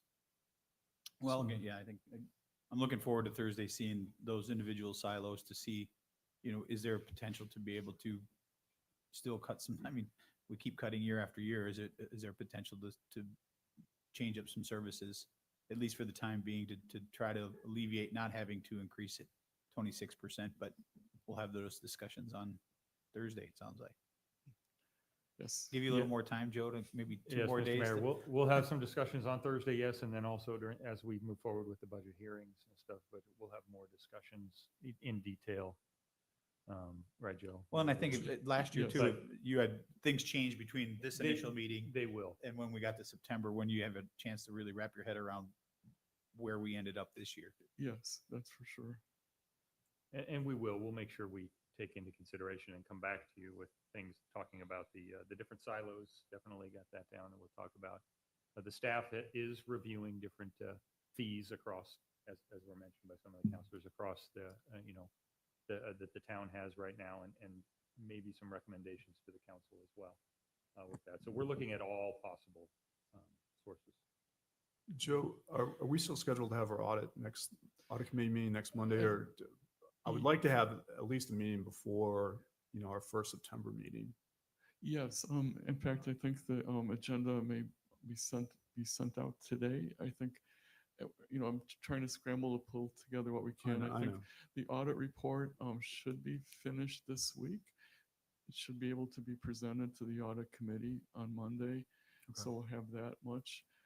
And then there's the RFP for the next audit cycle that needs to be reviewed, so we can get that out as soon as possible. So those are just a few items. I don't know that, I won't be able to have financial statements ready for then. And I think the last set that was given to the committee was February's. So there's quite a gap that needs to be covered and prepared, because it's really important to get a handle on where we're at Right. in terms of financial statements. So as Yeah, soon as- just to let the council know, Joe had done a fantastic job of breaking out. So we have a budget of parking at say $1 million. He broke it out by month, and we were even getting to the point where we would say, look, our average parking revenue is double in season, so let's kind of track it that way. So we were drilling down to where we could see which silo was doing well and which silos were not. So I hope that we can get back to that point where. So Yeah, is it your intention, Counselor Stafford, but it sounds like it is, and I'm encouraged by it. Our leadership prior to Ian, for whatever reason, never took advantage of the audit committee. Tremendous talent on the audit committee. Is it your goal then, and you as well, Joe, chime in, is it your goal then to use the audit committee, not just to look at the audit, but also to look at our budget and maybe look at for some potential savings and look at those silos? Yeah. The last 6 months before Joe left, we were getting to that point where Joe was giving us monthly updates, and in fact, in our meetings, we had discussions of, hey, why is this silo so low? Why is this, for example, our code enforcement silo was so high. It's because we had that $600,000 suit. So we can see in our audit committee meetings what the trends are, and so to answer your question, yes. I mean, it's not the audit committee's job to do that, but with those financials, we can certainly help. Yeah, it is. Help us. The audit committee can do things that the council directs them to do and by Yeah. state statute. And I think for whatever reason, our previous leadership before the storm never wanted second eyes on things. And I think I look at it like, you're playing blackjack, and in some blackjack tables you see what the dealer has, and some blackjack tables you don't. But I guess think my it's hope is changed. that you'll have the audit committee, both of you will look at the presentation we just got here today. And maybe they'll have some ideas too as potential economies and so forth before our budget session. Because those folks are, that's good. It's a good Yeah. group. No, you know, from chair on down, I mean, there's a lot of talent there and they're all willing to, you know, help in any way they can. No, they've been great. And I don't want to belabor it, but they were unfortunately very underutilized before the storm. So I think it's great that they're taking a look at that. Thanks. Thanks, Joe. We'll take it from here, I guess. Okay. All right. Any further discussion, or is there a motion for resolution 25-210? Any discussion? Motion? I'll make a motion that we pass resolution 25-2-10 fiscal year 2026 tentative millage rate. And I will second that. Mayor, Yes. do we have the date, the time, and the place for the two budget hearings? Yes, the place will be the new town hall, And the dates? 6231 Estero Boulevard. The Okay. dates, Amy, September 11th September and 11th and September 24. 24th, And the Remember. time? 5:01 PM. Thank you. No pressure, Will. Little bit of pressure, but we'll make it. All right. We've got a motion and a second. Any further discussion? I will just say that I have never voted for one of these because I really think the process is flawed. But I think in fairness to having Will here and Joe here and the efforts that they're putting in and the fact that we really have held off for the three toughest years in terms of this millage perspective, millage rate, that I'm going to support it today. And hopefully we'll be able to chisel that back a little bit. And, but I think we've reached a point where we're either going to pay our bills as we go, or we're going to sort of move into Washington DC mode and deficit spend and leave our kids and grandkids and people who follow us with debt. And I'm uncomfortable with that. So I'll be voting yes today. All right. Any further discussion? Counselor Safford? Aye. I'm an aye. Vice Mayor Adderholt? Aye. Counselor King? No. Counselor Woodson? Aye. Motion carries 4-1 with Counselor King dissenting. Hey, this is what it's like to be on the losing end. All right. Our next administrative agenda item is a resolution of the Town Council of the Town of Fort Myers Beach, Florida, You can call me approving one. approving an amendment to the existing agreement between the town and Goldman Wolf LLC and Financial Consulting Services. One, to increase the not to exceed amount from $50,000 to the budgeted amount of $197,600. And two, add a $5,000 statutory contractual penalty in the event of breach of agreement during the emergency recovery period to the terms of the service agreement and providing for an effective date. Who's taking this one? Mr. Mayor, it's Yes. myself, and then Talisa is here on standby too to talk to this. But Okay. my goal with this is with the, again, with the absence of the finance director and the gaps in our finance department over the last few months, as you know, we brought on Goldman Wolf Consulting, the finance firm, to help us. And I am really grateful with their assistance, and they've been tremendous with the assistance they provided and the high quality staff that they have provided and are still providing. In discussions with Joe when he was coming back on, and with Talisa, our HR director, we realized that we still need to keep some Goldman Wolf folks on to help Joe get his feet fully underneath him and to continue in some of the key finance positions that we still have vacancies in. My further goal is to roll those back as soon as we possibly can once Joe feels that he either no longer needs the consulting assistance from Goldman Wolf and that we're able to, through HR's great efforts, to bring on permanent staff in some of those vacancies. Now I just need to ask that we further push that not to exceed limit a little bit more to cover that time period, but not, my goal is not to go up to that full amount if we can in any ways avoid it. Well, I will say, seeing firsthand this last week of the finance department working, based on a meeting we were in, it was truly extraordinary to see how fast they could get information and documentation to us that we've never seen before in the past. So I was really kind of blown away at how quickly we received that information. So I will support this for sure, based on their work so far. I've certainly noticed it. I'll echo that as well. They're, they got the audit done,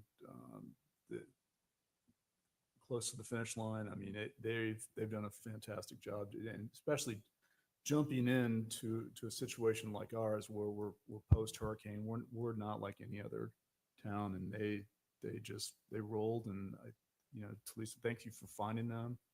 You did a great job. I think they've been a great asset the last couple months. Yeah, and even to take a step further, I certainly don't want to speak for Joe, but from what I noticed before is you were certainly working very hard and taking on a lot of tasks. And hopefully this allows you to be able to concentrate on what you're exceptionally good at and provide that support staff that you need to be able to not have to stay up until 2 o'clock in the morning. I mean, not that I don't enjoy receiving emails from you at 3 o'clock in the morning. No one should have to kill themselves, so to speak, for their job. So hopefully this gives you a little bit of comfort knowing that you have support to allow you to do what you need to do. Well, come on, the sand was more renourished on this side of the islands. Not taking Joe into consideration because obviously he's back, but in my recollection, we're down at least 2 people in the finance department, or is there more than that? With not taking Joe into consideration, yes, we were down 2. And now we do have 2 back on. Is it 2 right now, Talisa? From Goldman Wolf filling those gaps? You can go ahead and step up, Talisa. Why don't you answer this question in more detail than I could? Good afternoon, Talisa. Hello, Council. My name is Talisa Oliveira, Human Resources Director for the town of Fort Myers Beach. So initially, we were down 3 employees. Then we hired Cassandra Penner, who has been a fantastic addition to the town as our budget manager. And so currently, yes, we are down 2 employees, and Goldman and Wolf have 2 consultants in place who are currently actively fulfilling those positions. So Cassandra is our employee or she's a Wolf? She's ours. Mhm. Thank you. You're welcome. Mr. Manager, thank you for the words you said on this, that you don't want to have to use it if you don't have to. I appreciate that and I respect that. Thank you. Any other discussion, questions? Is there a motion for resolution 25-234? So moved. Motion by Councilor Second. King, seconded by Councilor Safford. Any further discussion? I assume it's to approve. Yes, sir. Should have clarified that. Sorry, Nancy. No, that's okay. I was just going to add, there's a second part to that resolution, and this is just to bring this into compliance with SB 180. SB 180 is the gift that doesn't stop giving. So you're going to see that in some of these other contracts that are coming to you. Okay. We've got a motion by Councilor King, seconded by Councilor Safford. There's no further discussion. Councilor King? Aye. Councilor Safford? Aye. Councilor Woodson? Aye. Vice Mayor Addo? Aye. I'm an aye as well. That motion carries unanimously. Next is resolution 25-232. This is a resolution of the Town Council of the Town of Fort Myers Beach, Florida, designating an administrative authority to receive, review, and process plat and replat submittals, and administrative official responsible for approving with conditions, or denying proposed plats and replats as specified in section 177.1071 Florida statutes, and providing for an effective date. Frankie. Good afternoon, council members, town manager, assistant town manager. Frankie Kropacek, It's deputy. excuse me? I believe it's deputy, but I'm sorry, deputy. Community Development and Planning Director for the town of Fort Myers Beach. Basically what this is doing is the state would like us to appoint a person to be the administrative officer in charge of allowing for plats and replats in our jurisdiction. We currently use the county for that. I foresee using the county in the future, but it still asks that we have a person in place, and this would fall into the guise of the town manager, if so approved. All right. Questions for Frankie? Scott? When you say guys, that means he's going to do it, or do we have to hire somebody else? Nope, it would go for the town manager unless he sees to fit to appoint someone else. Okay, fair enough. Yes. So no additional cost. No. Fantastic. No additional staff. Right. Okay. Councilor That's all I Woodson? Any questions? Nope, that's it. I have no questions. No. Jim? John? Thank you, Frankie. Thank you. All right, thanks, sir. Any further discussion or motion for resolution 25-232? I will move resolution 25-232.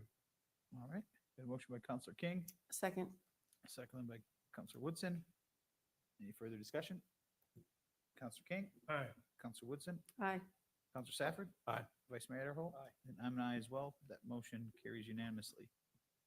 Brings us to item D, resolution 25-519. This is a resolution of the Town Council of the Town of Fort Myers Beach, Florida, accepting an easement related to the provision of public storm drainage pipes and oh boy, appurtenant drainage, never seen that word, drainage facilities in, over, under, through, upon, and across a portion of real property located in the town of Fort Myers Beach, Florida, and providing for an effective date.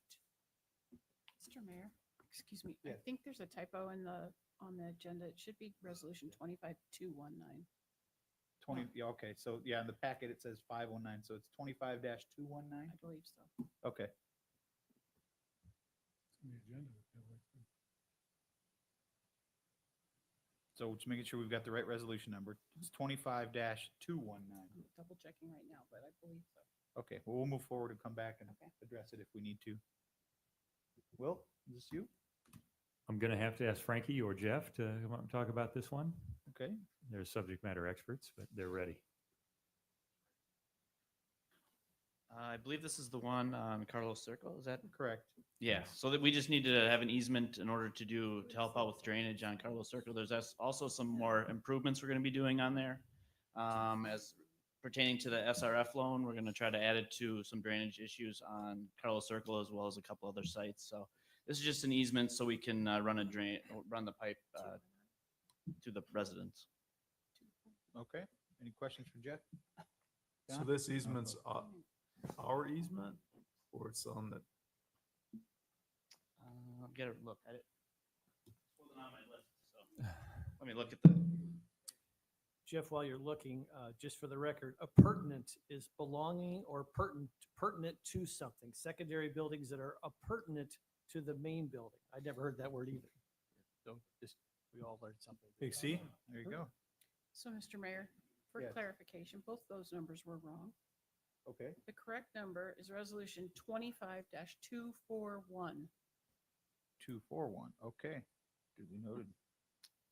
And what the question was again, I'm sorry. The easement, whose easement it is? Is it Yeah. ours or private? It's giving the Dreammaker Legacy LLC has agreed to grant the town a drainage easement. So okay, so it's his property where he's granting us the yeah, easement. it's for an outfall. For an outfall. Okay, that's what I thought, but I just want to make sure that's clear for everyone.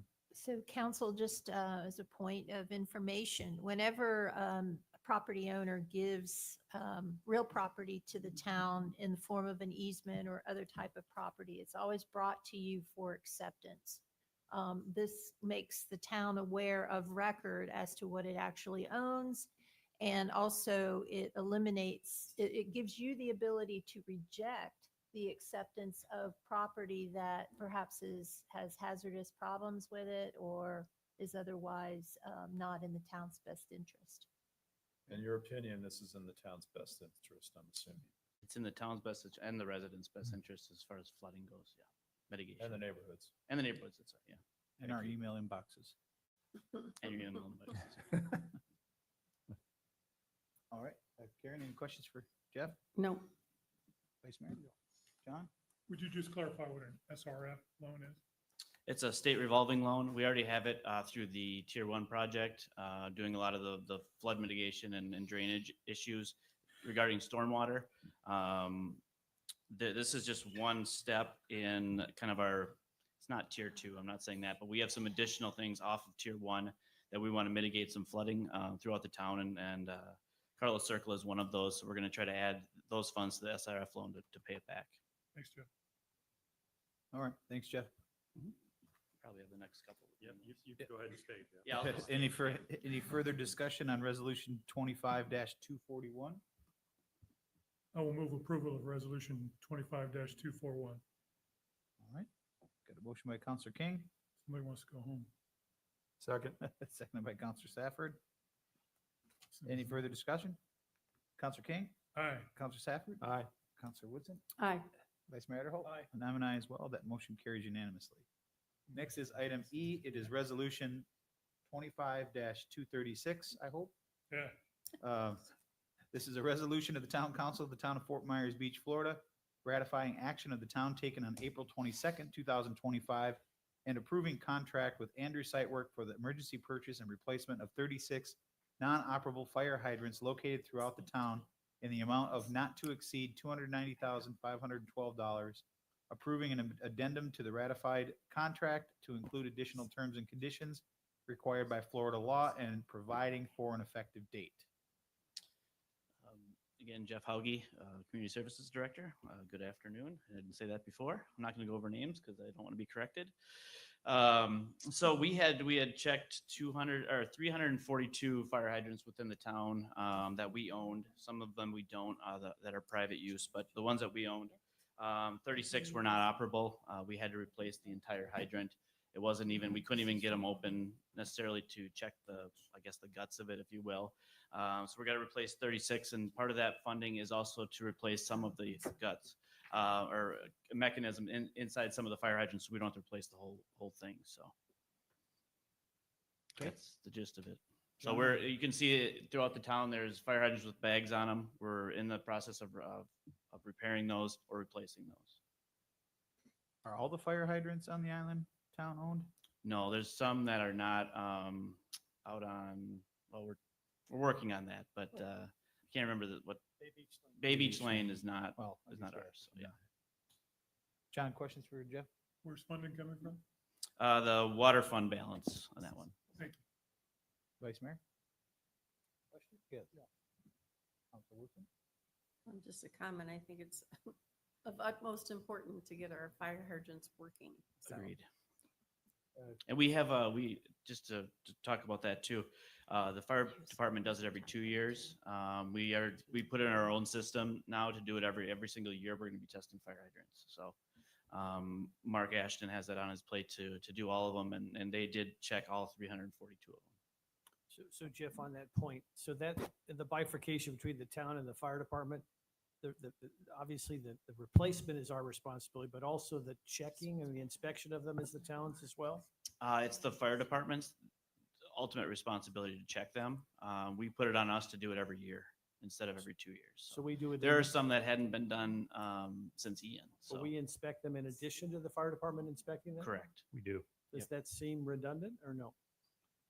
We do it every year. So if we know that a fire hydrant, we just do it in the count of public safety. So our guys, that's just on their rotation to do. They just got to open up the valves, make sure everything's flowing, and then they shut the valve off. I guess my question is, does the fire department do the exact same thing?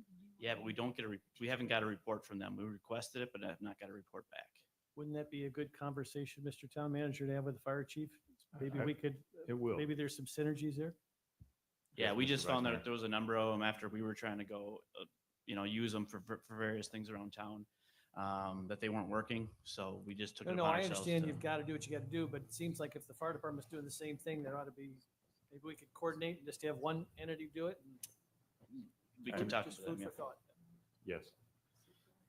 Scott, question? I was going to ask the same question without that fancy bifurcation word, but thank you for asking that. It's pertinent to the word bifurcation.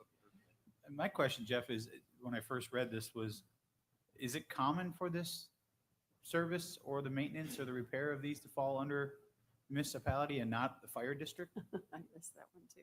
Because it seems to me like this would be something that would fall under No, their they're- budgeted items. No, versus- it's No. under ours for sure. And is that normal? It is. It is normal. Mr. Ryan, Okay. yeah. It just seemed odd to me that, Yeah, you would think that the fire department would control there, but we also use them for other things throughout the town too. But yeah, they're Sure. ours. They're Okay. in our right away. fair enough. It's the only question I had. Thanks, Jeff. Is there any further discussion or motion for resolution 25-236, fire hydrant replacement? Mr. Mayor, I'll move resolution 25-236 for approval. All right, got a motion from Counselor King, I'll second. seconded by Counselor Woodson. Any further discussion? Counselor King, Aye. Counselor Woodson, Aye. Counselor Stafford, Aye. Vice Mayor Adderholt. Aye. And I'm an aye as well. That motion carries unanimously. Next is item F. This is resolution 25-238 for BCI controls. This is a resolution of the town council of the town of Fort Myers Beach, Florida, approving the purchase of equipment and programming services for BCI Technologies as a sole service provider in accordance with section 2-480C of the town's code of ordinances in the amount of $63,502.37 to allow monitoring of the water pressure in the town's utility system at the South Booster Station, authorizing the town manager to sign the purchase order and provide for an effective date. Jeff? Yeah, so the BCI controls are basically the only one that will connect to us and Lee County. They have to be able to talk to each other. So that's why it's the sole source, because it's the only one that'll do it with our system. We're also changing our system at the South Tower into a new fill-in pump. It hasn't been updated since 1986. So it was time to do that. And part of that was putting in the new controls, and the BCI is the only one that will work with our system and in collaboration with Lee County. So it's also part of Homeland Security that's limited access. That's why there are very few companies that can do this, and the BCI control is one of them. Scott, question? Not at this time. Karen? I'm good. Vice Mayor? No. John? Funding's through the Water Department fund balance? Yes, sorry, I was going to say that. Yeah, water fund balance, yes. Thank All right, I do not have any questions. Is there any further discussion or a motion for resolution 25-238 for the BCI controls? We'll go ahead and move from approval resolution 25-238. Okay. Second. Got a motion by Counselor King, seconded by Counselor Safford. Any further discussion? Counselor King? Aye. Counselor Safford? Aye. Counselor Woodson? Aye. Vice Mayor Adderholt? And I'm an aye as well. That motion carries unanimously. Next is item G. This is resolution 25-237. It's an RFP. It's RFP-22-25-AD for STA number 9, Tetra Tech GIS. This is a resolution of the town council of the town of Fort Myers Beach, Florida, approving supplemental task authorization STA number 9 with Tetra Tech Inc. in the amount not to exceed $74,500 for a cumulative total of payment for services under RFQ 22-25-AD in the amount of $727,348 for the continuing of mapping services in the town's Geographic Information System, the GIS, to comply with the Florida Department of Environmental Protection rules requiring a local government to keep mapping of its utility distribution system updated, authorizing the town manager to sign STA number 9 and providing for an effective date. Jeff? All right. So this one, the town does not have a GIS staff, on our payroll. So we contract with Tetra Tech to do that. GIS gives us a complete picture of the utility system. So they did all the mapping, especially after Ian. And this is just to continue that service. And it's also a requirement that we have GIS done as part of the MS4 permit that we have with the county. And that's just a municipal storm sewer system, the MS is. So it's just an updated system, and we have a permit with the county that they help us with this, and Tetra Tech's just another partner in that. So again, the water fund balance on this one as well. All right. Counselor Safford, question? Not at this time. Counselor Woodson? I'm good. Vice Mayor? Do you also use them for call before you dig? On them, we do contract with them, yeah, for our locates right now, So yes. that's a different contract? Yes. All right, thank you. Counselor King? Nothing. I do not have anything either. If there's no more discussion, is there a motion for resolution 25-237 for RFP 2225-AD STA number 9 for Tetra Tech GIS? Move approval, Mayor. Motion by Counselor King, I'll second. seconded by Counselor Woodson. Any further discussion? Counselor King? Aye. Counselor Woodson? Aye. Counselor Safford? Aye. Vice Mayor? Aye. And I'm an aye as well. That motion carries unanimously. Next is item H. It is resolution 25-235, ITB 25-05-PW for water meter replacement. This is a resolution of the town council of the town of Fort Myers Beach, Florida, awarding ITB 25-05-PW to National Metering Service to replace all 5/8 inch and 1 inch water meters in the distribution system for use in the advanced metering infrastructure metering reading system, AMI, to the town is installing in order to provide for a safe and reliable utility metering system in an amount to exceed, where was that? In order to provide for a safe and reliable utility metering system in an amount to exceed amount, I think, is that supposed to say an amount not to Not, exceed?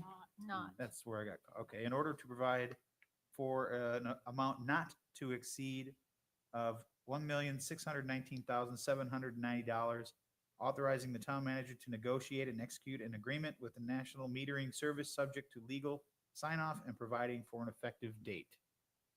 All right, again, this one's pertaining to our water meter replacement townwide. Our funding source is through the water fund again.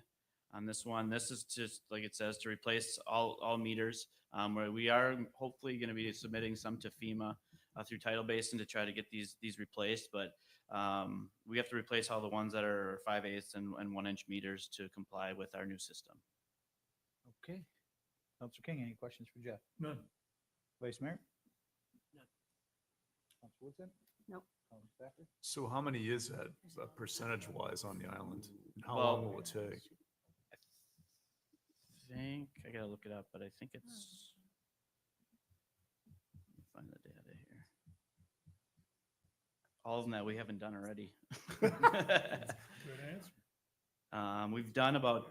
We've replaced about, I think we're probably up to about 1,300 meters right now. So this is the rest of them, which I can get you those numbers. I don't have them. It's like half. Maybe half, yeah. A little less. So budget wise, obviously it's taking more than a year. Is that factored in on the water budget, Joe?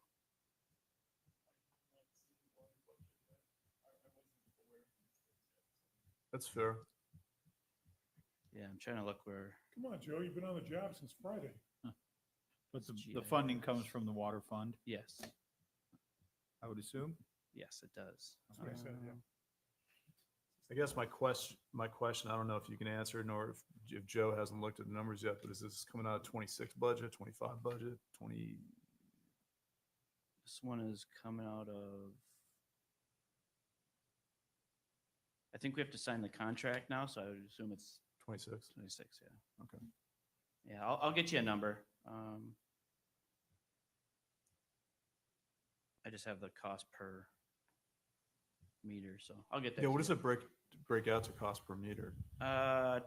1,000? The 5/8 are, cost of the town is $353 each. 1-inch meters are $425 a piece. And there's no labor because it's town. The town stuff. does them all, yeah. Okay. That's not bad. Yep. Okay, that's all I have. Thanks, Jeff. Yep. All right, there's no further discussion. Is there a motion for resolution 25-235? So moved. Motion by Counselor King, Second. seconded by Counselor Safford. Any further discussion? Counselor King? Aye. Counselor Safford? Aye. Counselor Woodson? Aye. Vice Mayor Earl? Aye. And I'm an aye as well. That motion carries unanimously. Next is item I.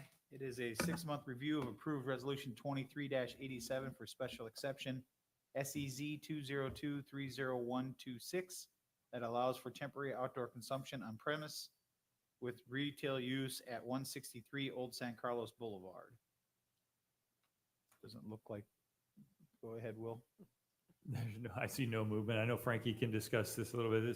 We did not receive a response in the adequate time frame given. Is that right, Frankie? That is correct. So the business referred to as Susie Q's was reached out to by Judith to remind her that she has a meeting coming up and her time was running out on her agreement, which was every 6 months. She chose not to renew and not to proceed. So after talking to town council, this was the best way to basically tie it all together. Okay. Thanks, Frankie. Yes.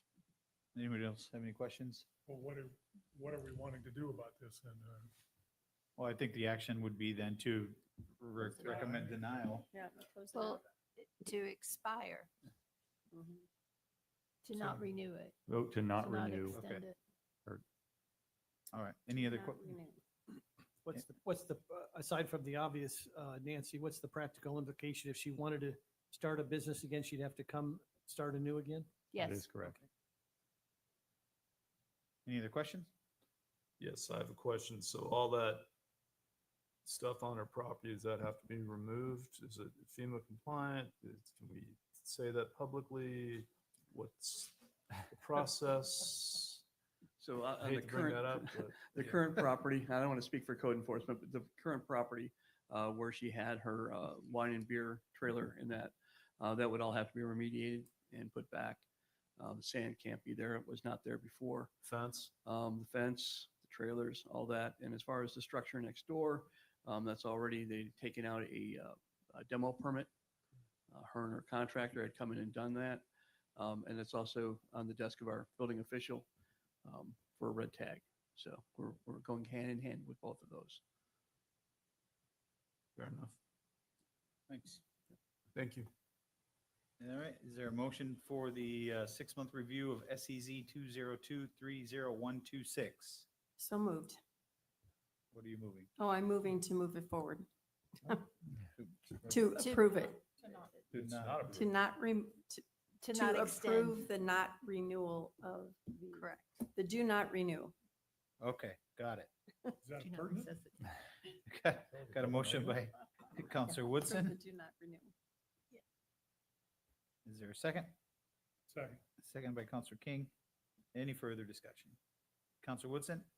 Aye. Counselor King? Aye. Vice Mayor Adderholt? Aye. Counselor Safford? Aye. I'm an aye as well. Motion carries unanimously. Last administrative item is a support the distribution plan for the 167,700 or 473 Edward Bryan Memorial Justice Assistance Grant Program Funds, JAG. Mr. Mayor, this is a request from Lee County Sheriff's Office. They are one of, I believe, 3 applicants to this grant. With their portion of the grant, they just, there's a requirement that over 51% or more of the municipalities all concur with their use of those funds. They're planning on using them for ballistic shields and for license plate readers. And does this funding will have to go specifically for police departments, or can it go for code enforcement officers? Can it go for? This is specifically, this isn't really for us at all. This wouldn't be like for our, we wouldn't receive any of this. This is Lee County Sheriff Office. That disperses this receive grant. as far as this grant, and those are that's how they plan on utilizing their portion of this grant. Okay. Is for those 2 purposes. And, the ballistic shields just increases their officers' emergency responsibility, and license plate readers is definitely something that us as a town will benefit from as well, as they enforce traffic enforcement and other emergency services here on the island. Very good. Counselor King, any questions? No. No. That's bad. No. Nope. Okay. Is there a motion for support of the distribution of the planned JAG funds? I will move to support. Is there a second? Second. Got a motion by Mayor Alley, seconded by Vice Mayor Adderholt. There's no further discussion. I'm an aye. Vice Mayor? Aye. Counselor King? We'll come back. Counselor King, Counselor Woodson? Aye. Counselor Safford? Aye. Counselor King? Aye. Okay, motion carries unanimously. Final public comment? There's no one here. No So the town manager items. I'd just like to cover a few things, give a town hall construction update, but I think you already showed my cards by saying that Nicole's done a tremendous job in the last several weeks, pushing the contractors and pushing our partners in the fire district and others to stay on schedule or to get back on schedule. And I believe that she's done that, and we're going to make a lot of progress. We've made a lot of progress in the last couple of weeks. We'll make even more in the coming weeks. We're finishing up the walls, start some painting. The painting and the mural will start here in the next few days. Then we'll move on. Would you mind just, I saw some email correspondence about the mural. I know that the Arches folks donated a painting of the arches, but I understand that there's a mural potentially to be painted as well. Where in the new town hall will that be painted? Nicole, please.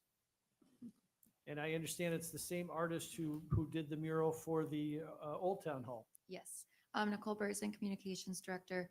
So the mural is going to go on the back wall of the council chambers. So right when you walk into the left-hand side, the wall that's right next to the electrical room will have the mural. And it's going to be the same one that was painted in the old chambers, just condensed to fit onto that wall.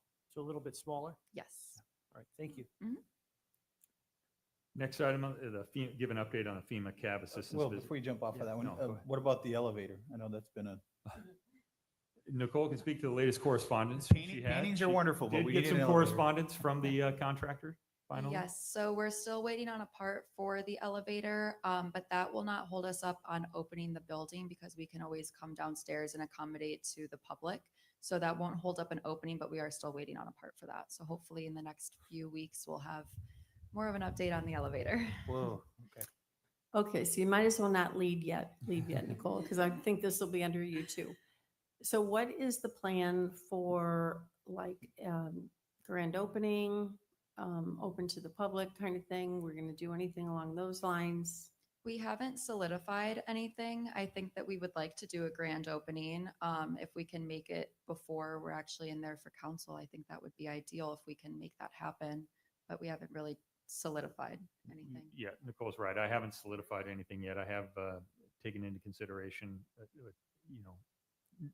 multiple of the counselors have brought to my attention that to think about some kind of a ceremony for that location. And we're definitely going to talk with the staff here in the coming weeks and figure out a plan. Great. Yeah, Okay. Thank you. I'm probably stating the obvious, but whatever is planned, please make sure you include our delegation members that made this possible. Absolutely, Mr. Mayor. Okay. So CAV update, we're still reviewing the 252 properties identified after the CAV visit. We've got the deadline of August 8th. We're going to meet that deadline. As a matter of fact, Deputy Town Manager and the staff have been submitting tranches of data, working through that list. So we don't just wait until the very end and send all 252. She's been sending batches of that data, and they've been received by the Region 4 team, and they've been reviewing them as we go through this process from the initial tranche that Tracy sent. Have we started receiving any responses from them in your daily meetings as far as the tranche? I know, it's a input? good word. No, we have not. They had some issues on their end being able to access the photo links that pass through their IT system. So we anticipated original feedback on Friday. That was not attainable from FEMA's end of things. So we're anticipating either the end of day or today or tomorrow morning. Okay. And again, that would just be for the first batch of properties that we had submitted. And I know there's been discussion about sending out, information if people have reached out to see if they're on. Are we going to be following up with them to say we've received a response one way or another from FEMA based on the initial input of the properties that you've sent in? So what we had done as a staff is we had replied with whether the property was in compliance or not in compliance based on our floodplain management practices. So once FEMA gives us feedback on our rationale, then we'll be able to move forward with informing the public. For me, sir. Yeah, sorry. Okay. Talked plenty about that. Fort Myers Beach Elementary School update, just as tasked by the council to continue to work with the school district on the ILA and maintaining both ends of that agreement. Ongoing communication with the district in Lee County. The district assured us they remain committed to maintaining a school on the island during our last meeting. No plans, though, have been revealed or options revealed to date. And we just continue to request regular updates from the district on their plans. Have not received any solid plans. I did notify you, Mr. Mayor, and several others that I did see some ongoing work in the school last week. Stopped and checked on it and was informed by the contractors there that they were putting in temporary flooring so that more contractors could come in and continue with working on walls and other mitigation efforts inside. No further details on that. We did ask for an update from the school district, have not yet received an update on their plans for that work. On that issue, I don't want to put you on the spot. Are you going to talk about that under your items? I planned on as much as you can. Yeah, great. Okay. And then finally, an update on Ascension Parish, the Church of the Ascension Catholic Church here on the island. Myself, Community Development Director, Deputy Town Manager, met with the Chancellor and the Building Director for the Diocese of Venice. They provided us with just beautiful plans that they do have for rebuilding the church, rebuilding the parish on their property here on the south part of the island.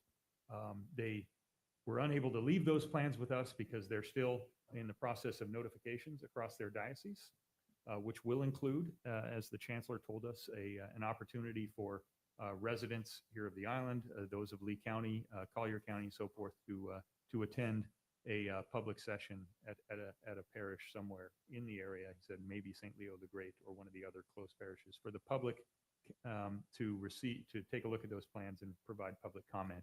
Then they'll move on to the next stage, which from what we saw is just going to be a beautiful building that will definitely be a destination for our island and will, really be a good resource for our residents here. And with that, that's all I have. All right. Any questions for the town manager? Scott? In those plans that they have, are the nuns and priests gonna? They do not plan on bringing back the rectory, the monastery. Monastery. They do not plan on bringing that back. They are going to refurbish the building. They've already, basically, the chancellor said they've already relocated those religious order, the religious order that was there. They've relocated them already. And but he did state that they want to refurbish that facility, keep it in use.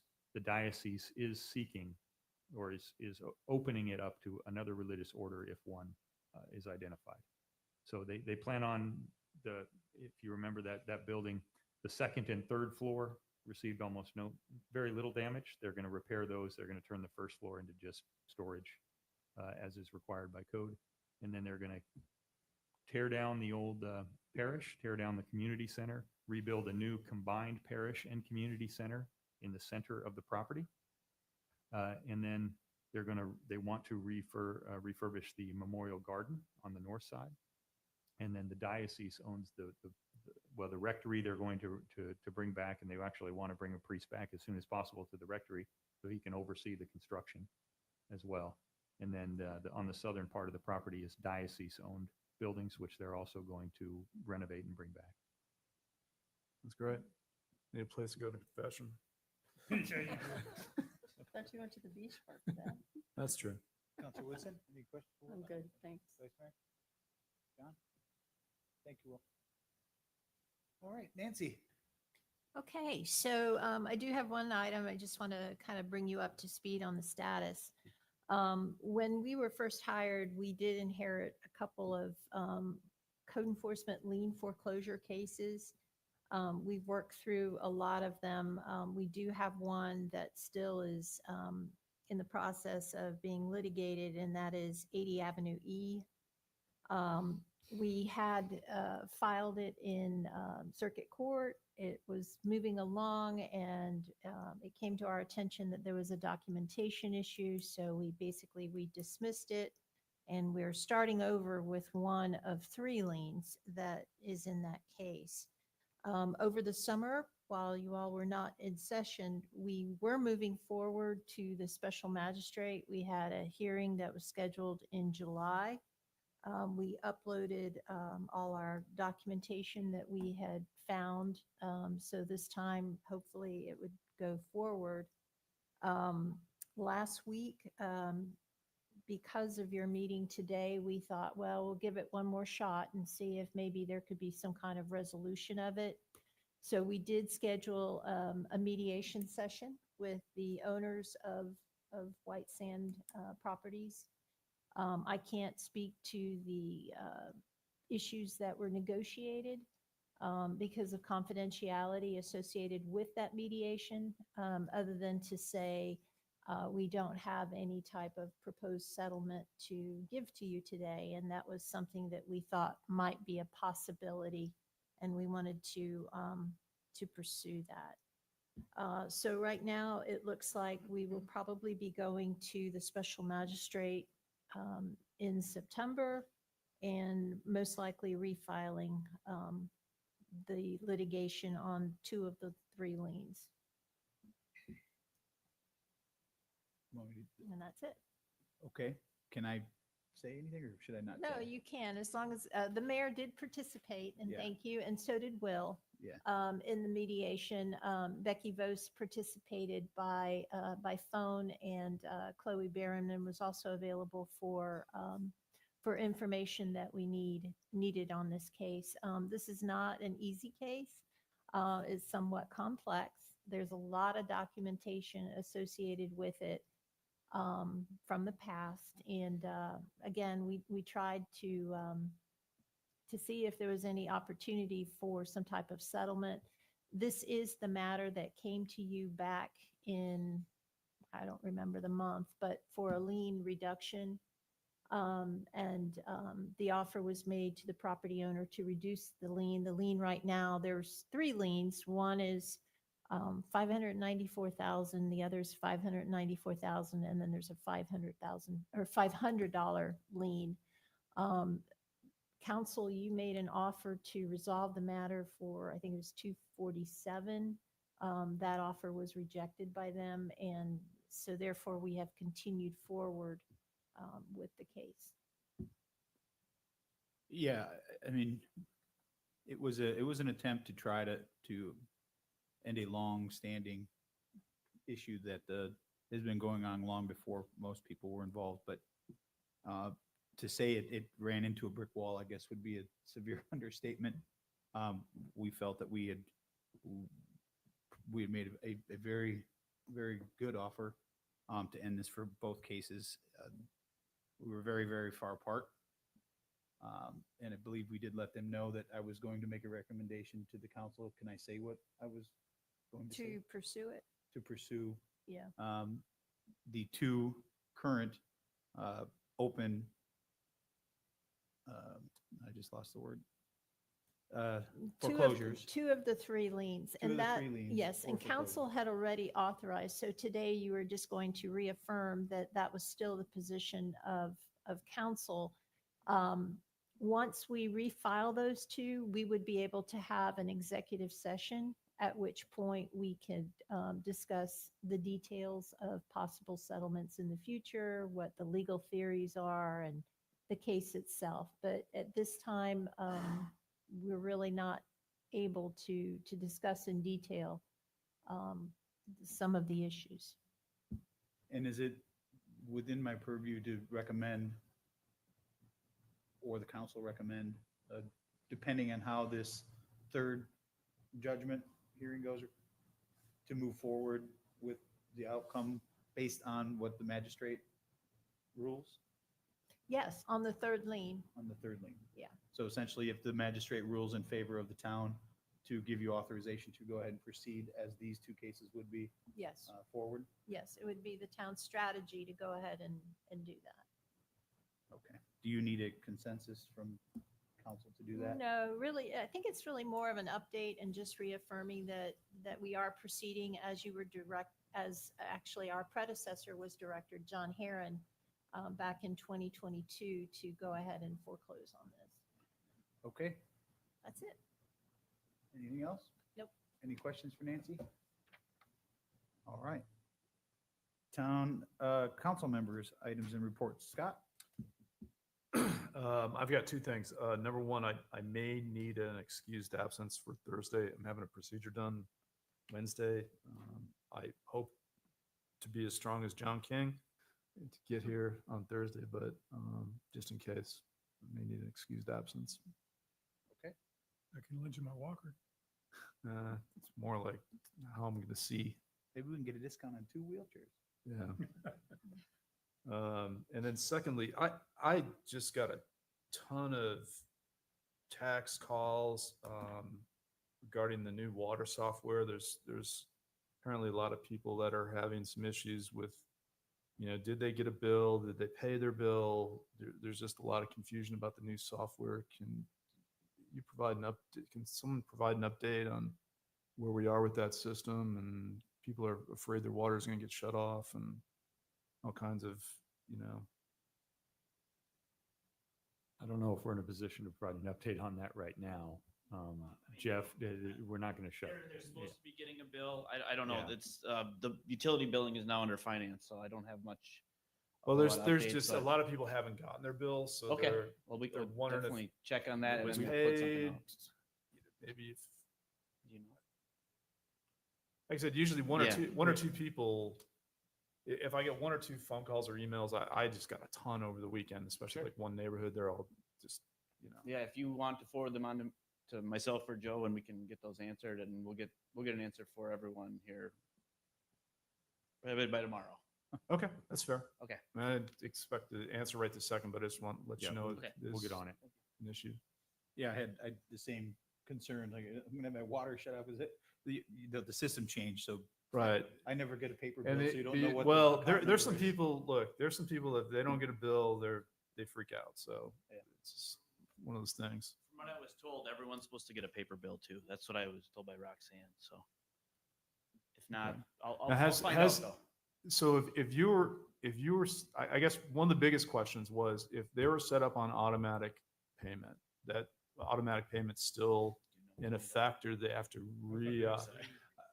I can tell you from Re-sign personal, up? from personal experience, you have to go back in To re-sign and up. re-sign up for the new software.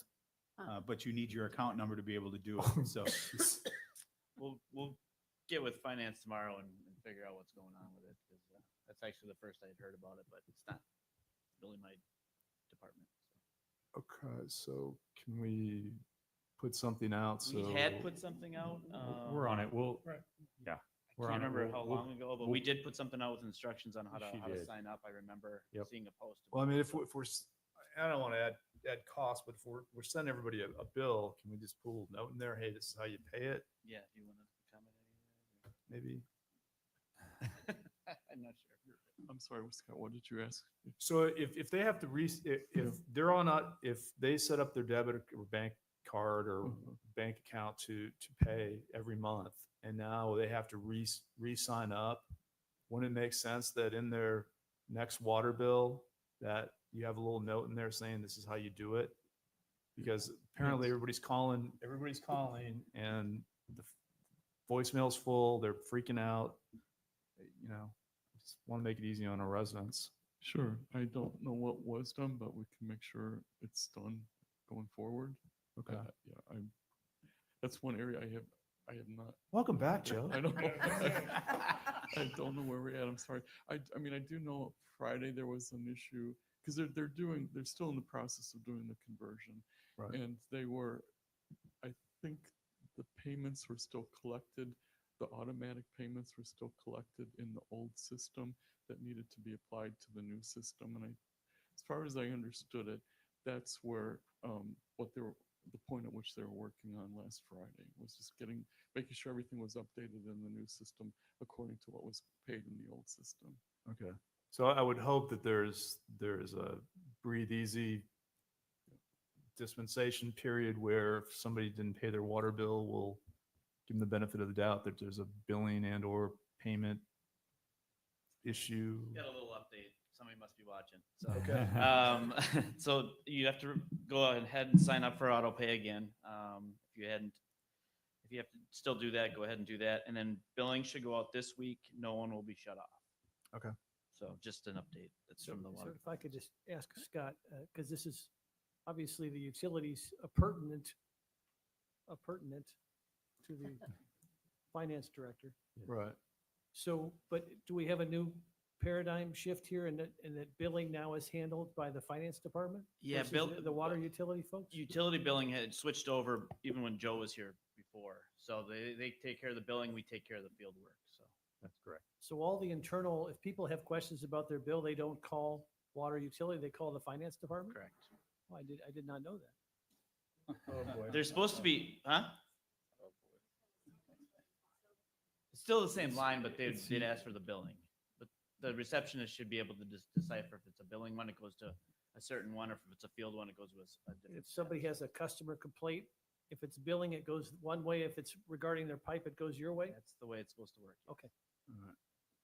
Well, just FYI, it's been kind of crazy the last couple days, so people. We've kind of been talking about doing two separate lines too and two separate emails because sometimes We will follow up with the information Jeff just provided and I'll have Nicole resend out the message that we That would sent be out prior fantastic. with updates. Yeah, a lot of people are just a little bit older. And like I said, they're they don't get that paper bill, they think their water's gonna get shut off, you know. Thank you for letting me know. Yeah, you're welcome. Thank you. That it? That's it. Karen? So just a question, we get a lot of updates on Santini, thanks to Mr. Adderholt. Do we have any updates on Sea Grape or on Kiostero? Any No. direction, It looks legal like me. or anywhere else? Fine gentlemen. No. No, I've been in conversations with the entity that has been interested in purchasing one of those two properties and have been in negotiations. And for a while, it seemed fruitful, but as you can imagine, the volatility of the folks involved, it's ever evolving. But sad to say, no. But I'm wondering if our town attorney could work her magic and as far as Kiostero, no, we're still waiting on the court to take action. We've done everything that we needed to. And you said Sea Grape or Sea Gate? Sea Grape. Great. Which I'm is not- the other, which is where Island Pancake House is. That's the have to only thing that's look actually into that open in one. Sea Grape is Island Pancake House. And that's owned by the same. entity. Mhm. I'll have to research that one and let you know. That's all. Vice Mayor? everything's been covered. Counselor King? Couple things, I've reached out to FDOT and asked that they sit down with us, the town manager and I, to see what we can do to facilitate having 2 lanes go off the island in the afternoon and 2 lanes coming on in the morning. Have yet to hear back on that. So I'll keep you updated on that. July 24th, I became vice president of the Southwest Florida League of Cities. With that becomes need to attend the Florida League of Cities convention, which will be the 14th through the 16th, I believe, in Orlando. And at that time, I'll also become a member of the board of directors of the Florida League of Cities. Congratulations. Yeah, Congratulations. I'll get even with you. See you up there. Maybe. Oh, you weren't going? No, well, I'm going to try.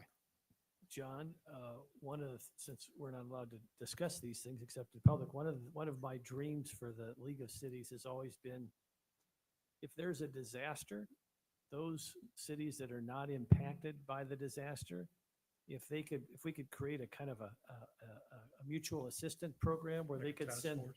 permit texts to us from other communities that are unimpacted and vice versa, if we're not impacted, just on a loan basis.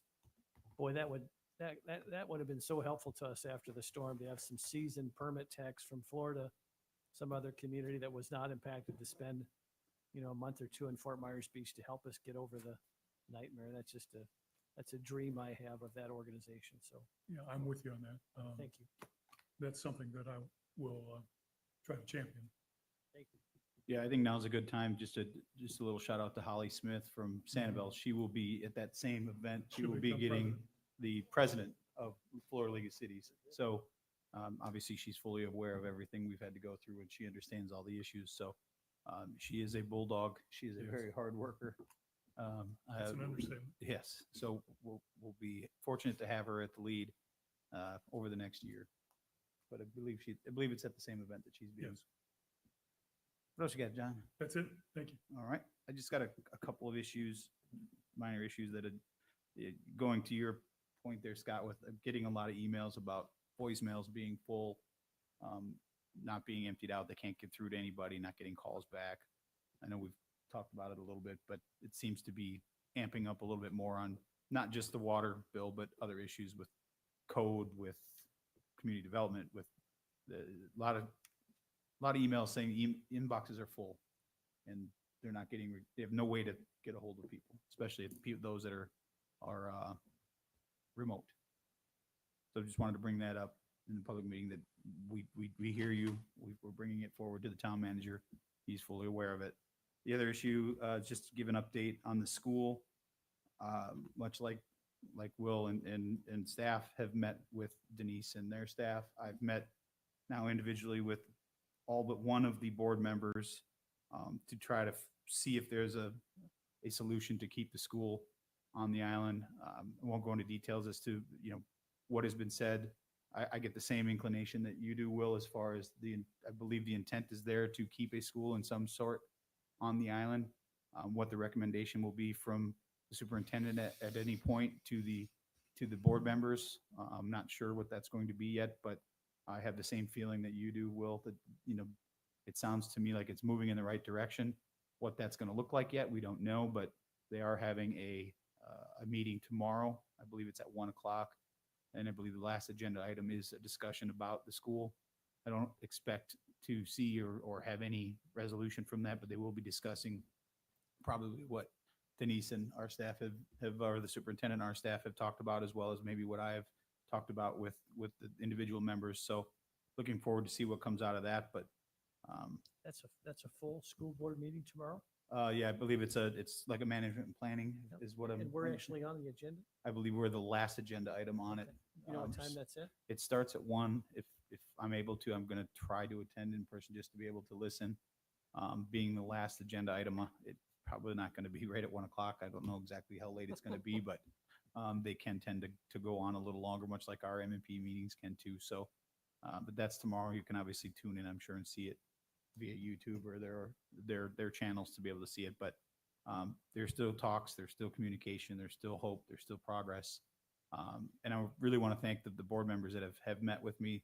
They've been very receptive to meeting in person or via Zoom and having an open conversation and understanding where we are coming from as a town, as a group. When I say town, I mean the town council, ad hoc committee, school board member, or the school, the kids, everything. And our goal is to ultimately get those kids back in the school as soon as possible, with trying to look at creating a long-term solution with a structure that we don't ever have to discuss again, that's resilient enough to have to deal with anything should we ever have to deal with it again. So I want to thank all the school board members that have met with me for their time and their willingness to listen and add input, and have an open discussion. It's been very beneficial, and we'll see where it goes, hopefully sooner than later. With that, I'm just gonna commend you for meeting with 6 of the 7 school board members, trying to coordinate with their schedules and your schedule and go to their place of work or wherever they are. Yeah. That's a big investment of time. So I It's commend yeah. you for doing July that. was a busy month for those meetings and working with. They were obviously trying to take a vacation, so but it worked out and they were very productive. So looking forward to seeing where it goes. Is there anything else? If none, Joe looks as tired as I feel, so I move for adjournment. all right. Got a motion by Counselor King. I know. I'll second that. All those in favor signify by saying aye. Aye. Bye.